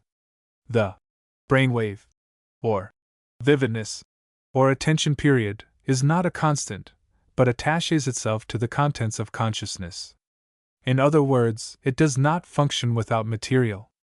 It is itself conditioned by its occasion. In the case of a regularly repeated stimulus, it is simply adjusted to what is there, and out of the series chooses, as it were, one at regular periods.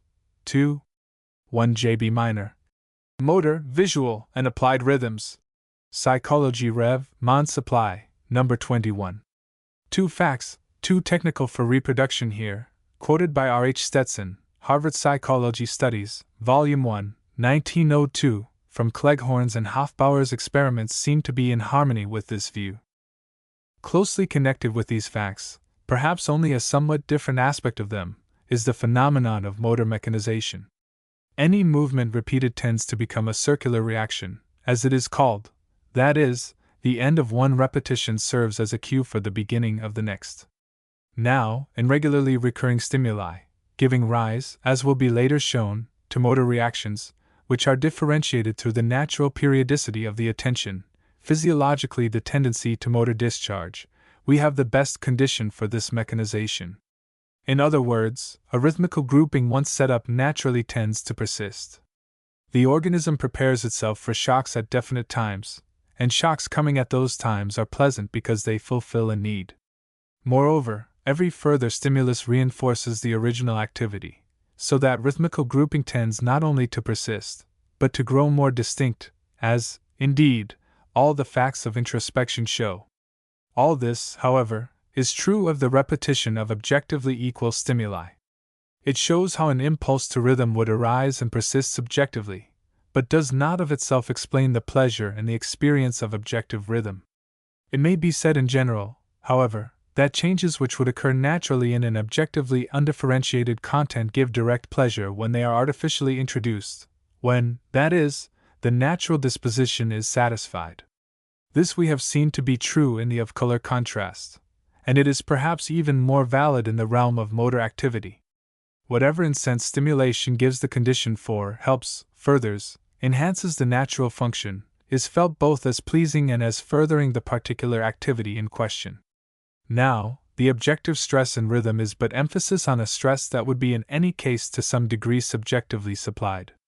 Rhythm in music, abstracting from all other pleasure-giving factors, is then pleasurable because it is in every sense a favorable stimulation. In accordance with the principle that complete explanation of psychical facts is possible only through the physiological substrate, we have so far kept rather to that field in dealing with the foundations of our pleasure and rhythm. But further description of the rhythmical experience is most natural in psychological terms. There seems, indeed, on principle no ground for the current antithesis, so much emphasized of late, of psychical and motor theories of rhythm. Attention and expectation are not psychical, as opposed to motor.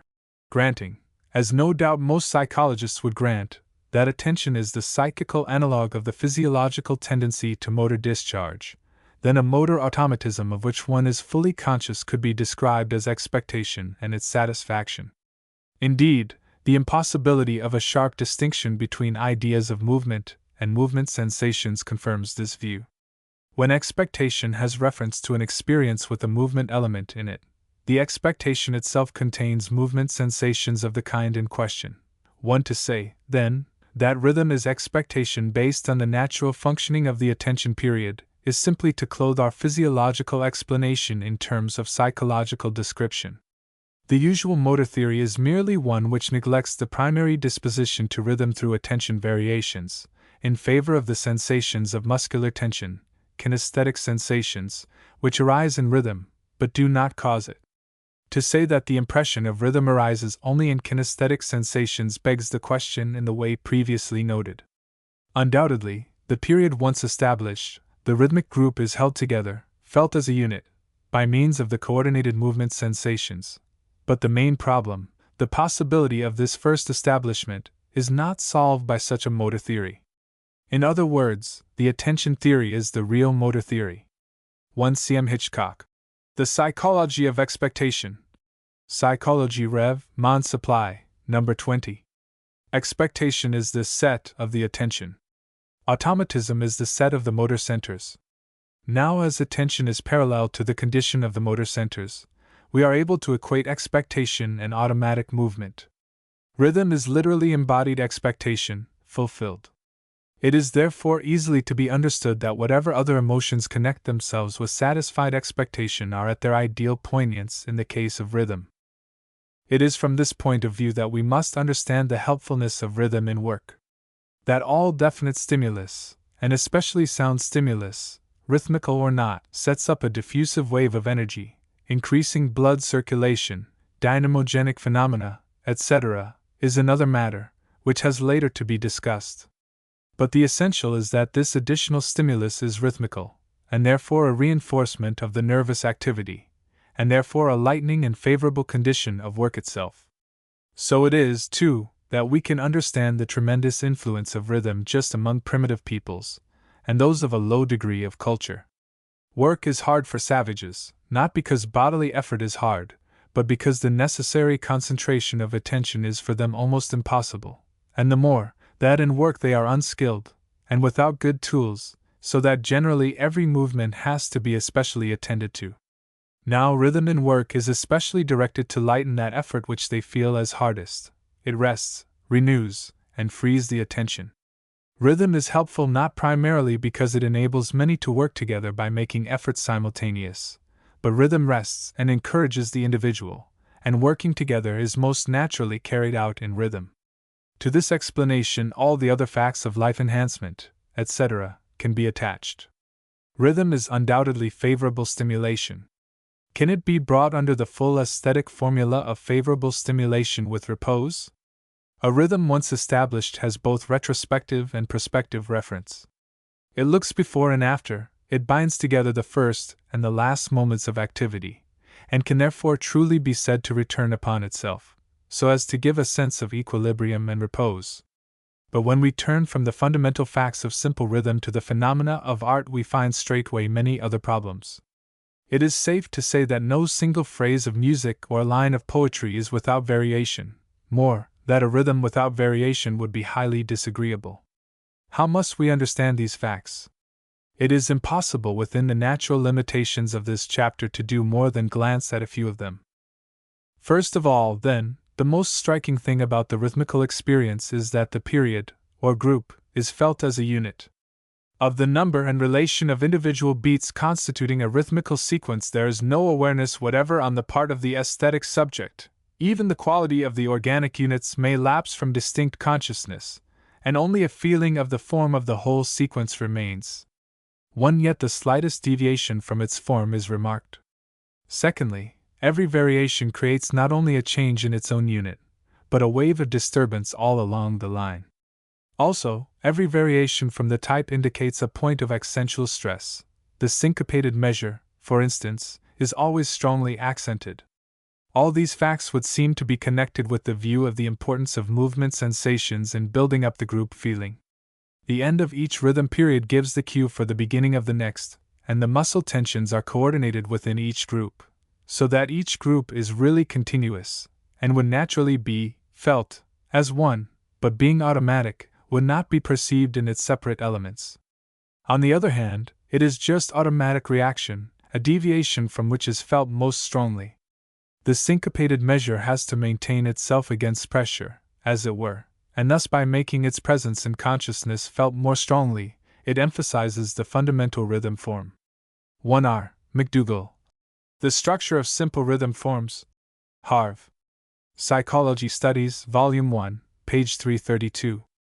This is well shown in the following passage from a technical treatise on expression in the playing of music. The efforts which feeling makes to hold to the shape of the first rhythm, the force which it is necessary to use to make it lose its desires and its habits, and to impose others on it, are naturally expressed by an agitation, that is, by a crescendo or greater intensity of sound, by an acceleration in movement.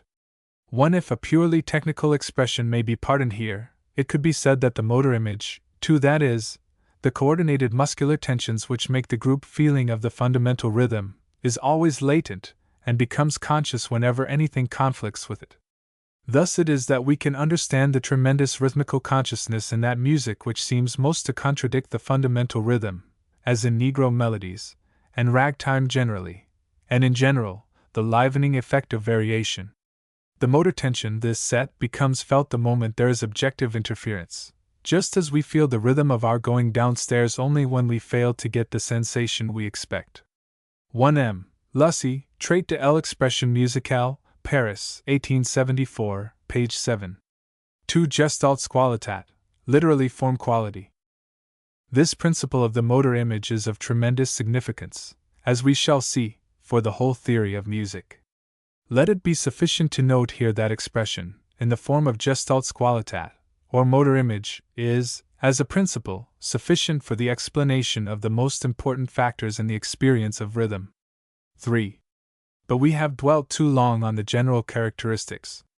Although our examples have been drawn mostly from the field of music, the preceding principles apply to all kinds of rhythm, tactual and visual as well as auditory.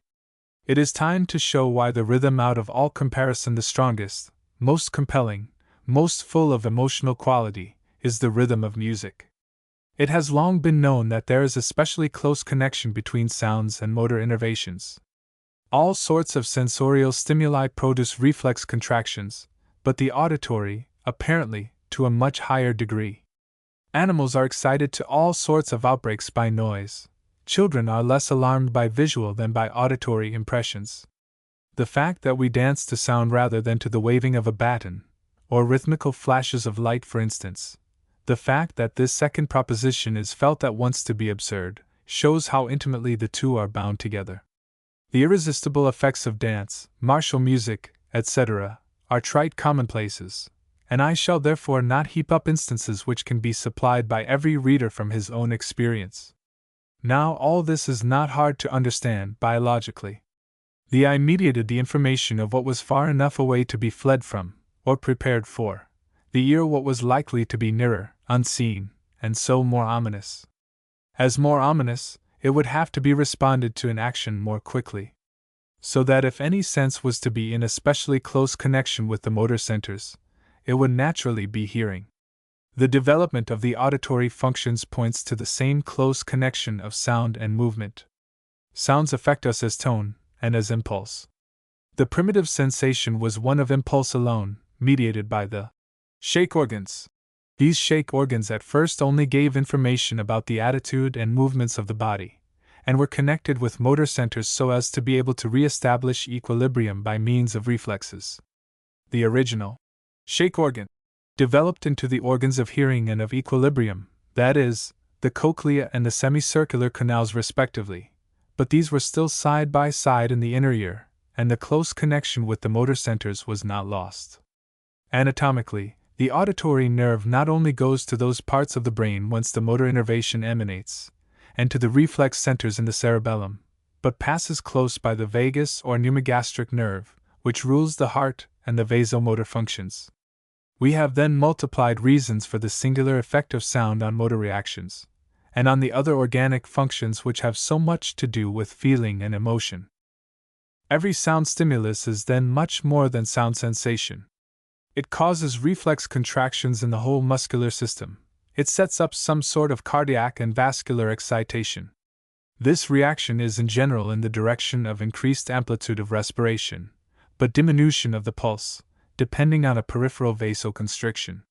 Moreover, this vasomotor reaction is given in a melody or piece of music, not by its continuity, but for every one of the variations of rhythm, key, or intensity, which is of interest in the light of what has been said of the latent motor image. The obstacle in syncopated rhythm is physiologically translated as vasoconstriction. In general, music induces cardiac acceleration. All this is of value in showing how completely the attention motor theory of rhythm applies to the rhythm of sounds. Since sound is much more than sound, but sound sensation, movement, and visceral change together, we can see that the rhythmical experience of music is, even more literally and completely than at first appeared, an embodied expectation. No sensorial rhythm could be so completely induced in the psychological organism as the sound rhythm. In listening to music, we see how it is that we ourselves, body and soul, seem to be in the rhythm. We make it, and we wait to make it. The satisfaction of our expectation is like the satisfaction of a bodily desire or need. No, not like it, it is that. The conditions and causes of rhythm and our pleasure in it are more deeply seated than language, custom, even instinct. They are in the most fundamental functions of life. This element of music, at least, seems not to have arisen as a natural language. 4. The facts of the relations of tones, the elements, that is, of melody and harmony, are as follows. We cannot avoid the observation that certain tones go together, as the phrase is, while others do not. This peculiar impression of belonging together is known as consonance, or harmony. The intervals of the octave, the fifth, the third, for instance, that is, CC, CG, C in the diatonic scale, are harmonious, while the interval of the second, CD, is said to be dissonant. Consonance, however, is not identical with pleasingness, for different combinations are sometimes pleasing, sometimes displeasing.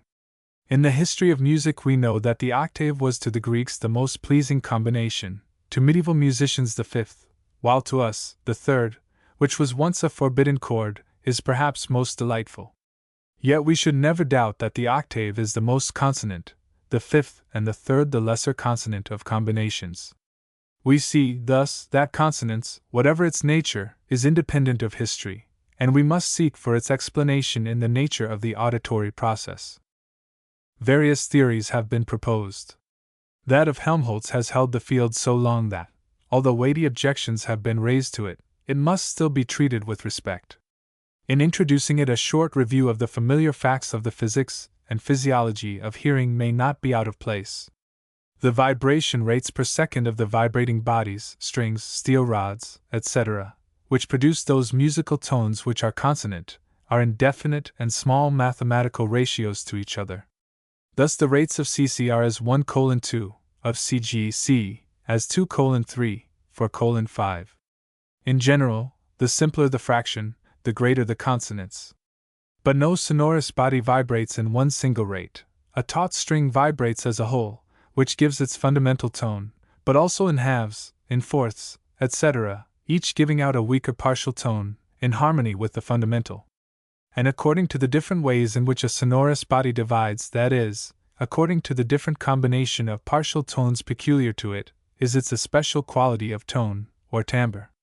The whole complex of fundamental and partial tones is what we popularly speak of as a tone, more technically a clang. These physical agitations or vibrations are transmitted to the air. Omitting the account of the anatomical path by which they reach the inner ear, we find them at last setting up vibrations in a many-fibred membrane, the basilar membrane, which is in direct connection with the ends of the auditory nerve.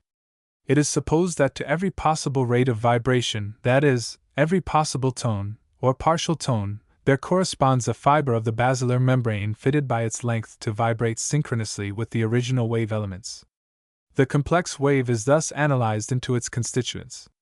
Now, when two tones, which we will for clearness suppose to be simple, unaccompanied by partial tones, sounding together, have vibration rates in simple ratios to each other, the air waves set in motion do not interfere with each other, but combine into a complex but homogeneous wave.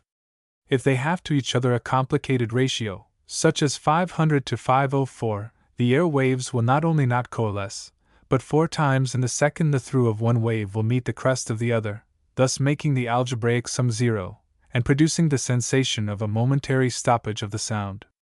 When these stoppages, or beats, as they are called, are too numerous to be heard separately, as in the interval, say, 500:547, the effect is of a disagreeable roughness of tone, and this we call discord.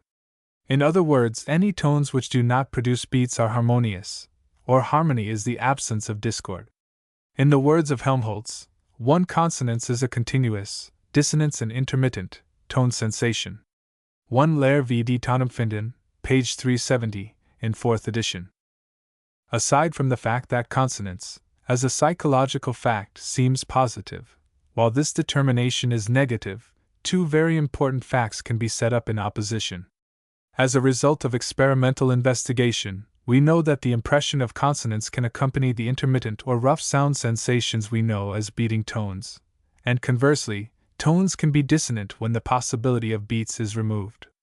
Briefly, it is possible to make beats without dissonance, and dissonance without beats.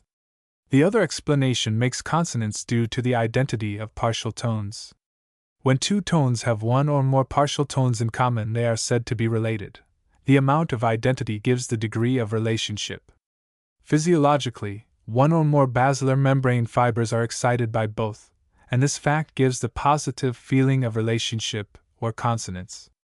Of course, the obvious objection to this view is that the two tones should be felt as differently consonant when struck on instruments which give different partial tones, such as organ and piano, while in fact they are not so felt. But it is not after all essential to the aesthetics of music that the physiological basis of harmony should be fully understood. The point is that certain tones do indeed seem to be preordained to congruity, preordained either in their physical constitution or their physiological relations, and not to have achieved congruity by use or custom. Consonance is an immediate and fundamental impression, psychologically an ultimate fact. That it is ultimate is emphasized by Stumpf 1 in his theory of fusion. Consonance is fusion, that is, unitary impression. Fusion is not identical with inability to distinguish two tones from each other in a chord, although this may be used as a measure of fusion. Consonance is the feeling of unity, and fusion is the mutual relation of tones which gives that feeling. 1 Beitrag zur Akustik, Musikwissenschaft, Heft I, Konsonanz U. Dissonanz, 1898. The striking fact of modern music is the principle of tonality.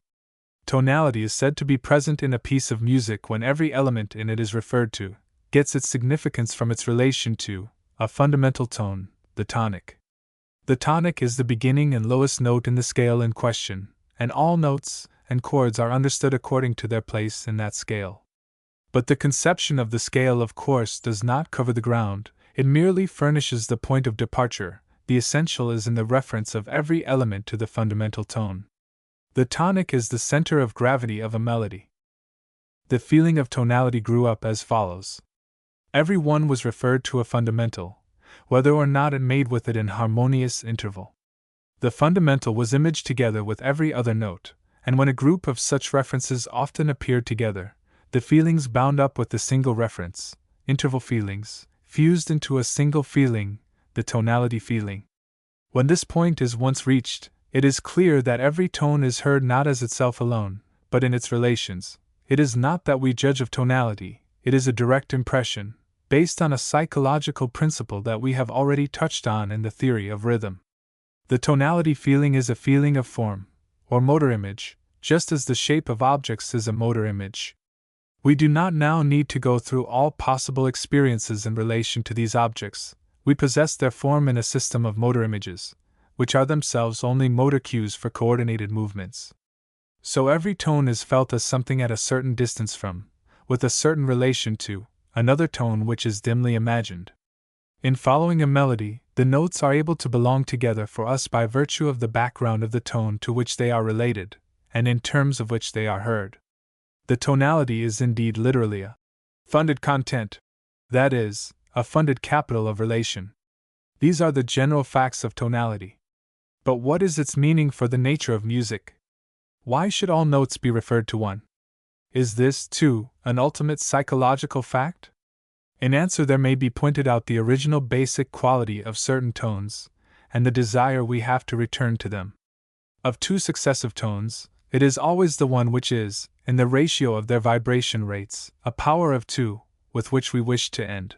One when either of two successive tones contains a power of 2, we have no preference as to the ending. Thus denoting any tone by 1, it is always to 1 or 2 and that we wish to return, from any other possible tone, while 3 and 5, 5 and 7, leave us indifferent as to their succession. In general, when two tones are related, as 2n, 3, 5, 7, 9, 15, in which 2n denotes every power of 2, including 2o equals 1, with the progression from the first to the second, there is bound up a tendency to return to the first. Thus the fundamental fact of melodic sequence may be said to be the primacy of 2 in vibration rates. But 2n, in a scale containing 3, 5, etc., is always what we know as the tonic. The tonic, then, gives a sense of equilibrium, of rest, of finality, while to end on another tone gives a feeling of restlessness or striving. Now tone relationship alone, it is clear, would not of itself involve this immediate impulse to end a sequence of notes on one rather than on another. Nor is tonality, in the all-pervasive sense in which we understand it, a characteristic of ancient, or of medieval music, while the tendency to end on a certain tone, which we should today call the tonic, was always felt. Thus, since complete tonality was developed late in the history of music, while the closing on the tonic was certainly prior to it, the finality of the tonic would seem to be the primary fact, out of which the other has been developed. We speak today, for instance, of dissonant chords, which call for a resolution, and are inclined to interpret them as dissonant just because they do so call. But the desire for resolution is historically much later than the distinction between consonance and dissonance. What we call resolution is not change from dissonant to consonant in general, but the transition of definite tones of a dissonant interval into definite tones of a consonant. The dissonance comes from the device of getting variety, in polyphonic music, by letting some parts lag behind, and the discords which arose while they were catching up were resolved in the final coming together, but the steps were all predetermined. Resolution was inevitably implied by the very principle on which the device is founded. That is, the understanding of a chord as something to be resolved, is indeed part of the feeling of tonality, but the ending on the tonic was that out of which this resolution feeling grew. 1 Stumpf, opposite, page 33. 2 Grove Dict. Of Music and Musicians. Art. Resolution. Must we, then, say that the finality of the tonic is a unique, inexplicable phenomenon? giving up the nature of melody as a problem if not insoluble, at least unsolved? The feeling of finality in the return to 2n is explained by Lipps and his followers, from the fact that the 2 division is most natural, and so tones of 2n vibrations would have the character of rest and equilibrium. This explanation might hold if we were ever conscious of the 2 division as such, in tones, which we are not, so that it would seem to depend on the restful character of a perception which by hypothesis is never present to the mind at all. The experience is, on the contrary, immediate, an impression, not a perception, and this immediacy points to the one ultimate fact in musical feeling we have so far discovered. The whole development of the scale, and the complex feeling of tonality, is an expression of the desire for consonance. Every change and correction in the scale has gone to make every note more consonant with its neighbors. And naturally the tonic is the tone with which all other tones have the most unity. Now this return phenomenon is a simpler case of the desire for the feeling of unity. The tonic is the epitome of all the most perfect feelings of consonance or unity which are possible in any particular sequence of tones, and is therefore the goal or resting place after an excursion. The undoubted feeling of equilibrium or repose which we have in ending on the tonic is thus explained. Not that consonance itself, the feeling of unity, is explained. But at any rate consonance is the root of the return, and of its development into complete tonality. The history of music is then the explicit development of acoustic laws implicit in every stage of musical feeling. That feeling covers an ever wider field. When Mr. Haddo says that the terms concord and discord are wholly relative to the ear of the listener, one, and that the distinction between them is not to be explained on any mathematical basis, or by any a priori law of acoustics, that it is not because a minor second is ugly that we dislike it, for it will be a concord some day, he is only partly right. The minor second may be a concord. That is, we may like it some day, but that will be because W have extended our feeling of tonality to include the minor second. When that day comes, the minor second will be so closely linked with other fully consonant combinations that we shall hear it in terms of them, just as today we hear the chord of the dominant seventh in terms of its resolution. But the basis will not be convention or custom, except in so far as custom is the unfolding of natural law. The course of music, like that of every other art, is away from arbitrary, though simple, convention, to a complexity which satisfies the natural demands of the organism. The natural persuasion of the ear is omnipotent. 1 W. H. Haddo, Studies in Modern Music, 1893. V. It has been said that the feeling of tonality is a motor image or form quality, and that the image of the tonic persists throughout every sequence of tones in a melody. Now these are not only felt as having a certain relation to the tonic, that relation is an active one. It was said that we had a positive desire to end on a certain tone, and that a tendency to pass to that tone was bound up with the hearing of another tone. The degree of this tendency is determined by their relation. The key, the tonality, is determined by the consensus of intervals which have been felt as more or less consonant. Then steps in this scale which come near to the great salient points, that is, the points of greatest consonance, which is unity, which is rest, are felt as suggesting them. This is the reason why a semitone progression is felt as so compelling. In taking the scale upward C to C, that element in the tone space already clearly foreshadowed by the previous tones is C. B is so near that it is almost C. It seems to cry aloud to be completed by C.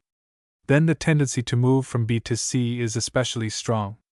In the same way, a chromatic note suggests most strongly the salient point in the scheme to which it is nearest, and tends to it as to a point of comparative rest.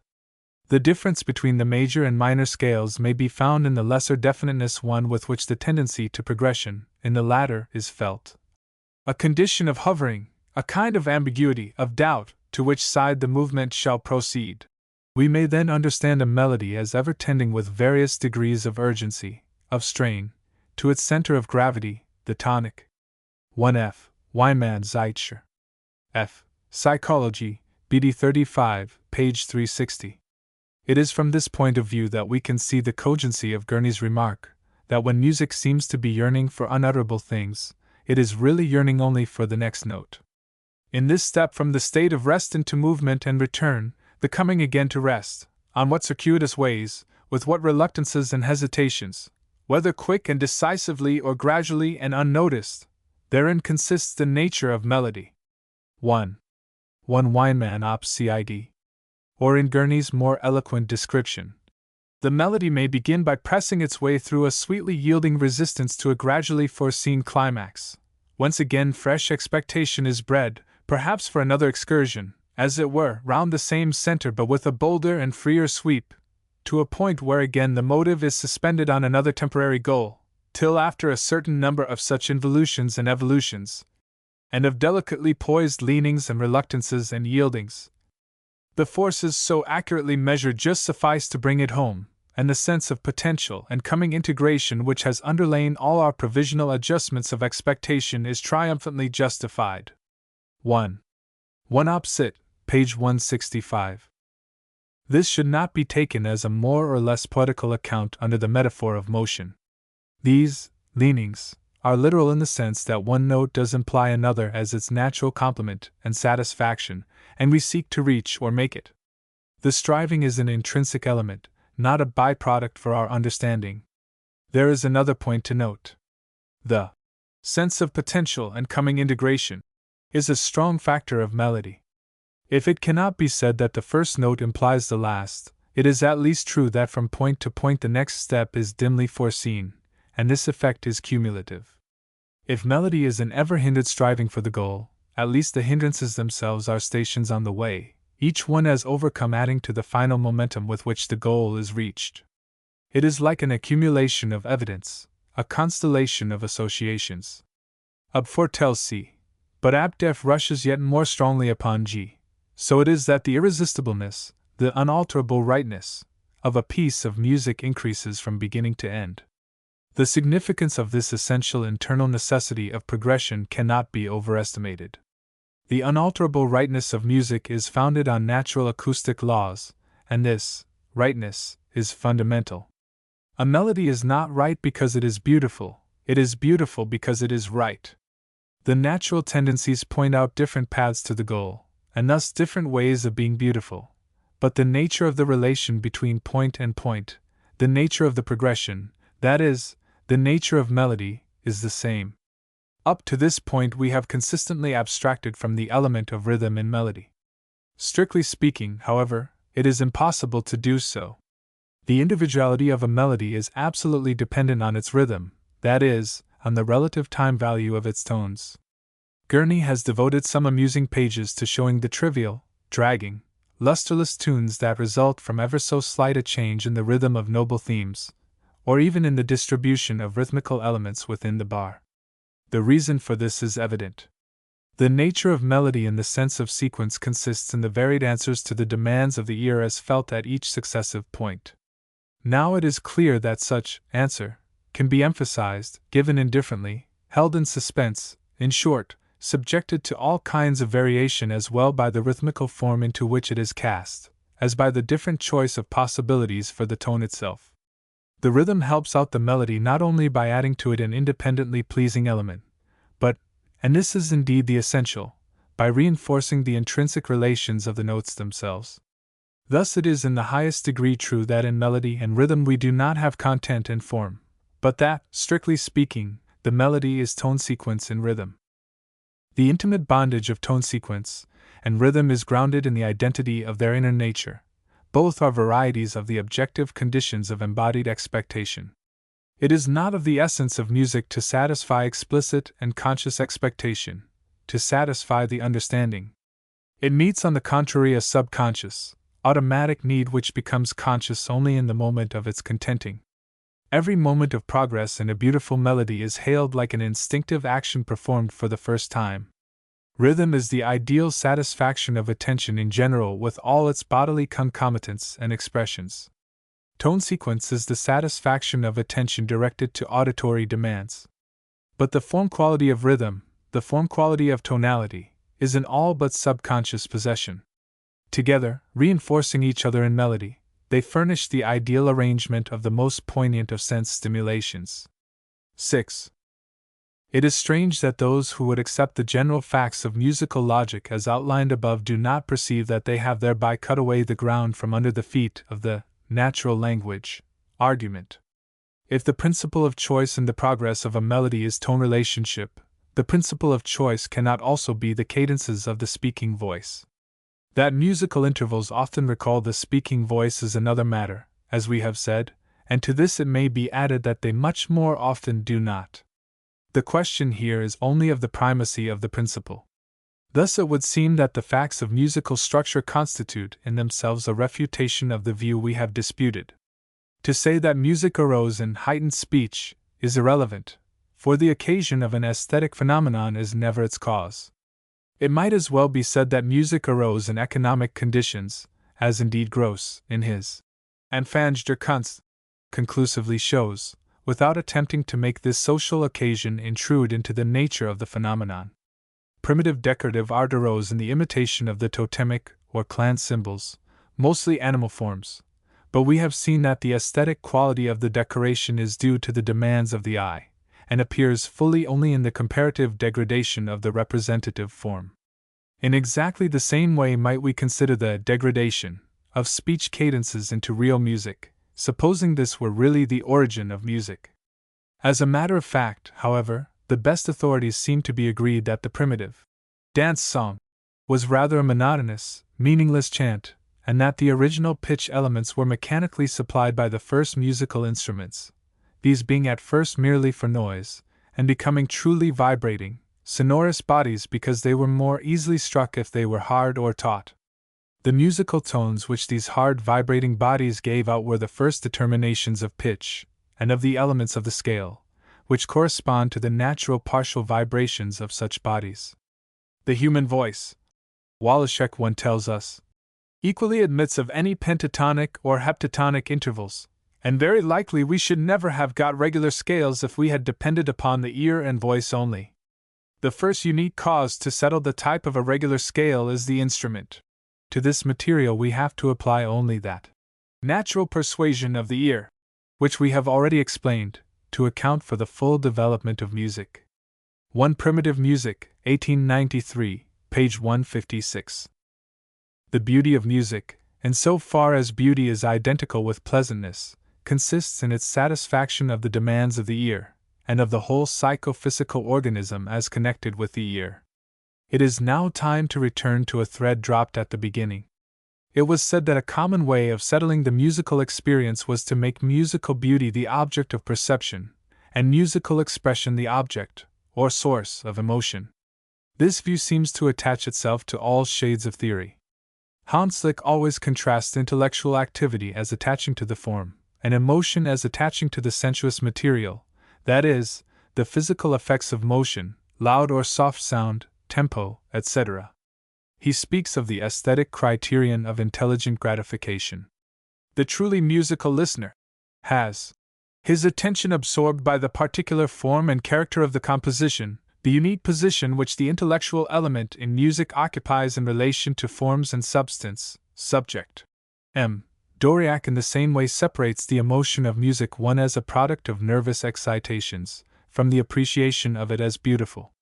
It is probably that the pleasure caused by rhythm and color prevails with a pretty large number, with the greatest number, over the pleasure in the musical form, pleasure too exclusively psychological for one to be content with it alone. The musical sense implies the intelligence, the theory applies to a great number of sonorous sensations, and not at all to any musical perceptions.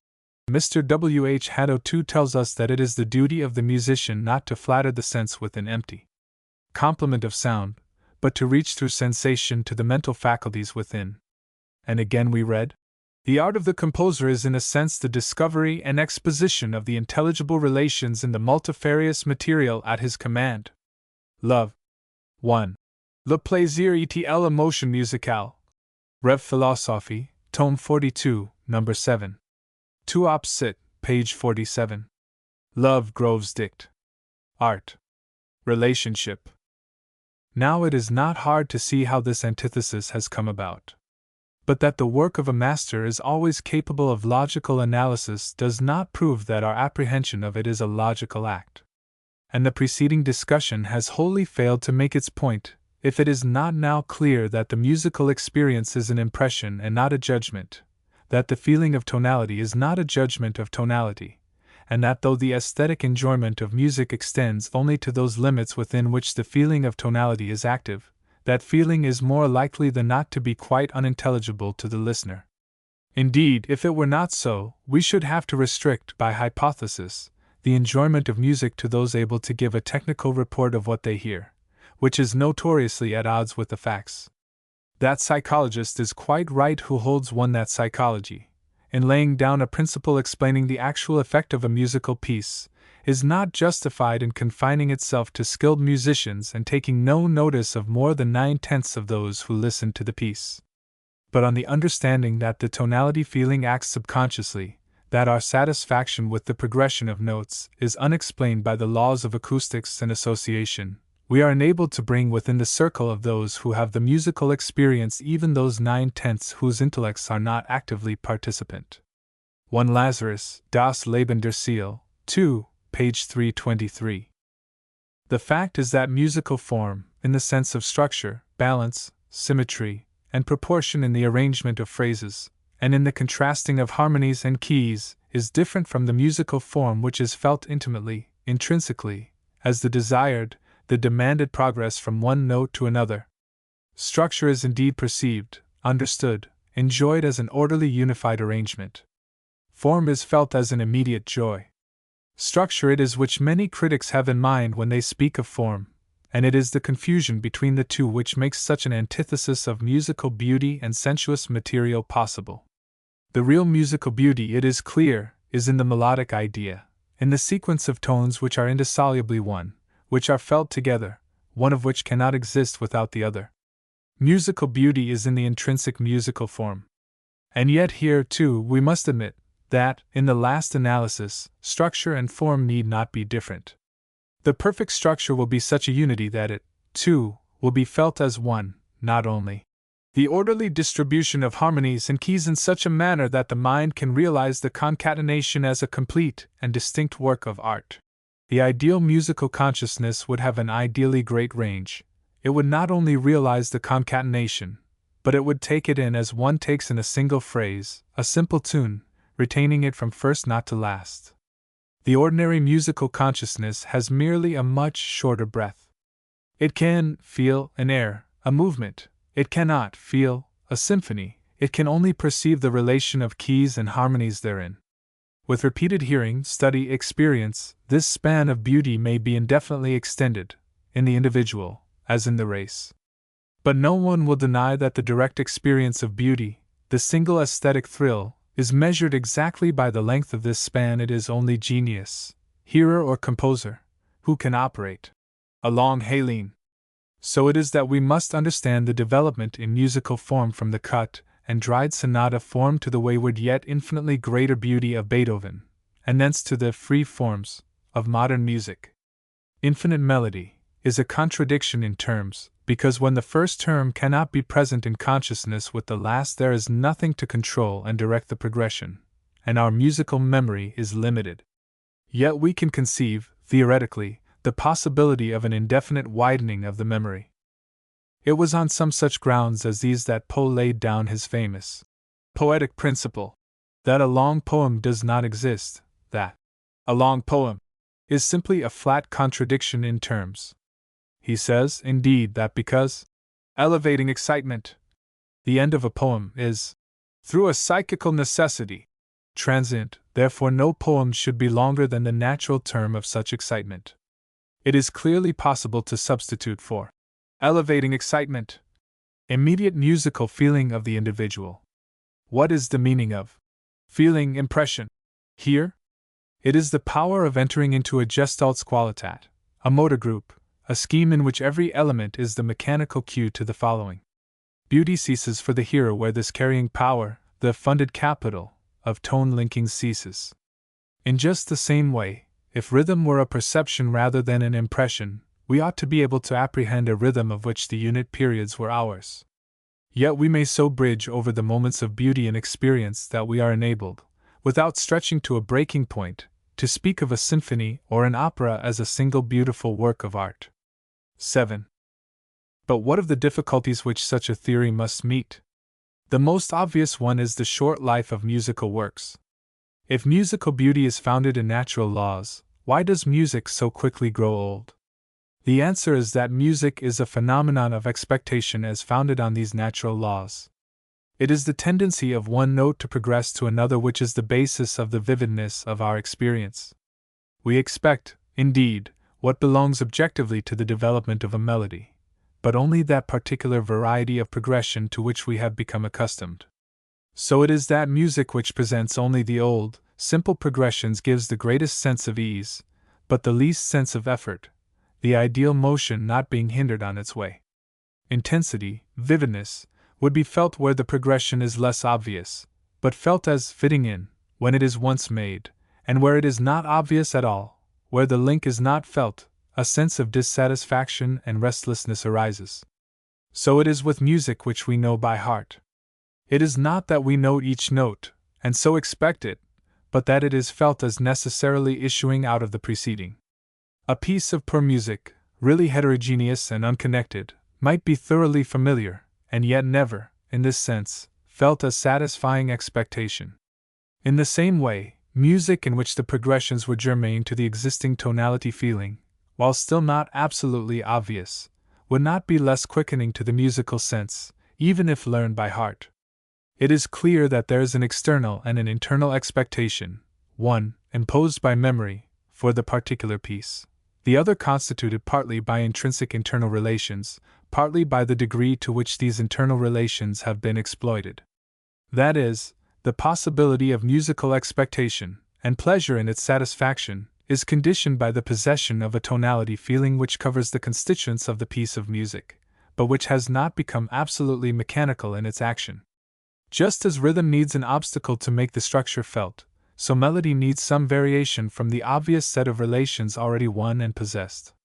If that possession is too complete, the melody becomes as stale and uninteresting as would a 3-4 rhythm without a change or a break. The test of genius in music, of the width and depth of mastery, is to be able to become familiar without ceasing to be strange. On the other hand, if in music to be great is always to be misunderstood, it is no less true, here as elsewhere, that to be misunderstood is not always to be great. And music may be merely strange, and pass into oblivion, without ever having passed that stage of surprised and delighted acceptance which is the test of its truth to fundamental laws. But how shall music advance? How shall it set out to win new relations? It is at least conceivable that it takes the method of another art which we have just studied. To get new beauties, it does not say, "Go to, I will add to the beauties I already have." It makes new occasions, and by way of these finds the impulse it seeks. Renoir paints the baigneux of Montmartre, and finds the odd, beautiful huddle of lines. In so doing, Rodin portrays ever new subtleties of situation and mood, and by way of these comes most naturally to the unedited poses. So a musician, we may imagine, comes to new and strange utterances by way of a new and strange motion or cry that he imitates. Out of the various bents and impulses that these give him, he chooses the ones that chance to be beautiful. And in time these new beauties have become worn away like the trite metaphors that are now no longer metaphors, but part of the funded capital. That was a ridiculous device of Schumann's, who found a motif for one of his loveliest things by using the letters of his temporary fair one's name, ABGG. But it may not be so utterly unlike the procedure by which music grows. 8. But what provision must be made for the emotions of music? It cannot be that the majority of musicians, who are strangely enough the very ones to insist that music is merely the language of emotion, are utterly and essentially wrong. Nor has it been attempted to prove them so. The beauty of music, we have sought to show, grows and flowers out of tone relations alone, consists in tone sequences alone. But it has not been said that music did not arouse emotion, nor that it might not on occasion even express it. It is in fact now rather a commonplace in musical theory, to show the emotional means which music has at its command, and I shall therefore be very brief in my reference to them. They may be shortly classed as expressive by association and by direct induction. Expressive by association are passages of direct imitation, the tolling of bells, the clash of arms, the roar of wind, the hum of spinning wheels, even to the bleating of sheep and the whir of windmills, the cadence of the voice in pleading, laughter, love. From such imitations we are reminded of a fact or an emotion. More intimate is the expression by induction.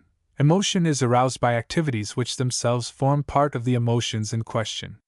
Thus the differences in tempo, reproduced in nervous response, call up the gaiety, sadness, hesitation, firmness, haste, growing excitement, etc., of which whole experiences these movement types form a part.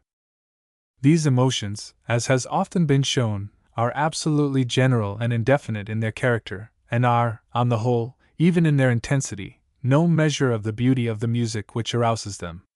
Indeed, we can get intense emotion from sound which is entirely unmusical.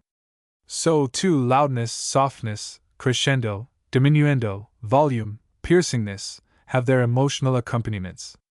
It is to Hans Slick that we owe the general summing up of these possibilities of expression as the dynamic figures of occurrences. How this dynamic skeleton is filled out through association, or that special form of association which we know as direct induction, is not hard to understand on psychological grounds.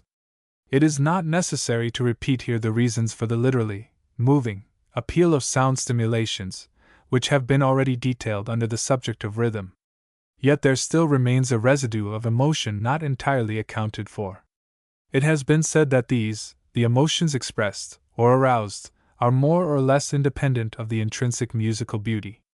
But it cannot be denied that there is an intense emotion which grows with the measure of the beauty of a piece of music, and which music lovers are yet loath to identify with the so-called general aesthetic emotion, or with the satisfaction of expectation, different varieties of which, in fusion, we have tried to show as the basis of the musical experience.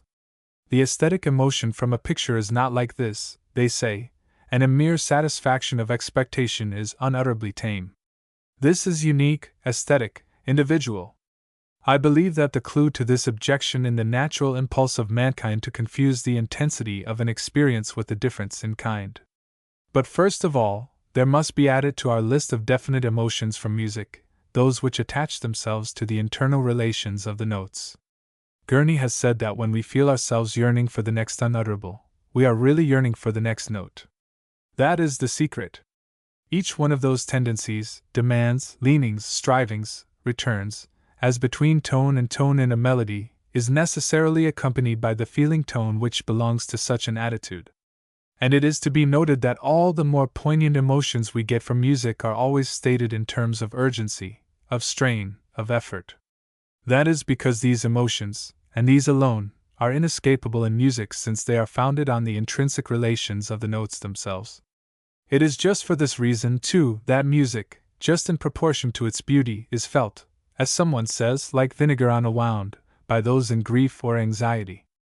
I shall loathe sweet tunes, where a note grown strong relents and recoils, and climbs and closes. It is the yearning that is felt most strongly, the more vividly are the real musical relations of the notes brought out. Music expresses and causes tension, strain, yearning through its inner, its absolute, nature. But it does more, it satisfies these yearnings. It not only creates an expectation to satisfy it, but the expectation itself is of a poignant, emotional, personal character. What is the emotion that is aroused by such a satisfaction? The answer to this question takes us back again to that old picturesque theory of Schopenhauer, that music is the objectification of the will. Schopenhauer meant this in a metaphysical, and to us an inadmissible sense.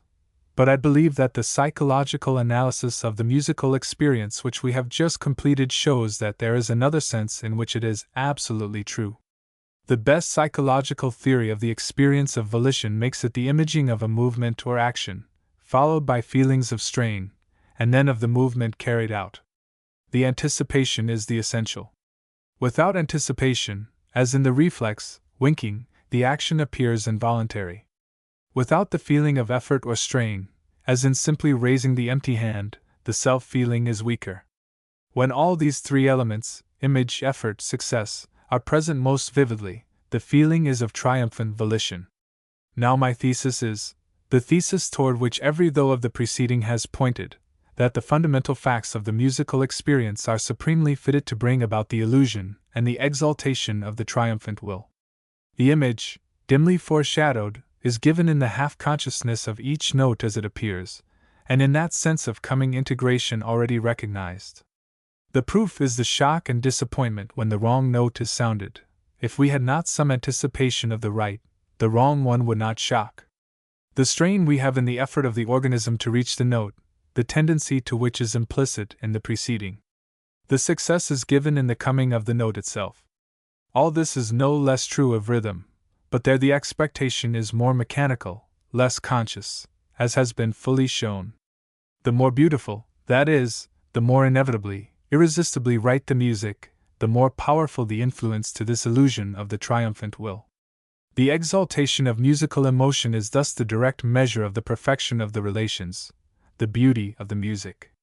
This, then, is the only intimate, immediate, intrinsic emotion of music, the illusion of the triumphant will. One word more on the interpretation of music in general aesthetic terms. All that has been said goes to show that music possesses to the very highest degree the power of stimulation. Can we attribute to it repose in any other sense than that of satisfying a desire that it arouses? We can do so in pointing out that music ever returns upon itself, that its motion is cyclic. Music is the art of auditory implications, but more than this, its last note returns to its first. It is as truly a unity as if it were static. We may say that the beauty of a picture is only entered into when the eye has roved over the whole canvas, and holds all the elements indirectly while it is fixated upon one point. In exactly the same way, music is not beauty unless it is all there, at every point a fusion of the heard tone with the once heard tones in the order of their hearing. The melody, as a set of implications, is as essentially timeless as the picture. By melody, too, then, is given the perfect moment, the moment of unity and completeness, of stimulation and repose. The aesthetic emotion for music is then the favorable stimulation of the sense of hearing and those other senses that are bound up with it, together with the repose of perfect unity. It has a richer color, a more intense exaltation in the illusion of the triumphant will, which is indeed the peculiar moment for the self in action. 6. The beauty of literature. 6. The beauty of literature. I. That in the practice and pleasure of art for art's sake there lurks an unworthy element, is a superstition that recurs in every generation of critics. A most accomplished and modern disciple of the gay science but yesterday made it a reproach to the greatest living English novelist, that he, too, was all for beauty, all for art, and had no great informing purpose. Art for art's sake is clearly, to this critic's mind, compatible with the lack of something all desirable for novels. Yet if there is indeed a characteristic excellence of the novel, if there is something the lack of which in a novel is rightly deplored, then the real art for art's sake is bound to include this characteristic excellence. If an informing purpose is needed, no true artist can dispense with it. Otherwise, art for art's sake is a contradiction in terms. The critic I have quoted merely voices the lingering Puritan distrust of beauty as an end in itself, and so repudiates the conception of beauty as containing all the excellences of a work of art.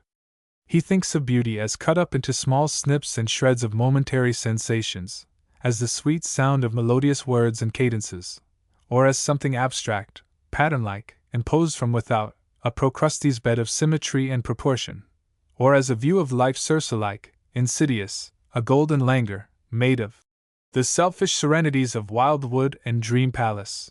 All these, apart or together, are thought of as the beauty at which the artist, for art's sake, aims, and to that is opposed the nobler informing purpose.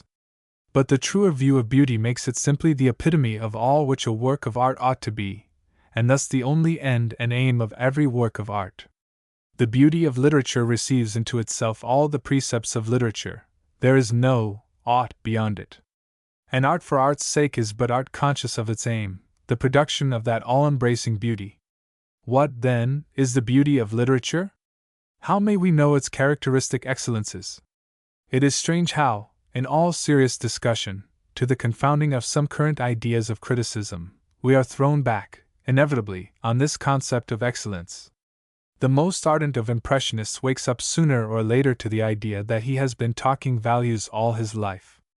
The excellences of literature. They must lie within the general formula for beauty, yet they must be conditioned by the possibilities of the special medium of literature. The general formula, abstract and metaphysical as it must be, may not be applied directly, for abstract thought will fit only that art which can convey it. Hence the struggle of theorists with painting, music, and architecture, and the failure of Hegel, for instance, to show how beauty as the expression of the idea resides in these arts. But if the general formula is always translated relatively to the sense medium through which beauty must reach the human being, it may be preserved, while yet affirming all the special demands of the particular art. Beauty is a constant function of the varying medium. The end of beauty is always the same, the perfect moment of unity and self-completeness, of repose and excitement. But this end is attained by different means furnished by different media, through vision and its accompanying activities, through hearing and its accompanying activities, and for literature, through hearing in the special sense of communication by word. It is the nature of this medium that we must further discover. 2. Now the word is nothing in itself. It is not sound primarily, but thought. The word is but a sign, a negligible quantity in human intercourse, a counter in which the coins are ideas and emotions, merely legal tender, of no value save in exchange. What we really experience in the sound of a sentence, in the sight of a printed page, is a complex sequence of visual and other images, ideas, emotions, feelings, logical relations, swept along in the stream of consciousness, differing, indeed, in certain ways from daily experience, but yet primarily of the web of life itself. The words and their nuances, march, tempo, melody add certain elements to this flood, hasten, retard, undulate, or comet, but it is the thought, the understood experience, that is the stuff of literature. Words are first of all meanings, and meanings are to be understood and lived through. We can hardly even speak of the meaning of a word, but rather of what it is, directly, in the mental state that is called up by it.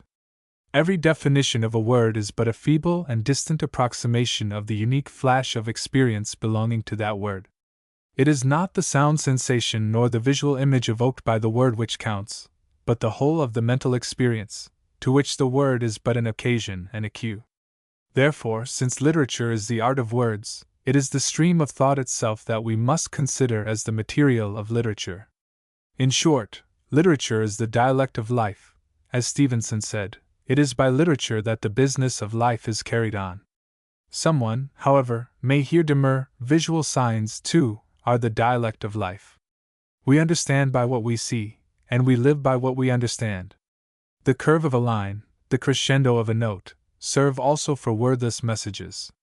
Why are not, then, painting and music the vehicles of experience, and to be judged first as evocation of life, and only afterward as sight and hearing? This conceded, we are thrown back on that view of art as the fixed quantity of imaginative thought supplemented by certain technical qualities, of color in painting, of sound in music, of rhythmical words in poetry, from which it has been the one aim of the preceding arguments of this book to free us. The holders of this view, however, ignore the history and significance of language. Our sight and hearing are given to us prior to our understanding or use of them. In a way, we submit to them, they are always with us. We dwell in them through passive states, through seasons of indifference. Moreover, when we see to understand, we do not see, and when we hear to understand, we do not hear. Only shreds of sensation, caught up in our flight from one action to another, serve as signals for the meanings which concern us. In proportion as action is prompt and effective, does the cue as such tend to disappear, until, in all matters of skill, piano playing, fencing, billiard playing, the sight or sound which serves as cue drops almost together out of consciousness. So far as it is vehicle of information, it is no longer sight or sound as such, interest has devoured it. But language came into being to supplement the lacks of sight and sound. It was created by ourselves, to embody all active outreaching mental experience, and it comes into particular existence to meet an insistent emergency, a literally crying need. In short, it is constituted by meanings, its essence is communication. Sight and sound have a relatively independent existence, and may hence claim a realm of art that is largely independent of meanings. Not so the art of words, which can be but the art of meanings, of human experience alone. And yet again, were the evocation of life the means and material of all art, that art in which the level of imaginative thought was low, the range of human experience narrow, would take a low place in the scale. What, then, of music and architecture? Inferior arts, they could not challenge comparison with the poignant, profound, all-embracing art of literature. But this is patently not the fact. There is no hierarchy of the arts. We may not rank St. Paul's Cathedral below Paradise Lost. Yet, is the material of all experience is the material of all art. They must not only be compared, but Paradise Lost must be admitted incomparably the greater. No, we may not admit that all the arts alike deal with the material of expression. The excellence of music and architecture, whatever it may be, cannot depend on this material. Yet by hypothesis it must be through the use of its material that the end of beauty is reached by every art. A picture has lines and masses and colors, wherewith to play with the faculty of vision, to weave a spell for the whole man. Beauty is the power to enchant him through the eye and all that waits upon it, into a moment of perfection.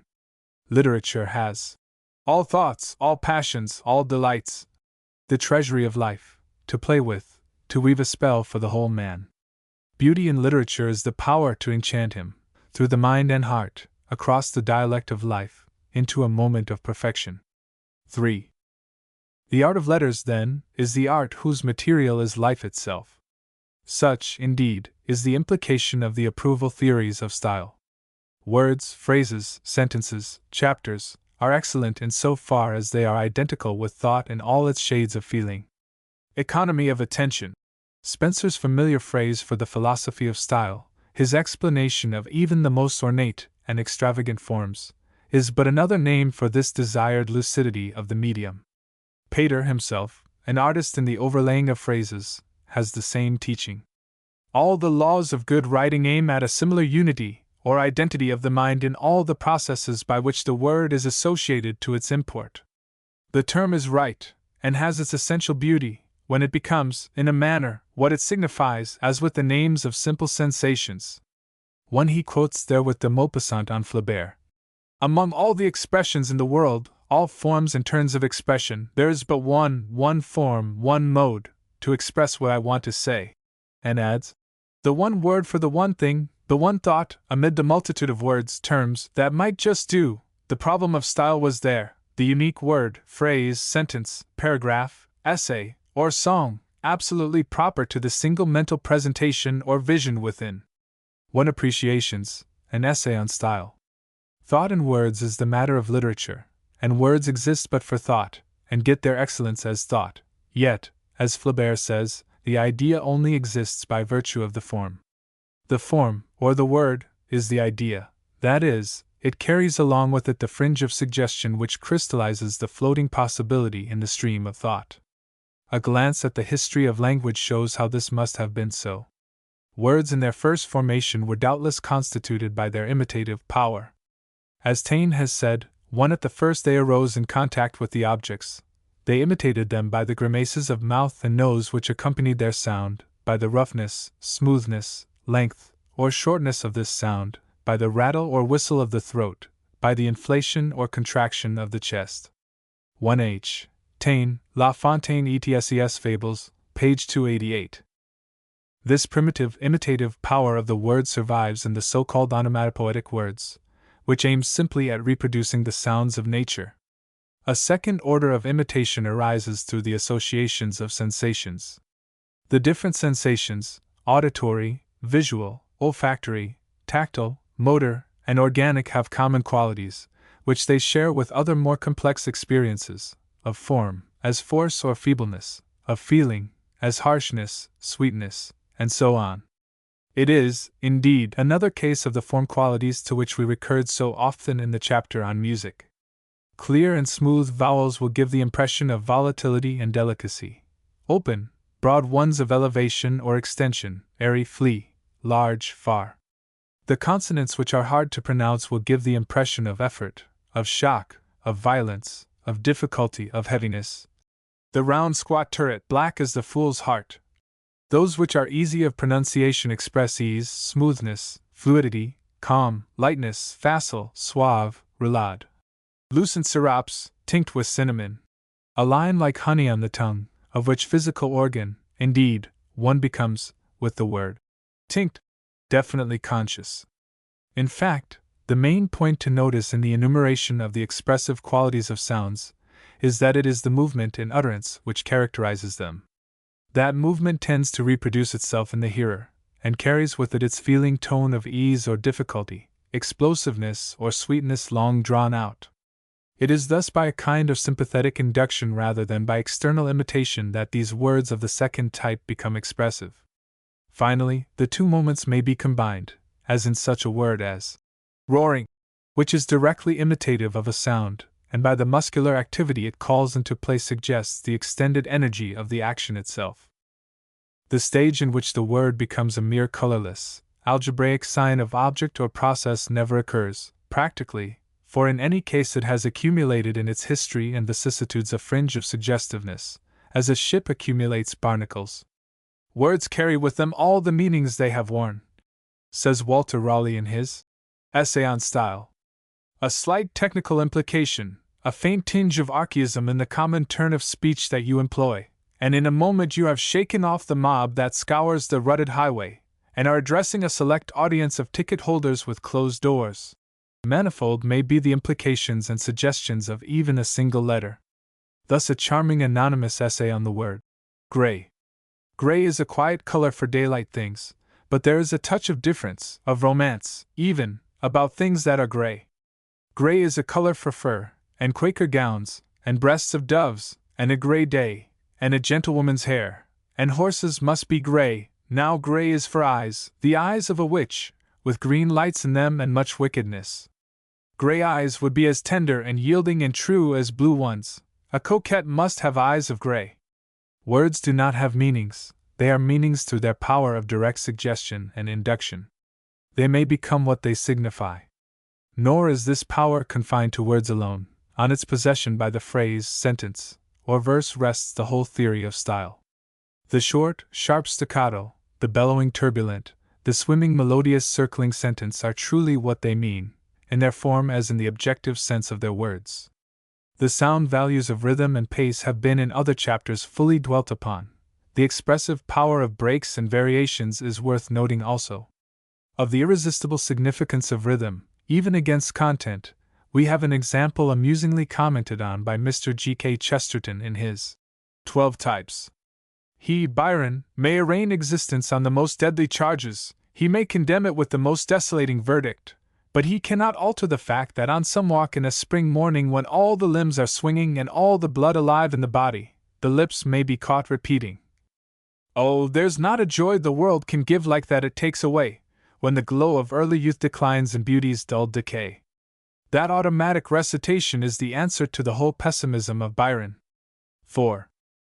Such, then, are some of the means by which language becomes identical with thought, and most truly the dialect of life. The genius will have ways, to which these briefly outlined ones will seem crude and obvious, but they will be none the less of the same nature. Shall we then conclude that the beauty of literature is here? That, in the words of Pater, from the essay I have quoted, in that perfect justice of the unique word omnipresent in good work, in function at every point, from single epithets to the rhythm of a whole book, lay the specific, indispensable, very intellectual beauty of literature, the possibility of which constitutes it a fine art.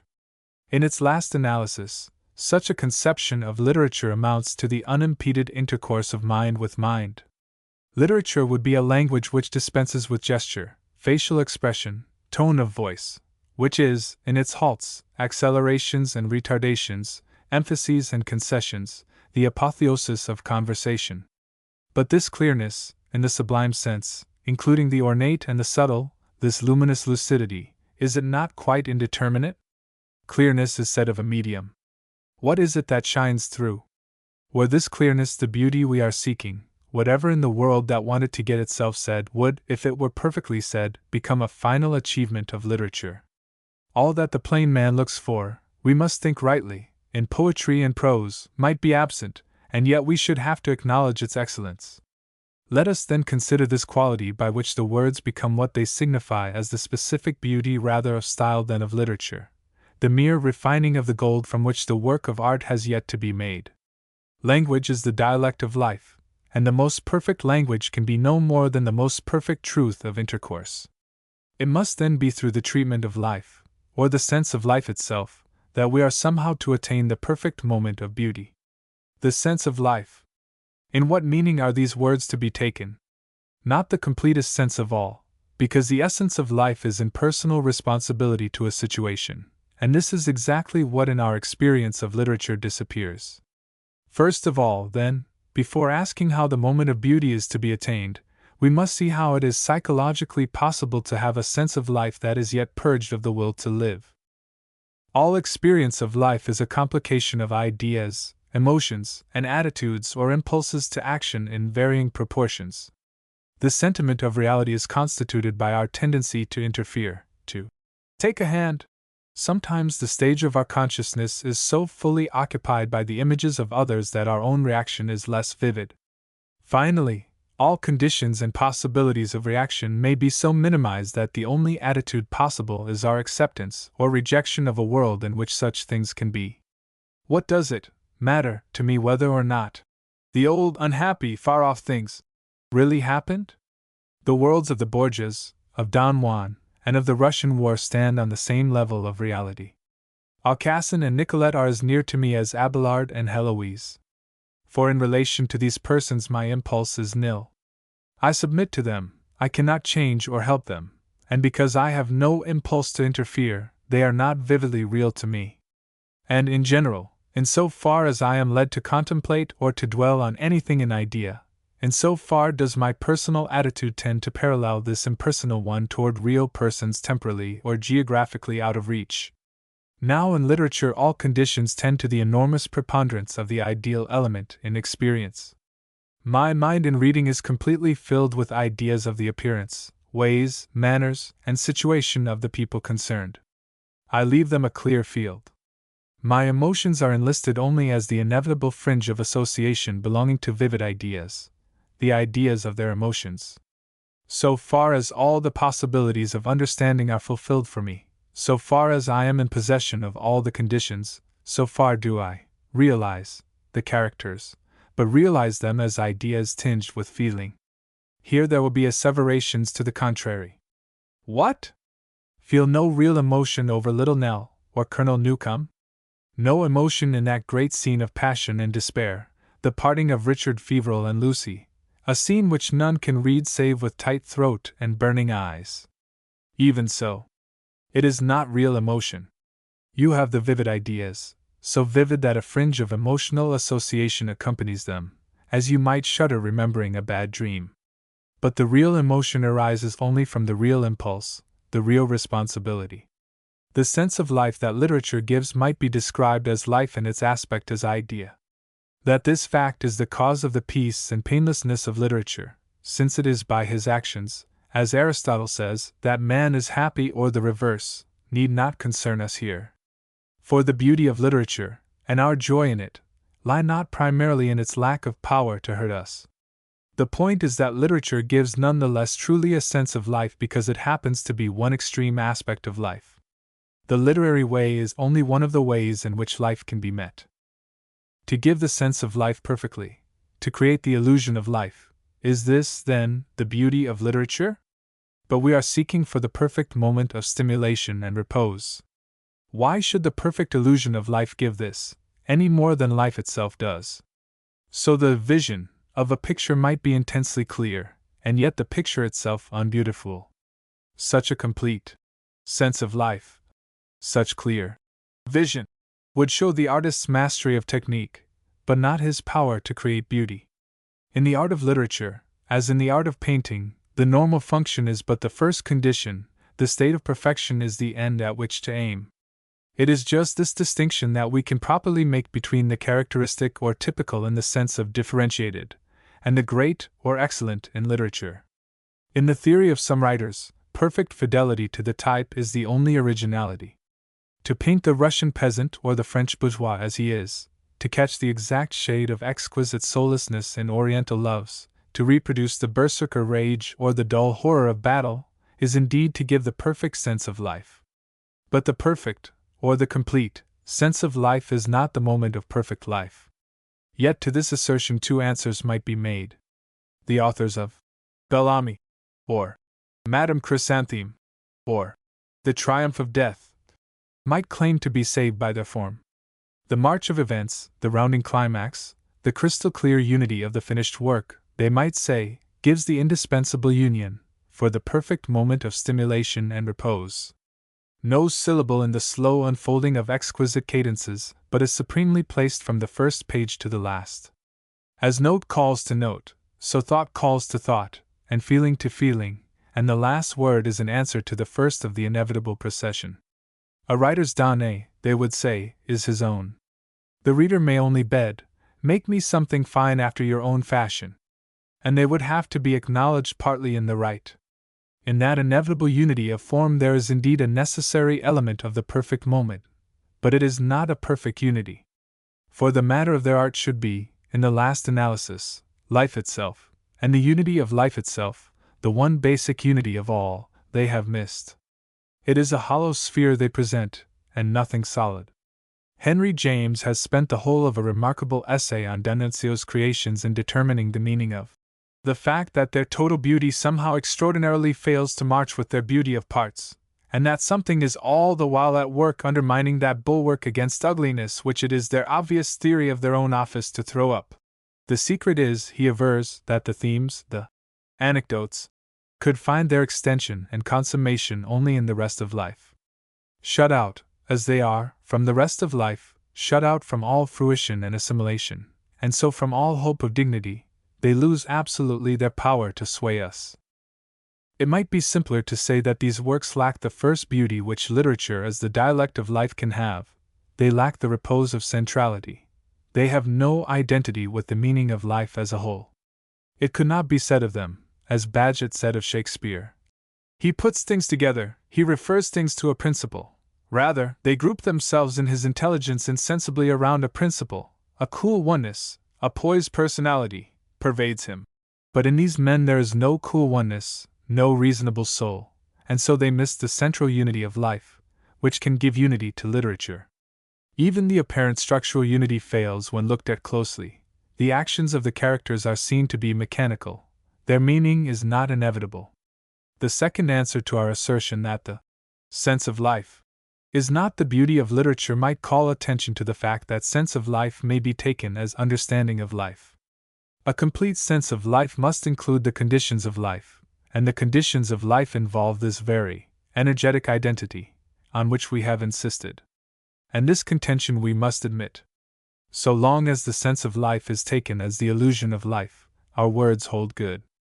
But if to that is added understanding of life, the door is open to the profoundest excellences of literature. Henry James has glimpsed this truth in saying that no good novel will ever proceed from a superficial mind. Stevenson has gone further. But the truth is, when books are conceived under a great stress, with a soul of ninefold power, 9 heated and electrified by effort, the conditions of our being seized with such an ample grasp, that even should the main design be trivial or base, some truth and beauty cannot fail to be expressed. The conditions of our being, if we accept, affirm, profoundly rest in what is presented to us, we have the first condition of that repose which is the essence of the aesthetic experience. And from this highest demand can be viewed the hierarchy of the lesser perfections which go to make up the perfect moment of literature. Instead of reaching this point by successive eliminations, we might indeed have reached it in one stride. The perfect moment across the dialect of life, the moment of perfect life, must be in truth that in which we touch the confines of our being, look upon our world, all in all, as revealed in some great moment, and see that it is good, that we grasp it, possess it, that it is akin to us, that it is identical with our deepest wills. The work that grasps the conditions of our being gives ourselves back to us completed. In the conditions of our being in a less profound sense may be found the further means to the perfect moment. Thus the progress of events, the development of feelings, must be in harmony with our natural processes. The development, the rise, complication, expectation, gratification, the suspense, climax, and drop of the great novel correspond to the natural functioning of our mental processes. It is an experience that we seek, multiplied, perfected, expanded, the life moment of a man greater than we. This, too, is the ultimate meaning of the demands of style. Lucidity, indeed, there must be, identity with the thought, but besides the value of the thought in its approximation to the conditions of our being, we seek the vividness of that thought, the perfect moment of apprehension, as well as of experience. It is the beauty of style to be lucid, but the beauty of lucidity is to reinforce the springs of thought. Even to the minor elements of style, the tone coloring, the rhythm, the melody, the essence of beauty, that is, of the perfect moment, is given by the perfecting of the experience. The beauty of liquids is their ease and happiness of utterance. The beauty of rhythm is its aiding and compelling power on utterance and thought. There is a sensuous pleasure in a great style. We love to mouth it, for it is made to mouth. As Flaubert says somewhat brutally, Je ne sais une phrase est bonne tu après l'avoir fait passer par mon guilloire. In the end, it might be said that literature gives us the moment of perfection, and is thus possessed of beauty, when it reveals ourselves to ourselves in a better world of experience, in the conditions of our moral being, in the conditions of our utterance and our breathing, all these concentric circles, in which the center of repose is given by the underlying identity of ourselves with this world. Because it goes to the roots of experience, and seeks to give the conditions of our being as they really are, literature may be truly called a criticism of life. Yet the end of literature is not the criticism of life, rather the appreciation of life, the full savor of life in its entirety. The final definition of literature is the art of experience. 6. But then literature would give only the perfect moments of existence, would ignore the tragedies, ironies, pettiness of life. Such an interpretation is a quite mistaken one. As the great painting uses the vivid reproduction of an ugly face, a squalid hovel, to create a beautiful picture, beautiful because all the conditions of seeing are made to contribute to our being made whole in seeing, so great literature can attain through any given set of facts to the deeper harmony of life, can touch the one poised, unconquerable soul, and can reinforce the moment of self-completeness by every parallel device of stimulation and concentration. And because it is most often in the tragedies that the conditions of our being are laid bare, and the strings which reverberate to the emotions most easily played upon, it is likely that the greatest books of all will be the tragedies themselves. The art of experience needs contrasts no less than does the visual or auditory art. This beauty of literature, because it is a hierarchy of beauties more and less essential, exists in all varieties and in all shades. If the old comparison and contrast of idealism and realism is referred to here, it is because that ancient controversy seems not even yet entirely outworn. If realism means close observation of facts and neglect of ideas, and idealism, neglect of prosaic facts and devotion to ideas, then we must admit that realism and idealism are the names of two defective types. Strictly speaking, whatever goes deep enough to the truth of things, gets nearer reality, is realism, yet to get nearer reality is to attain true ideas, and that is idealism too. The great work of literature is realistic because it does not lose sight of the ideal. Our popular use of idealistic refers, indeed, to the world seen through rose-colored glasses, but for that possible variety of literary effort it is better to use the word romance. Romance is the world of our youthful dreams of things, not as they do happen, but as, without any special deeper meaning, we should wish them to happen. That is the world of the gold-haired maiden, the lover with the red-roan steed of steeds, the purse of Fortunatus, the treasure trove, the villain confronted with his guilt. Never the time and the place and the loved one all together, but in romance they come together. The total depravity of inanimate things has become the stars in their courses fighting for us. Stevenson calls it the poetry of circumstance, for the dreams of youth are properly healthy and material. The salvage from the wreck in Robinson Crusoe, he tells us, satisfies the mind like things to eat. Romance gives us the perfect moment of the material and human, with the divine left out. It has sometimes been made a reproach to critics, more often, I fear, by those who hold, like myself, that beauty and excellence in art are identical, that they discourse too little of form in literature, and too much of content. But all our taking thought will have been vain, if it is not now patent that the first beauty of literature is, and must be, its identity with the central flame of life, the primal conditions of our being. Thus it is that the critic is justified in asking first of all, how does this man look on life? Has he revealed a new, or better, the eternal old meaning? The Weltanschauung is the critic's first consideration, and after that he may properly take up that secondary grasp of the conditions of our being in mental processes, revealed in the structure, march of incidents, suspense, and climaxes, and the beauty or idiosyncrasy of style. It is then literally false that it does not matter what a man says, but only how he says it. What he says is all that matters, for it will not be great thought without some greatness in the saying. Art for art's sake in literature is then art for life's sake, and the informing purpose, in so far as that means the vision of our deepest selves, is its first condition. And because the beauty of literature is constituted by its quality as life itself, we may defer detailed consideration of the species and varieties of literature. Prose and poetry, drama and novel, have each their own special excellences springing from the respective situations they had, and have, to meet. Yet these but add elements to the one great power they all must have as literature, the power to give the perfect experience of life in its fullness and vividness, and in its identity with the central meanings of existence, unity and self-completeness together, in a form which offers to our mental functions the perfect moment of stimulation and repose. 7. The nature of the emotions of the drama. 7. The nature of the emotions of the drama. That psychologist who, writing on the problems of dramatic art, called his brochure, "The Dispute over Tragedy," gave the right name to a singular situation.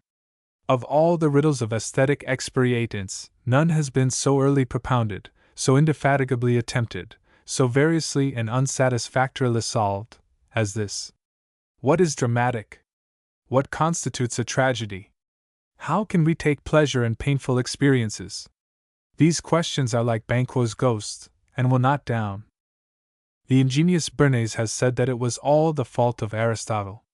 The last phrase of the famous definition in the Poetics, which should relate the nature and aim of tragedy, is left, in his works as we have them, probably through the suppression or loss of context, without elucidating commentary.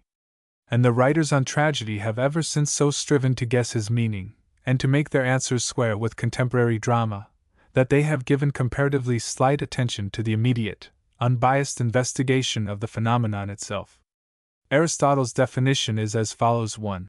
Tragedy, then, is an imitation of an action that is serious, complete, and of a certain magnitude, in language embellished with each kind of artistic ornament, the several kinds being found in separate parts of the play, in the form of action, not of narrative, through pity and fear affecting the proper purgation of these emotions. In what follows, he takes up and explains this definition, phrase by phrase, until the very last. What is meant by the purgation, catharsis, through pity and fear? It is at least what tragedy affects, and is thus evidently the function of tragedy. But a thing is determined, constructed, judged, according to its function. The function is, so to speak, its genetic formula. With a clear view of that, the rest of the definition could conceivably have been constructed without further explanation.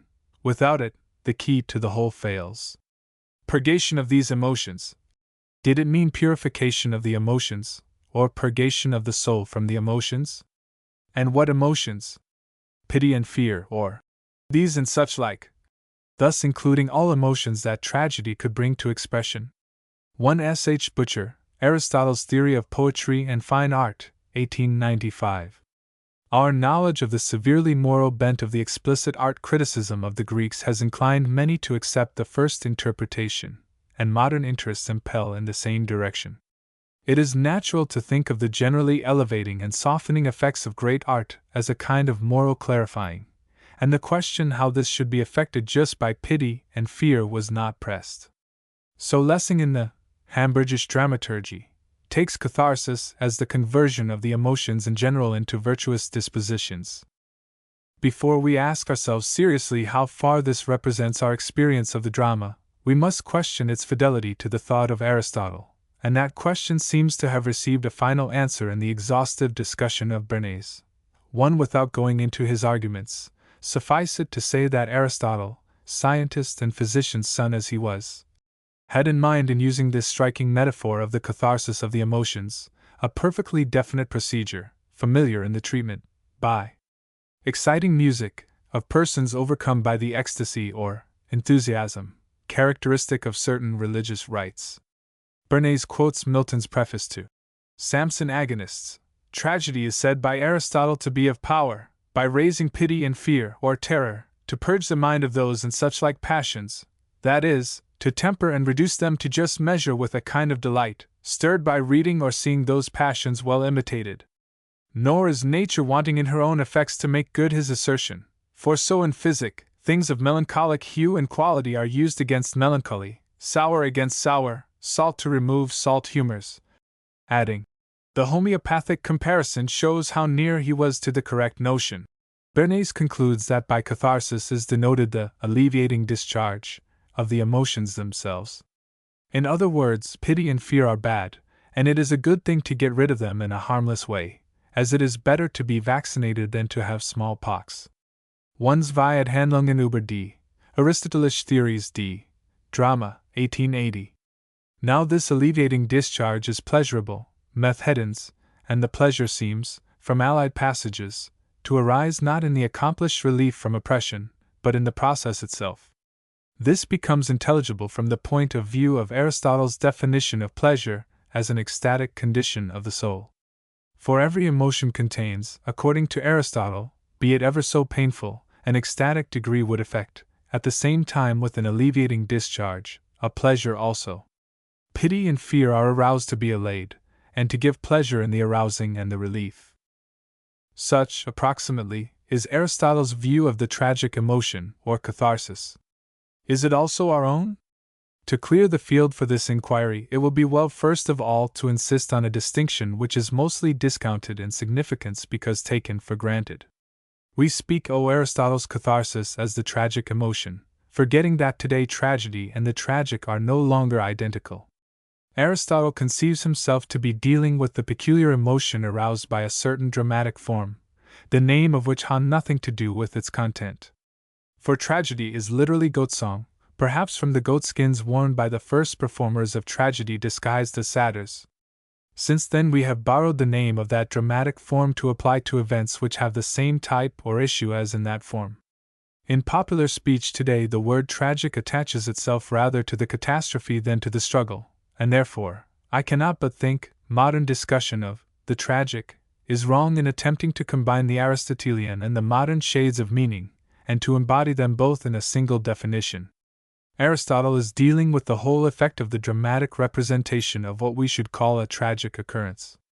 It is really the theory of the dramatic experience, and not of the tragic, in our sense, which occupies him. Therefore, as I say, we must not assume, with many modern critics, that an analysis of the tragic in experience will solve the problem of the catharsis. Our tragic event, it is true, is of the kind which dramatically treated helped to bring about this peculiar effect. But the question of Aristotle and our problem of catharsis is the problem of the emotion aroused by the tragic drama. What, then, is the nature of dramatic emotion? 2. The analogy of Aristotle's conception of the emotion of tragedy with certain modern views is evident. To feel pain is to live intensely, it is said. To be absorbed in great, even though overwhelming, events is to make us realize our own pulsing life. The criticism to be made on this theory is, however, no less simple. It consists merely in denying the fact. It does not give us pleasure to have painful emotions or to see other people's sorrows, in spite of the remains of the gorille ferris in us, to which Taine and M. Faget attribute this imputed pleasure. And if we feel pleasure, excitement, elevation in the representation of the tragic, it must be due to some other element in the experience than the mere self-realization involved in suffering. It is indeed our first impulse to say that the painful quality vanishes when the exciting events are known to be unreal. Pity and fear are painful because too intense, and in the drama are just sufficiently moderated. The rejoinder is easy, that pity and fear are never anything but painful down to the vanishing point. The slight pity for a child's bruised finger is not more pleasurable because less keen, while our feeling, whatever it is, for Ophelia or Gretchen, becomes more pleasurable in proportion to its intensity. It is clear that the matter is not so simple as Aristotle's psychology would make it. Pity and fear do not in themselves produce pleasure, relief, and repose. These emotions as aroused by tragedy are either not what we know as pity and fear in real life, or the manner of their undergoing brings in an entirely new element, on which Aristotle has not touched. In some way or other the pity and fear of tragedy are not like the pity and fear of real life, and in this distinction lies the whole mystery of the dramatic catharsis. But there is an extension of Aristotle's theory, lineally descended from that of Lessing, which professes to elucidate this difference, and must be taken account of, inasmuch as it represents the modern popular view. Professor Butcher, in his edition of the Poetics, concludes, on the basis of a reference in the Politics, implying that the catharsis of enthusiasm is not identical with the catharsis of pity and fear, that the word is to be taken less literally, as an expulsion of the morbid elements in the emotions, and these he takes to be the selfish elements which cling to them in real life. Thus, the spectator, who is brought face to face with grander sufferings than his own, experiences a sympathetic ecstasy, a listing out of himself. It is precisely in this transport of feeling, which carries a man outside his individual self, that the distinctive tragic pleasure resides. Pity and fear are purged of the impure element which clings to them in life. In the glow of tragic excitement, these feelings are so transformed that the net result is a noble emotional satisfaction. In spite of our feeling that the literal and naive reading of the analogy was probably after all nearer Aristotle's meaning, we may accept the words of Professor Butcher as its modern formulation. They sound, indeed, all but a truism, yet they are seen on examination to glide lightly over some psychological difficulties. Firstly, the step is a long one from the pity and fear felt by the Greek toward or about the actors, to a sharing of their emotion. The one is a definite external relation, limited to two emotions; the other, the sympathetic ecstasy, opens the door to all conceivable emotions, and needs at least to be justified. But secondly, even suppose the step taken, suppose the sympathetic imitation, conceded as a fact, the objections to Aristotle's interpretation are equally applicable to this. Why should this transport of sympathetic feeling not take the form of a transport of pain? Why should the net result be a noble emotional satisfaction? If pity and fear remain pity and fear, whether selfish or unselfish, it doth not yet appear why they are emotionally satisfactory. The so transformed of the passage quoted assumes the point at issue and begs the question. That is, if this transformation of feeling does indeed take place, there is at least nothing in the nature of the situation, as yet explained, to account for it. But explanation there must be. To this, the lost passage on the catharsis must have been devoted. This, every thoroughgoing study of the theory of the drama must make an indispensable preliminary. What there is in the nature of tragic art capable of transforming painful to pleasurable emotion must be made clear. Before we can accept Professor Butcher's view of the function of tragedy, its possibility as a psychological experience must be demonstrated. For the immediately pleasurable aesthetic effect of tragedy, a certain kind of pity and fear, operating in a special way, are required. It must be thus only in the peculiar character of the emotions aroused that the distinctive nature of the tragic experience consists. What is this peculiar character? 3. A necessary step to the explanation of our pleasure in supposedly painful emotions is to make clear how we can feel any emotion at all in watching what we know to be unreal, and to show how this emotion is sympathetic, that is, imitative, rather than of an objective reference. In brief, why do we feel with, rather than toward or about the actors? The answer to this question requires a reference to the current theory of emotion. According to modern psychologists, emotion is constituted by the instinctive response to a situation. It is the feeling accompanying very complicated physical reactions, which have their roots in actions once useful in the history of mankind. Thus the familiar expression of anger, the flushed face, dilated nostril, clenched fist, are remains or marks of reactions serviceable in mortal combat. But these, the coarser bodily changes proper to anger, are accompanied by numberless organic reactions, the feel of all of which together is an indispensable element of the emotion of anger.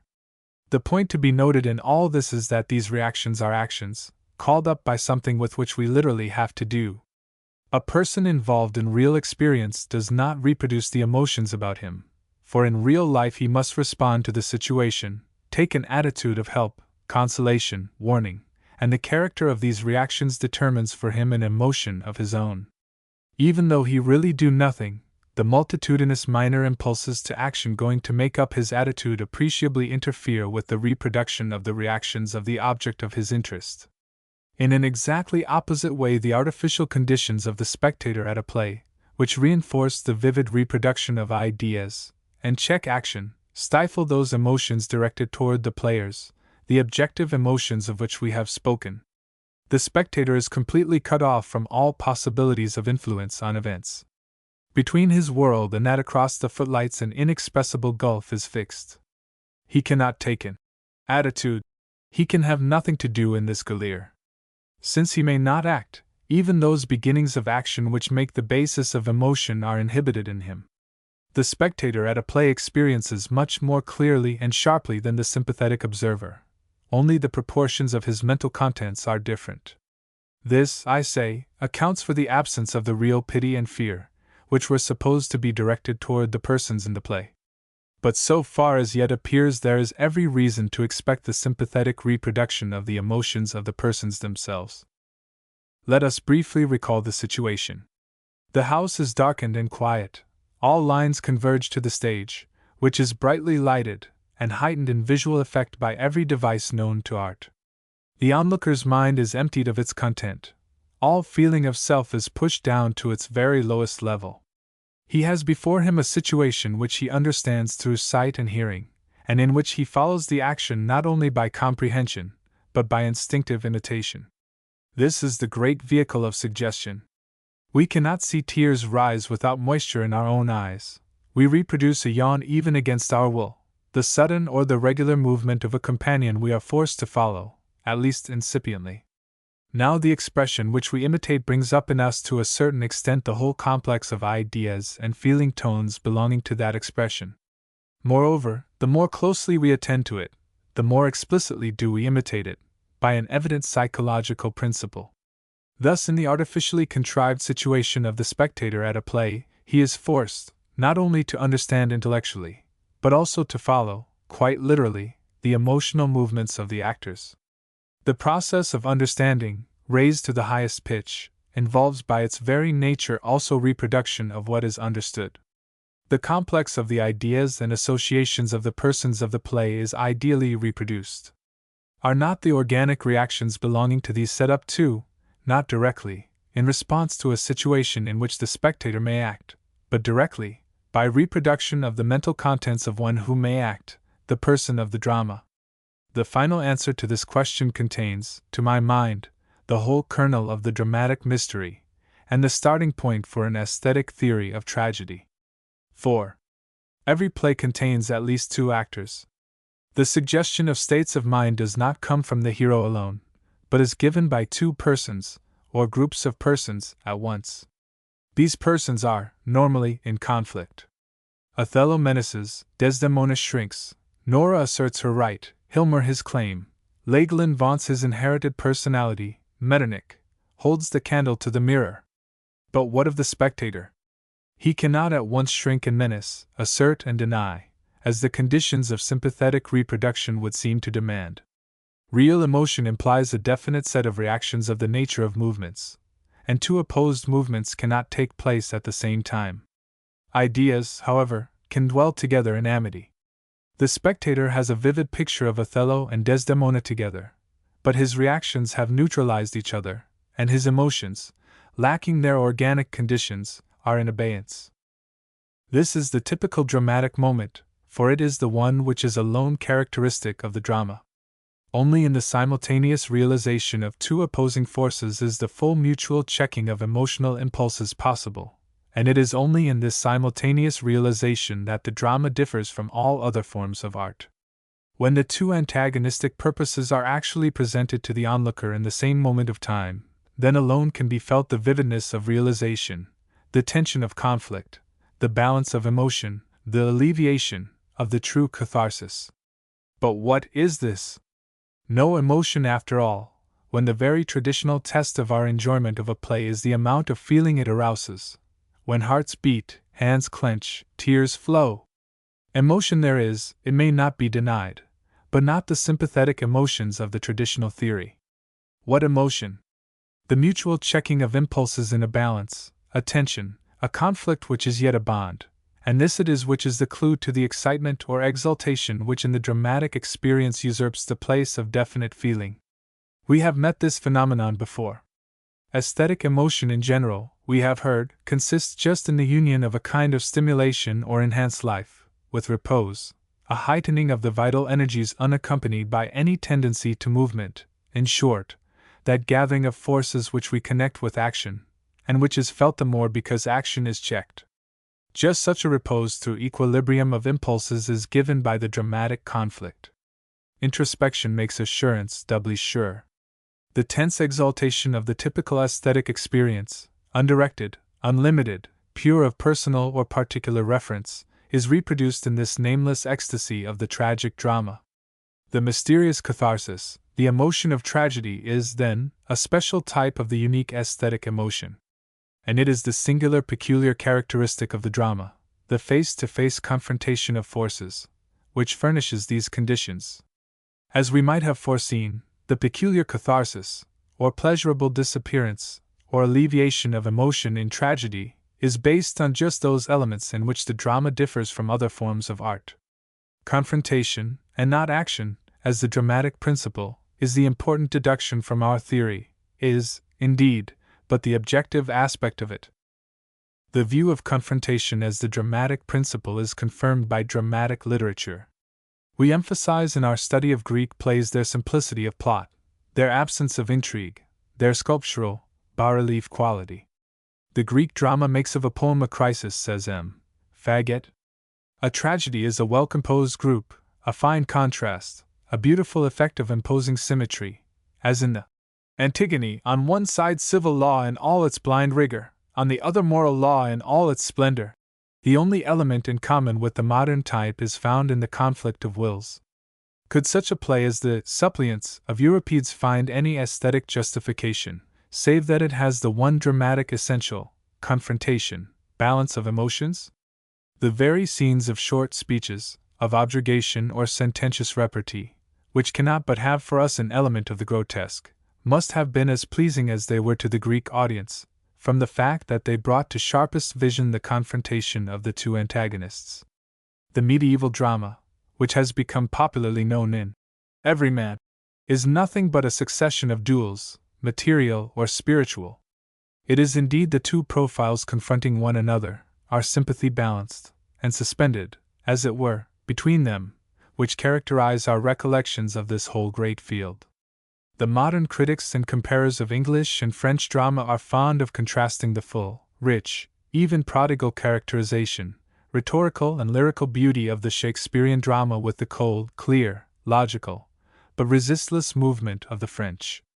Yet the contrast is not quite that between characterization and form. The essential form is common to both.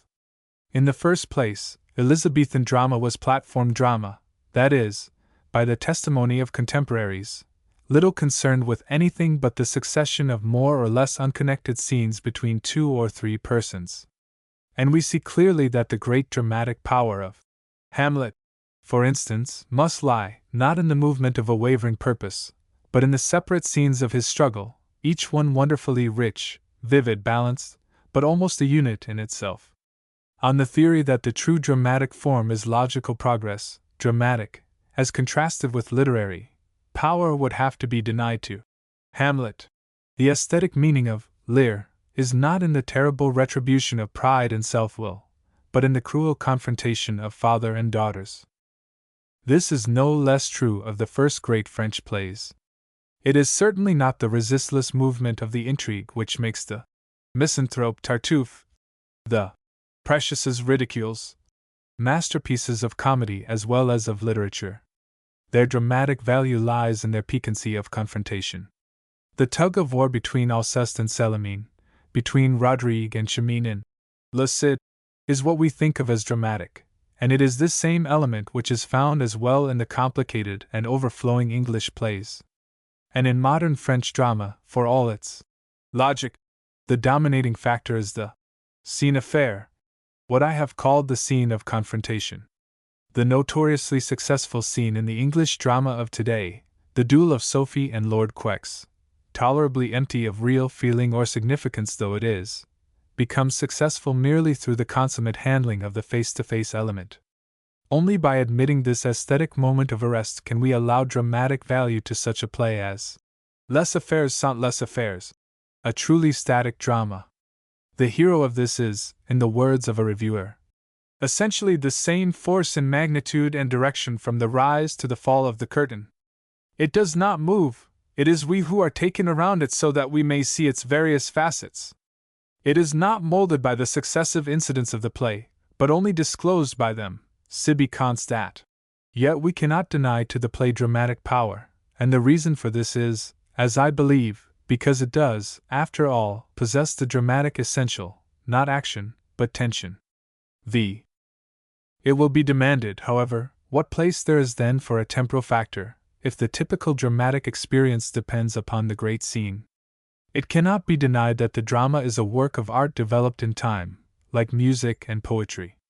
It comes to a climax and a resolution, it evolves its harmonies like the symphony, in irrevocable order.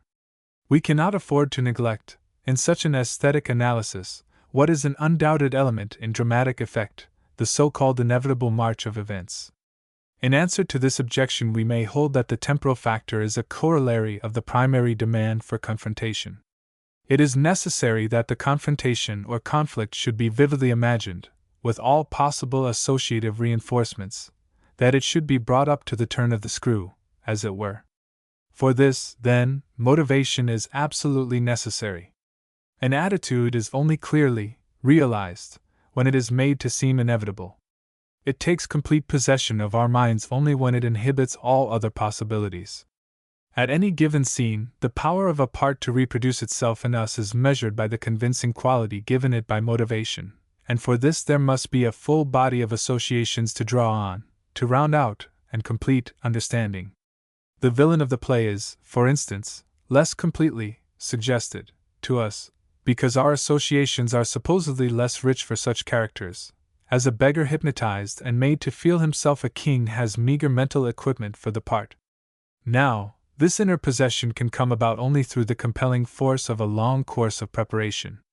In providing such an accumulation of impulses, none was greater than the younger Dumas, and none had to be greater. To make his audience accept, that is, identify itself with, the action of the hero in Denise, or the mother's decision in Les Idées de Mms. Aubrey, so subversive of general social feeling, and thereby to experience fully the great dramatic moment in each play, there had to go the effect of innumerable small impulses.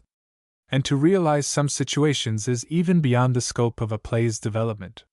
It is an acute remark of Mr. G.K. Chesterton's that many plays nowadays turn on problems of marriage, which subject is one for slow years of adjustment, patience, adaptation, endeavor, while the drama requires quick decisions, bouleversements, etc., and would do wisely to confine itself to fields in which such bouleversements can be made credible.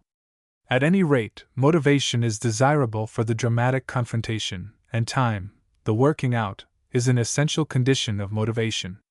To make the dramatic conflict ever sharper and deeper, until it either melts into harmony, or ceases through the destruction of one element, is the whole duty of the development, and makes it necessary.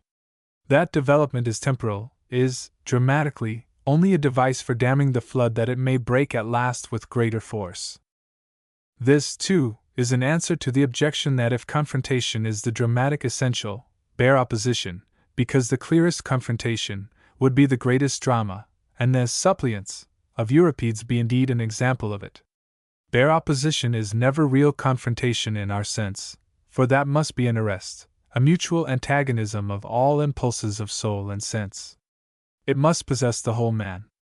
It needs to take in all thoughts, all passions, all delights, to be complete, and the measure of its completeness is the measure of its aesthetic value. In the same way, the demand for profound truth and significance in the drama is clearly to be reached from the purely dramatic need. Inner possession. The condition for our dramatic tension depends not alone on the cumulation of suggestions, suggestion in its, so to speak, quantitative aspect. The attitude of a character must be necessary in itself, that is, it must be true to the great and general laws of life. If it is fundamentally false, even with the longest and completest preparation, it rings hollow. We cannot completely enter into it. Thus we see that the one central requirement, the dramatic germ, leads to the most far-reaching demands for logic, sanity, and morality in the ideas of a play. This should not be interpreted as exhausting the aesthetic value of logic and morality in the drama. The drama is a species of literature, and these qualities, apart from the fact that they are necessary to the full dramatic moment, have also an aesthetic effect proper to themselves. Thus the development has the beauty which lies in a necessary progress. But this beauty is common to the epic, the novel, and the symphony, while the unity given by the confrontation and tension of simultaneous forces belongs to the drama alone. It is therefore development as serving the dramatic end that I have deduced. Yet we may well recall here the other aspect of the experience. Analogous to the pleasure in rhythm and in music, in which the awaited beat or tone slips, as it were, into a place already prepared for it, with the satisfaction of harmonious nervous adjustment, is the pleasure in an inevitable and irrevocable progress. For it is not felt as inevitable unless the whole crystallization of the situation makes such, and only such, an action or thought necessary at a certain point in the structure, makes it to a certain extent anticipated, and so recognized with a claim on its appearance. We will an event in anticipating and accepting it, and we realize it as it comes. Nothing more is to be found in the psychological analysis of the will itself. Theoretically, the two states are nearly identical. Thus this continual anticipation and coming true takes on the feeling tone of all volition, and so in music, as I have shown at length, and in drama, and to a degree in all forms of literature, we have the illusion of the triumphant will. This is the secret of that creative joy felt by the spectator at a drama, which has been so often noted. It is this illusion of the triumphant will, too, which enters largely into our acceptance of the tragic end. Much has been said in the dispute over tragedy, of the so-called resignation of the tragic hero, and of the audience in relation to his fate.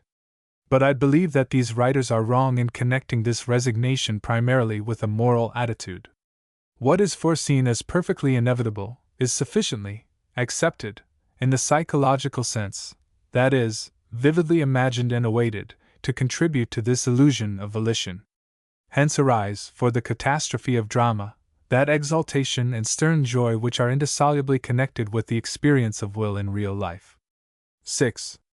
We have spoken of the dramatic, and have desired to show that its peculiar aesthetic experience arises out of the tension or balance of emotion in the confrontation of opposing forces.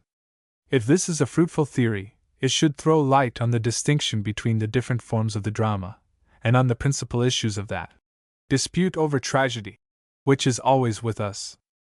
The possible results of a meeting of two forces are these. Both forces, or one force, may be destroyed, or, short of destruction, the two may melt into harmony, or one may give way before the other. I think it may be said that these alternatives represent the distinctions of tragedy and comedy. When two aims are absolutely irreconcilable, and when the forces tending to them are important, that is, powerful, there must be somewhere destruction, and we have tragedy. When they are reconcilable, if they are important, we have serious comedy. When not important, or not envisaged as important, we have light comedy. Thus tragedy and comedy are closely related, more closely than we are prone to think. In the words of the late Professor Everett, in Poetry, Comedy, and Duty, the tragic is, like the comic, simply the incongruous. The great tragedy of nature, which is called the struggle for existence, results simply from a greater or less incongruousness between any form of life and its surroundings, The comic is found in an incongruous relation considered merely as to its form, while the tragic is found in an incongruous relation taken as to its reality. For this word incongruity I would substitute collision or conflict. When there is no way out, we have tragedy. When there is a way out, we have comedy. And when things are taken superficially enough, there always is a way out, for we can at least always agree to disagree. In any case, the end of the conflict is a period, repose, unity. This seems to be borne out by immediate introspection. The feelings with which we come from a great tragedy or a great comedy are indeed almost identical. The excitement, tension, sunk into repose are common to both. The satisfaction with a good ending is strangely paralleled by our resignation to a bad one, significant of our real indifference to the fact, so long as the aesthetic unity is reached. In George Meredith's wonderful little essay on the comic spirit, this view is rather remarkably confirmed. He has defined comedy as the contrast of the middle way, the way of common sense, with our human vagaries. Comme un point fixe fait remarquer l'importement de autres. Comedy, he says, teaches the world to understand what ails it. Comedy is the fountain of sound sense. And again, the use of the true comedy is to awaken thoughtful laughter. Men's future upon earth does not attract it, their honesty and shapeliness in the present does, and whenever they wax out of proportion, overblown, affected, pretentious, bombastical, hypocritical, pedantic, fantastically delicate, whenever it sees them self-deceived or hoodwinked, given to run riot in idolatries, drifting into vanities, congregating in absurdities, planning short-sightedly, plotting dementedly, whenever they are at variance with their professions, and violate the unwritten but perceptible laws binding them in consideration one to another, whenever they offend sound reason, fair justice, are false in humility or moved with conceit, individually or in the bulk, the spirit overhead will look humorously malign and cast an oblique light on them, followed by volleys of silvery laughter. That is the comic spirit. The comic spirit is the just common sense, the subconscious wisdom of the ages. There is a golden mean. The comic spirit shows it to us in the light of our flashing laughter at the deviation therefrom. And because there is, even the unreconciled, reconcilable, difference or conflict is not serious. That is why true comedy seems to find its best field in a developed social life. The incongruities of human nature hurt as they are pressed too deep, because they are irreconcilable, they too quickly edge the tragic gulf. But the incongruities of the conventional life do not hurt when pressed.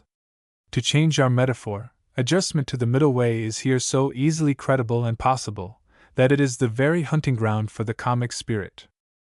The reputed masterpiece of Molière shows us Alceste and Célimène in the end still at odds.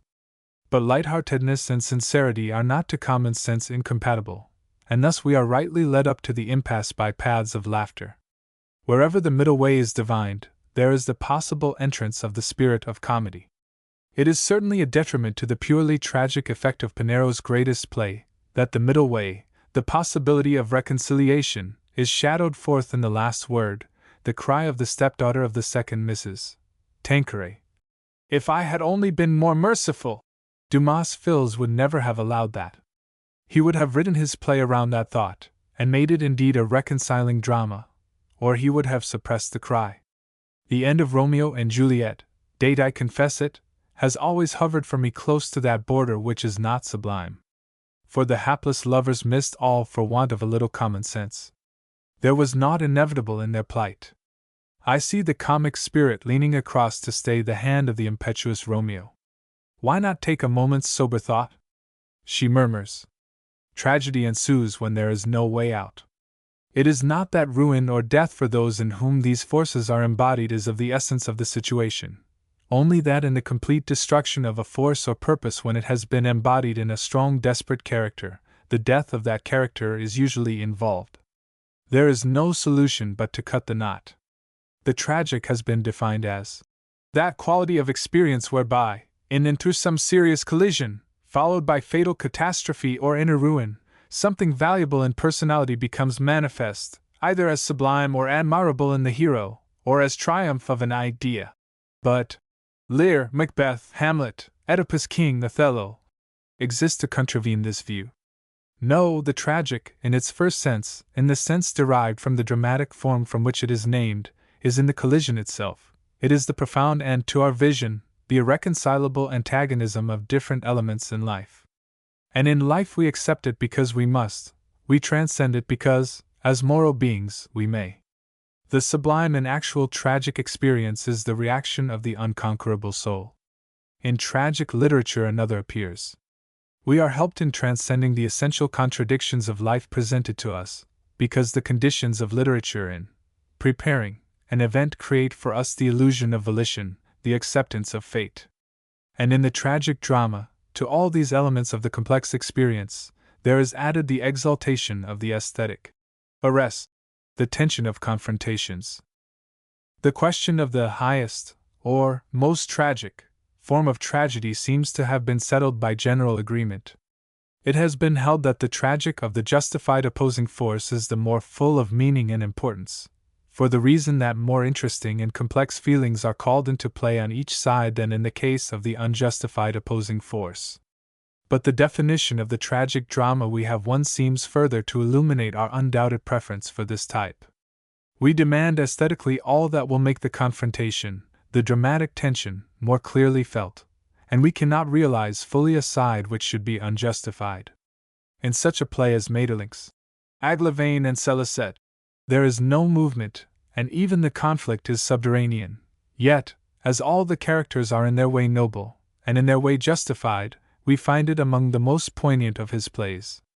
Nay, more, in any situation the more nearly the conflict is shown to be absolutely inevitable, arising out of the very nature of life as we know it, completely justified, or at least felt as inevitable on both sides, the more are we shaken by the distinctive tragic emotion. The conflict of duties to oneself and to the world is the sharpest of tragedies. Luther, as Freytag well shows, is a really tragic figure from the moment when we conceive of the interconnection of his intolerance with all that is good and great in his nature. As the expression of such a conflict of impulses good in themselves, Magda is a great tragedy than the joy of living. Ghosts than Hedda Gabler. The story of Francesca da Rimini. I do not mean D'Annunzio's play, then. La Città Morta. What, then, shall be said of the so-called tragic guilt, in which the hero rushes on impiously to his doom? It is clear that this question is closely related to the much debated greatness of the tragic hero. If there is guilt, there must be also greatness, to impress that side of the canvas on our vision. It is, indeed, almost a quantitative problem. Strength, energy, depth of passion, breadth of vision, power and place, ravish our attention and our unconscious imitation. What is lacking in extensity of associative reproduction must be added in intensity. And in fact, we find that it is the giants who bear the tragic. Should Hamlet is not guilty, rather, one like ourselves, in Aristotle's phrase, and therefore he need not be great. I agree with Foucault's view that even the traditional tremendous will of the tragic hero may be dispensed with. No doubt it is most often strength of will which brings out the original conflict. But that conflict once given, as it is given, for example, in Hamlet, the main point is to increase the weight of each side, which can indeed be done by other elements of greatness. On the other hand, I disagree with Foucault's reason for thus exempting will, which is, that the contrast feeling of how great a fall was there may be given by other qualities in the hero than that of will. As I have urged, it is not the catastrophe which is of the tragic essence, and therefore not for the sake of the catastrophe that we should marshal our elements. The climax of tragedy and of our feeling is in the deadlock of forces, and whatever is not absolutely essential thereto may be done without. 7. The phenomenon of our aesthetic reaction on the so-called painful experiences of the drama has then been discussed at length and accounted for. There is an undoubted emotional experience of great intensity, and yet that emotion turns out to be not the emotion in the drama, but rather the emotion from the drama, a unique independent emotion of tension, otherwise a form of the characteristic aesthetic emotion with which we have been before engaged. The playwright who scornfully rejects the spectator supposed to be aesthetic, ideally contemplative, and emotionally indifferent, is vindicated. There must be a vivid emotional effect, but it is the spectator's very own, and not a copy of the hero's emotion, because it is the product of the essential form of the drama itself, the confrontation of forces. Secondly, that confrontation of forces has revealed itself as indeed essential. This is not the time-honored view of tragedy as collision, which has been arrived at simply by observing that great tragic dramas are mostly collisions, making the drama a picture thereof, but not explaining why it must be such. I have tried, on the contrary, to show that confrontation is a necessary product of the bare form of dramatic representation, two people face to face. But if this bare form or scheme of confrontation is understood and interpreted as profoundly as possible, then all the other characteristics of the tragic drama are seen to flow from it, and thus for the first time to be really explained by being accounted for. The tragic drama not only is, but must be, collision, because confrontation, understood as richly as possible, must be collision. It must be inevitable, and it must have movement, because only so is the confrontation reinforced. In brief, others have said that the drama, or tragedy, is conflict, the perfect opposition of two forces. We should rather say that the drama is first of all picture, living representation of colloquy. As such, it is balance, confrontation, and confrontation to its ideal degree of intensity is conflict. No drama can dispense with picture, and so no drama is free from the obligation to add unto itself these other qualities also. The acting play is the play of confrontations. 8. The beauty of ideas. 8. The beauty of ideas. The idea of beauty has been greatly widened since the age of Plato. Then, it was only in order, proportion, unity and variety, that beauty was admitted to consist. Today we hold that the moderns have caught a profounder beauty, the beauty of meanings, and we make it matter for rejoicing that nothing is too small, too strange, or too ugly to enter, through its power of suggestion, the realm of the aesthetically valuable, and that the definition of beauty should have been extended to include, under the name of romantic, symbolic, expressive, or ideal beauty, all of the elements of aesthetic experience, all that emotionally stirs us in representation. But while this view is a natural development, it is not of necessity unassailable, and it is open to question whether the addition of an independent element of expression to the older definition of beauty can be justified by its consequences for art. Such an inquiry, however, cannot stop with the relation of the deeper meanings of modern art to the conception of beauty. It must go further and find out what elements, the sensuous form, or the ideas that are bound up with it, in a work of art, of the classical as well as of the idealistic type, really constitute its aesthetic value. What is it that makes the beauty of the Venus of Milo? Is it the pose and the modeling, or the idea of the eternal feminine that it expresses to us? What is it that makes the beauty of St. Mark's or of Giotto's tower? The relation of the lines and masses or the sacred significance of the edifices they go to form? What is it that makes the beauty of the Ninth Symphony? The perfection of the melodic sequence, or the hymn of joy, the message from the infinite which they are meant to utter? The antithesis between these two points of view is, of course, not the same as that other antithesis between art for art's sake and art in the light of its moral meanings and effects. What we now call romantic or expressive art can certainly be made the more fruitful in moral suggestions, but this fact bears not at all on the question of what belongs fundamentally to the nature of beauty. We know, moreover, that on this matter the camps of the formalists and the romanticists are divided. The Greeks, the lovers of formal beauty, were so alive to the moral effects of art that their theories were in danger of being quite overwhelmed by this view. On the other hand, the lovers of ideas in art, the natural enemies, as one would have thought, of art for art's sake, have been most often impatient of any consideration of its moral elements or effects. This second question, then, of art as pleasure or as moral influence can be once for all excluded from the discussion. So far as yet appears, the issue is between form and expression. There is, perhaps, some point of common agreement from which to survey and distinguish more exactly these two diverging tendencies. Such a coign of vantage is offered by the nature of the aesthetic attitude, for since Kant there has been among aestheticians no essential difference of opinion on this point. The aesthetic attitude, all agree, is disinterested. We care for the image or appearance of the object, for the way its form affects us, and not for the actual existence of the object itself. If I delight aesthetically in a cluster of grapes, I do not want to eat them, but only to enjoy their image, and my feeling of pleasure, as aesthetic, would not be changed if before me were only a mirage, an hallucination, or a picture. It is just the pleasure in perception that appeals to me, therein both schools agree, and the only matter at issue is the question of what this disinterested pleasure of perception includes. Is that pleasure bound up with the mechanisms of perception itself, or does it come from the end of the process, and the ease with which it is reached, from the idea, in the contemplation of which we delight? One school asserts that the real pleasure in perception comes only from form.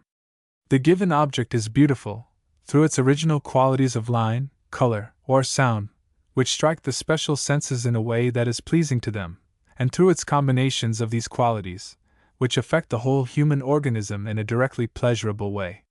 What is outside of the given object of art, is meant, suggested, or recalled by it, belongs, it is said, to absolutely unesthetic processes, as is shown by the fact that many things, which we are the first to acknowledge as ugly, are the exciting cause of great thoughts and delightful associations. The opposed school maintains that the meanings of a work of art are all that it exists for. The presentation of an idea, by whatever sensuous means, so only that they be transparent, and the joy of the soul in contemplating this idea, must be the object and the end of art. The later idealists admit value to the form only in so far it may express, convey, symbolize, or suggest the content, whether as pure idea, or as a shadowing forth of the divine world meaning. These theories are certainly intelligible, but the results of applying them with logical consistency are rather terrifying. Andrew Lang says somewhere that the logical consequence of the formal theory of art in all its nakedness would make Tennyson the youth, Swinburne, and Edgar Poe the greatest poets of the world, and those delicious effusions of Edward Lear, the Jumblies, and, On the Coast of Coromandel, masterpieces. Yet if we allow the idealists to pass sentence, what shall become of our treasures in Kubla Khan, or Uber Allen Gipfeln, or La Nuit de December? The results of such a judgment day would be even more appalling to the true lover of poetry. Moreover, if the idea, the end of art, need not reside in the object itself, but may arise therefrom by subtle suggestion, the complications of poetry or painting are unnecessary.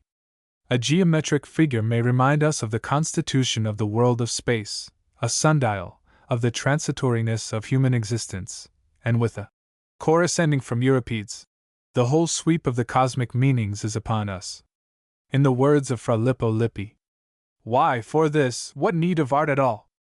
A skull and bones, 2 bits of stick nailed crosswise, or what's best, a bell to chime the hours with, does as well. 2.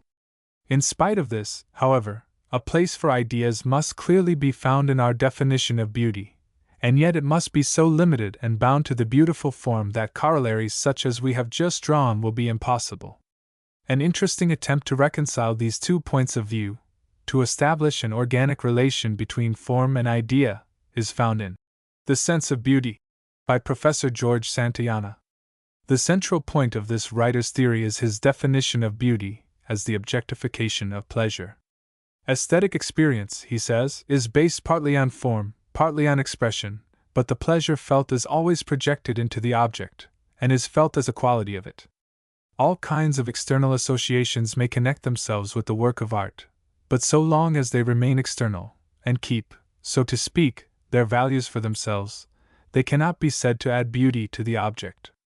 But when they are present only in their effect, a diffused feeling of pleasure, that diffused feeling is attributed directly to the object, is felt as if it inheres therein, and so the object becomes more beautiful, for beauty is objectified pleasure.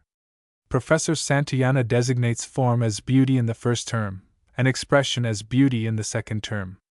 Beauty in the first term can exist alone, not so beauty in the second term. It must have a little beauty of the first term to graft itself upon.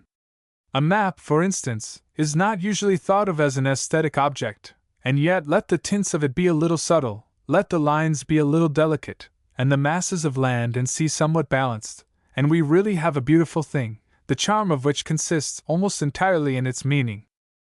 Now here, it seems to me, is a weak point in Professor Santayana's armor.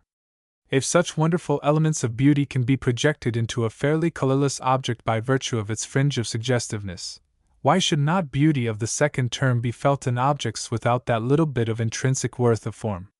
Is not such indeed the fact? What else is the meaning of the story of Beauty and the Beast? The squat and hideous Indian idol, the scarabaeus, the bit of Aztec pottery, become attractive and desired for themselves by virtue of their halo of pleasure from dim associations. And all these values are felt as completely objectified, and so fulfill the requirements for beauty in the second term. That small amount of intrinsic beauty on which to graft the beauty of the second term is, therefore, not a necessary condition, so that we are left, on Professor Santayana's theory, with the strange paradox of so-called beautiful objects which are, nevertheless, confessedly ugly. What, then, is the flaw in this definition? While we concede the objectification of pleasure in all these cases, we cannot, it would seem, admit a corresponding change from non-aesthetic to aesthetic feelings. The personal attitude towards an object, based on sentiments objectified in it, and the aesthetic attitude are two different things.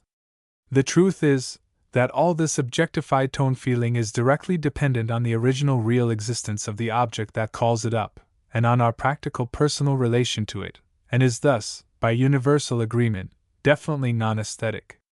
I enjoy the cast of the great Venus very nearly as much as the original, but who cares for casts of the Aztec gods, or of the prehistoric carvings of the reindeer period? Who wants an imitation scarabaeus? To have the real thing, to see it, to touch it, to know that it has had real experiences that would fill me with wonder and with awe. To love it for the danger it has passed. To feel that I myself am through it actually linked with its mysterious history, that is the value it has for me, not a pleasure of perception at all, but a very definite, practical interest in my own personality. If the pleasure lay only in disinterested perception, any representation of the object ought to have the same value. What, then, the author of The Sense of Beauty calls the beauty of the second term, the power to suggest feeling through the medium of associated ideas, we may deny to impart any aesthetic character whatever.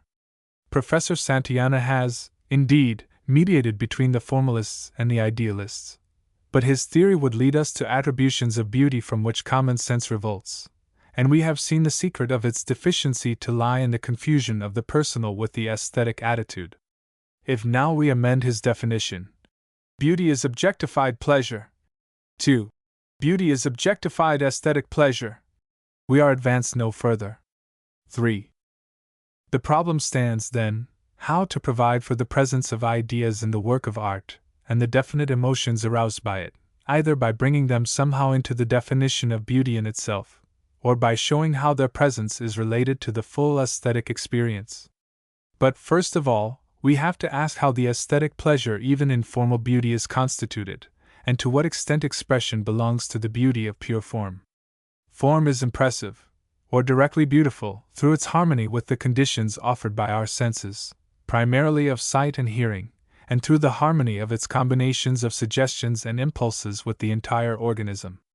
I enjoy a well-composed picture like Titian's Sacred and Profane Love, because the good composition means such a balanced relation of impulses of attention, of incipient movements, as harmonizes with such an organism as mine, tending to move toward both sides, and yet unified and stable, and because the combination of colors is at once stimulating and soothing to my eyes. So much for impression, beauty of the first term. But it is not only that harmonious state of my visual and motor functions that I get out of the form of a picture. No, I have, besides all this pleasure, a real exhilaration or emotion, a definite mood of repose or gaiety or triumph, without any fringe of association, which yet certainly contributes to my feeling of the beauty of the experience, and so of the work of art. How did it come out of the form?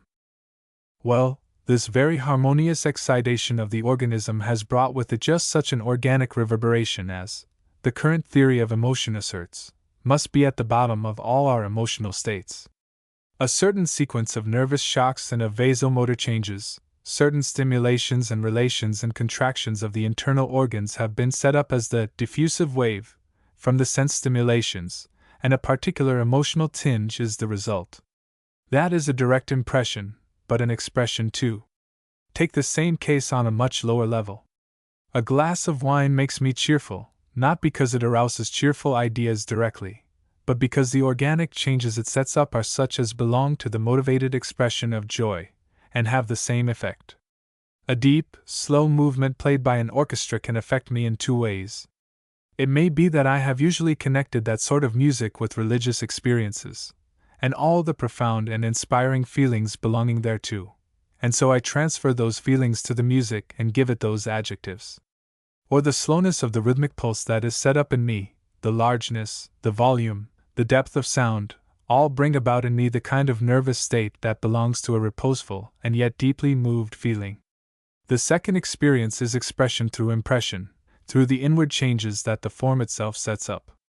The first is expression through the medium of something external, an idea which brings with it a feeling, something that does not belong to the music itself, but to my own individual experiences. This distinction between internal and external expressiveness is perfectly clear for music, and also for architecture. In painting, too, it can easily be traced. We know the effect that is produced by broken lines, by upward moving ones, like the always aspiring of the Gothic cathedral. The low-lying, wide expanses of some of the old Dutch landscapists give us repose, not because they remind us of the peaceful happiness of the land, but because we cannot melt ourselves into all those horizontal lines without that restful feeling which accompanies such relaxation, and our emotion is read into the picture as aesthetic pleasure, because it came out of the abstract forms, the painting in the picture. The beauty of form is thus seen to be inseparably allied with a certain degree of emotional expressiveness in a way that does not distract, like the association of ideas, from the pure aesthetic experience.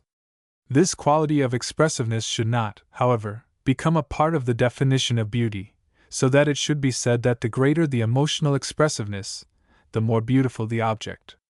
For if that were true, such music, for instance, as all acknowledge quite mediocre, would be felt as most beautiful by those who find in it a strong and definite emotion, and a Strauss waltz, which makes us more merry than one by Mendelssohn, should be in so far more beautiful.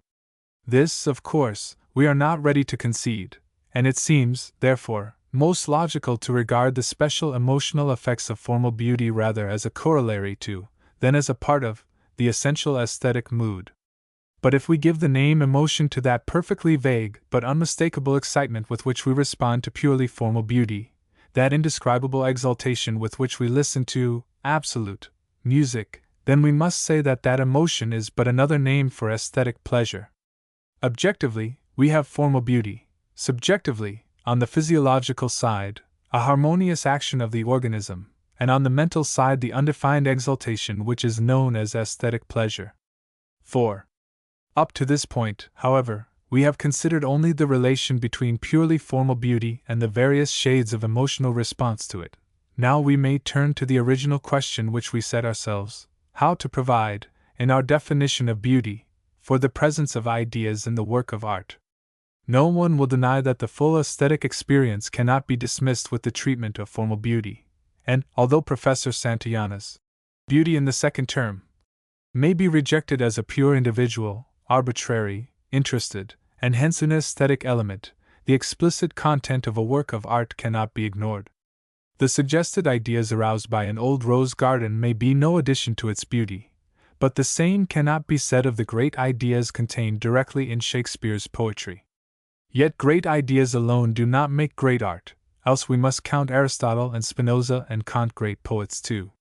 Must we then be satisfied to rest in the dualism of those who maintain that great creations of art are the expression of great truths under the laws of poetic form? Is the aesthetic expression indeed the recognition of truth plus the feeling of beauty of form, or is it a fusion of these into a third undivided pulse of aesthetic emotion? Is there no way of overcoming, for those arts which do express ideas, this dualism of form and content in our theory of the beautiful? Let us analyze a little more closely this notion of the content. Music and architecture cannot properly be said to have any content, although they have a meaning according to their uses, like a funeral dirge and a hymn of joy, a prison and a temple. But this meaning is extraneous. It is given by the work itself only in so far as the form induces the emotion which belongs to the idea, as the dirge, sadness, the temple, all. The idea of burial or of worship is nowhere to be found in the work of art. In the hierarchy of arts, painting and sculpture show the first trace of a content. This content, however, is at once seen to be susceptible of farther analysis. The Sistine Madonna pictures a mother and child worshipped, which may be called the subject, but this does not exhaust the content. The real meaning of the picture, to which may be given the name of theme, is the divine element in maternal love. The subjects of Donatello's, John the Baptist, and St. George, of Michelangelo's, David, and Moses, can be described only as men of different types and different attitudes. Their themes, however, are moral ideas, expressing the moral significance of each personality. The subject of the Angelus is given in its name. Its theme is humble piety. From the infinite number of possible examples, one more will suffice: the well-known War, by Franz Stuck, in the Nui Panacathek, the subject a youth, under a lurid sky, trampling under his horse's feet the bodies of the slain. The theme is again a moral idea, the horrors of war. If we now ask whether we can attribute beauty to the ideas of painting and sculpture, a negative answer is at once suggested. It is manifestly impossible to establish an order of aesthetic excellence between these subjects. The idea of peasants telling their beads is more beautiful than the idea of a ruthless destroyer only in so far as it is morally higher, and this distinction, therefore, has reference to the theme and not to the subject. How far, however, moral and aesthetic excellence are coincident is a question for which we are not yet ready. At this point we care only to point out that the mere idea of a picture is neither aesthetic nor the reverse. But it may be objected, is not our first thought in stopping before a picture like the War, what a wonderful idea! It is the idea and not the form which strikes us, it may be said, even though we may be quite unimpressed by the value of its moral significance. Nevertheless, this view of our own mental processes may be held to the illusory. What really strikes us is the unity of the conception. The lurid sky, the dark, livid faces of the dead, the whole color scheme, in short, is so contrived as to impress directly, as previously explained, without the medium of an idea, with that particular tinge of emotional tone which ought to be also the accompaniment of the idea of the horrors of war. The emotion is thus the enveloping unity which binds the subject and theme and the pictorial form together. In this sense, when we say, "What a wonderful idea!" we really mean, what a wonderful fitness of form to idea, which is the same as saying, what a wonderful form, or more technically, what a wonderful unity. That part of the effect of beauty in a picture which is due to the idea is thus the fundamental but merely abstract element of unity, contributing to the complex aesthetic state only the simplest condition. The case of literature presents an entirely new problem, for the material of literature is itself, first of all, idea. Literature deals with words, and words exist only by virtue of their meanings. Even the sound of words is of importance primarily for the additional meanings which it suggests, as the word liquid first means a fluid substance, and then by its sound suggests ease and smoothness, and only last of all is noted as melodious. Thus, since meanings, ideas, are the material of literature, we can speak of the beauty of ideas in literature only by an artificial sundering of elements that are properly in fusion. Yet, as we may speak of a motive or musical idea and its working out, although strictly the idea involves its own working out, so we may conceive of the central thought of a literary work, and of its development. But the relation here is not of content and form, like the content and form of a picture, rather that of concentrated and diluted form. So, too, as in music, we may distinguish form and structure. Structure is offered to the intellect, it clears and vivifies understanding. It is not felt, it is perceived. Anything which is made up of parts, beginning, middle, and end, climax and resolution, possesses structure. But form in the intimate sense is the intrinsic, inevitable relation of cause and effect. In this sense, it is seen to be truly content also. In literature, as to structure, it is the relation of parts; as to form, it is the succession of events, the movement, combination and resolution of separate ideas and emotions, which give us aesthetic pleasure, or the reverse. As action must follow excitement, or despair satiety, so the relation of parts, The order of presentation must be adapted to mutual reinforcement.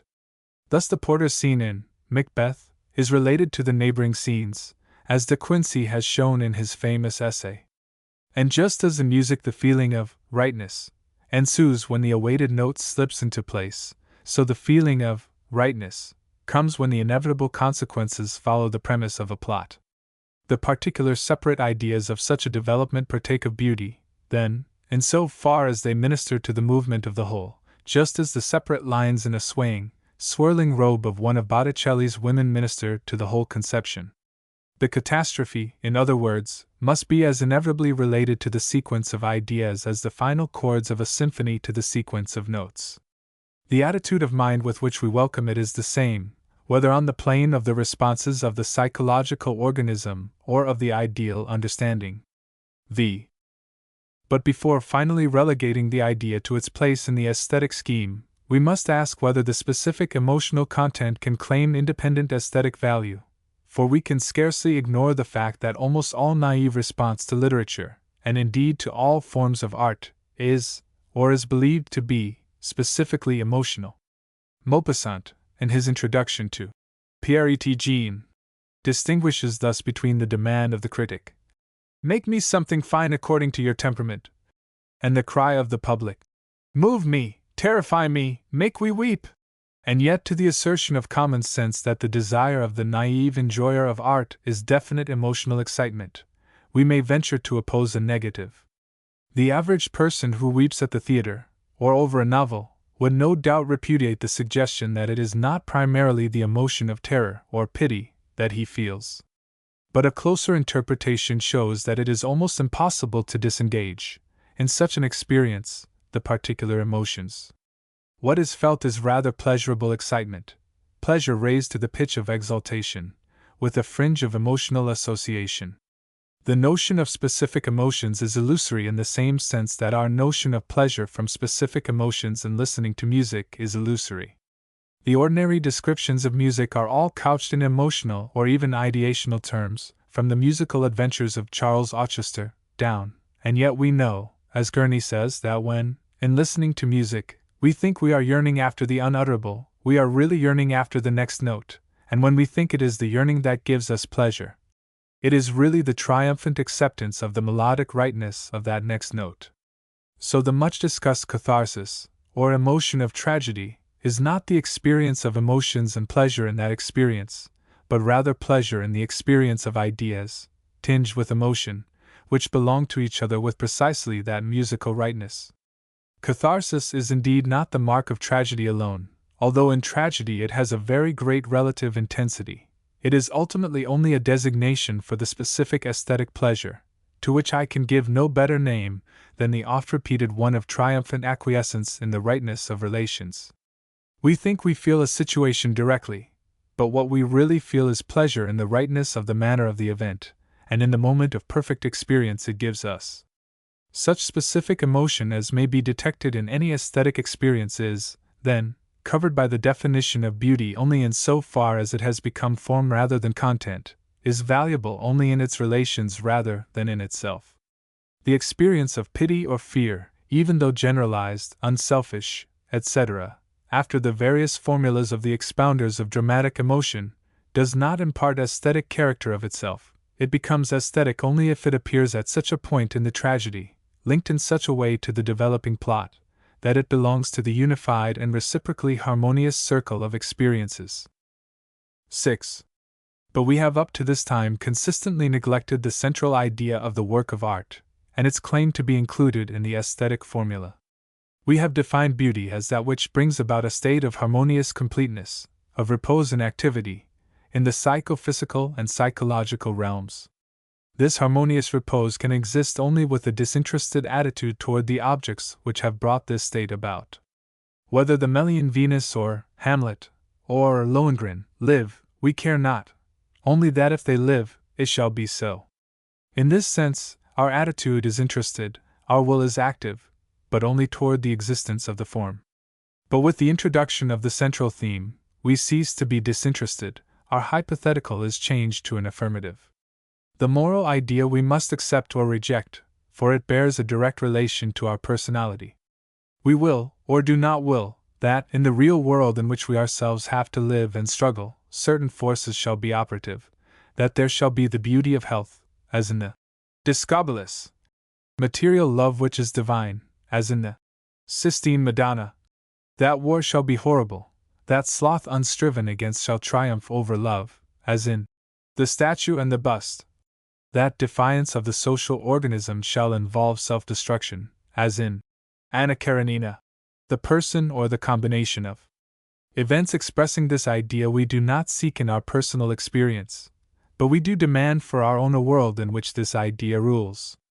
Thus it must be admitted that there is, strictly speaking, at the core of every aesthetic response to a work of art containing an idea, a non-aesthetic element, an element of personal and interested judgment. On the other hand, this affirmation or acceptance of a moral idea implies the quietude of the will, just that state of harmony, of repose, which we have found to be the mark of the aesthetic on the lower planes of being. In so far, then, as we accept the moral idea which a work of art presents, in so far that idea has the power of bringing us to the state of harmony, and in so far it is beautiful. And vice versa, works of art which leave us in a state of moral rebellion are unbeautiful, not because they are immoral, but because they are disturbing to the moral sense. Literature which ignores the fundamental moral principle of the freedom of the will, like the works of Flaubert, Maupassant, much of Zola, Lodi, and Thomas Hardy, fails of beauty, inasmuch as it fails of the perfect reposeful harmony of human nature in its entirety. Thus a thoroughgoing analysis of the nature of the aesthetic experience in its simplest and most sensuous form has given us a principle, the principle of unity and harmonious functioning, which has enabled us to follow the track of beauty into the more complex realms of ideas and of moral attitudes, and to discover that there also the law of internal relation and of fitness for imitative response holds for all embodiments of beauty. That harmonious, imitative response, the psychophysical state known on its feeling side as aesthetic pleasure, we have seen to be, first, a kind of physiological equilibrium, a coexistence of opposing impulses which heightens the sense of being while it prevents action, like the impulses to movement corresponding to geometrical symmetry.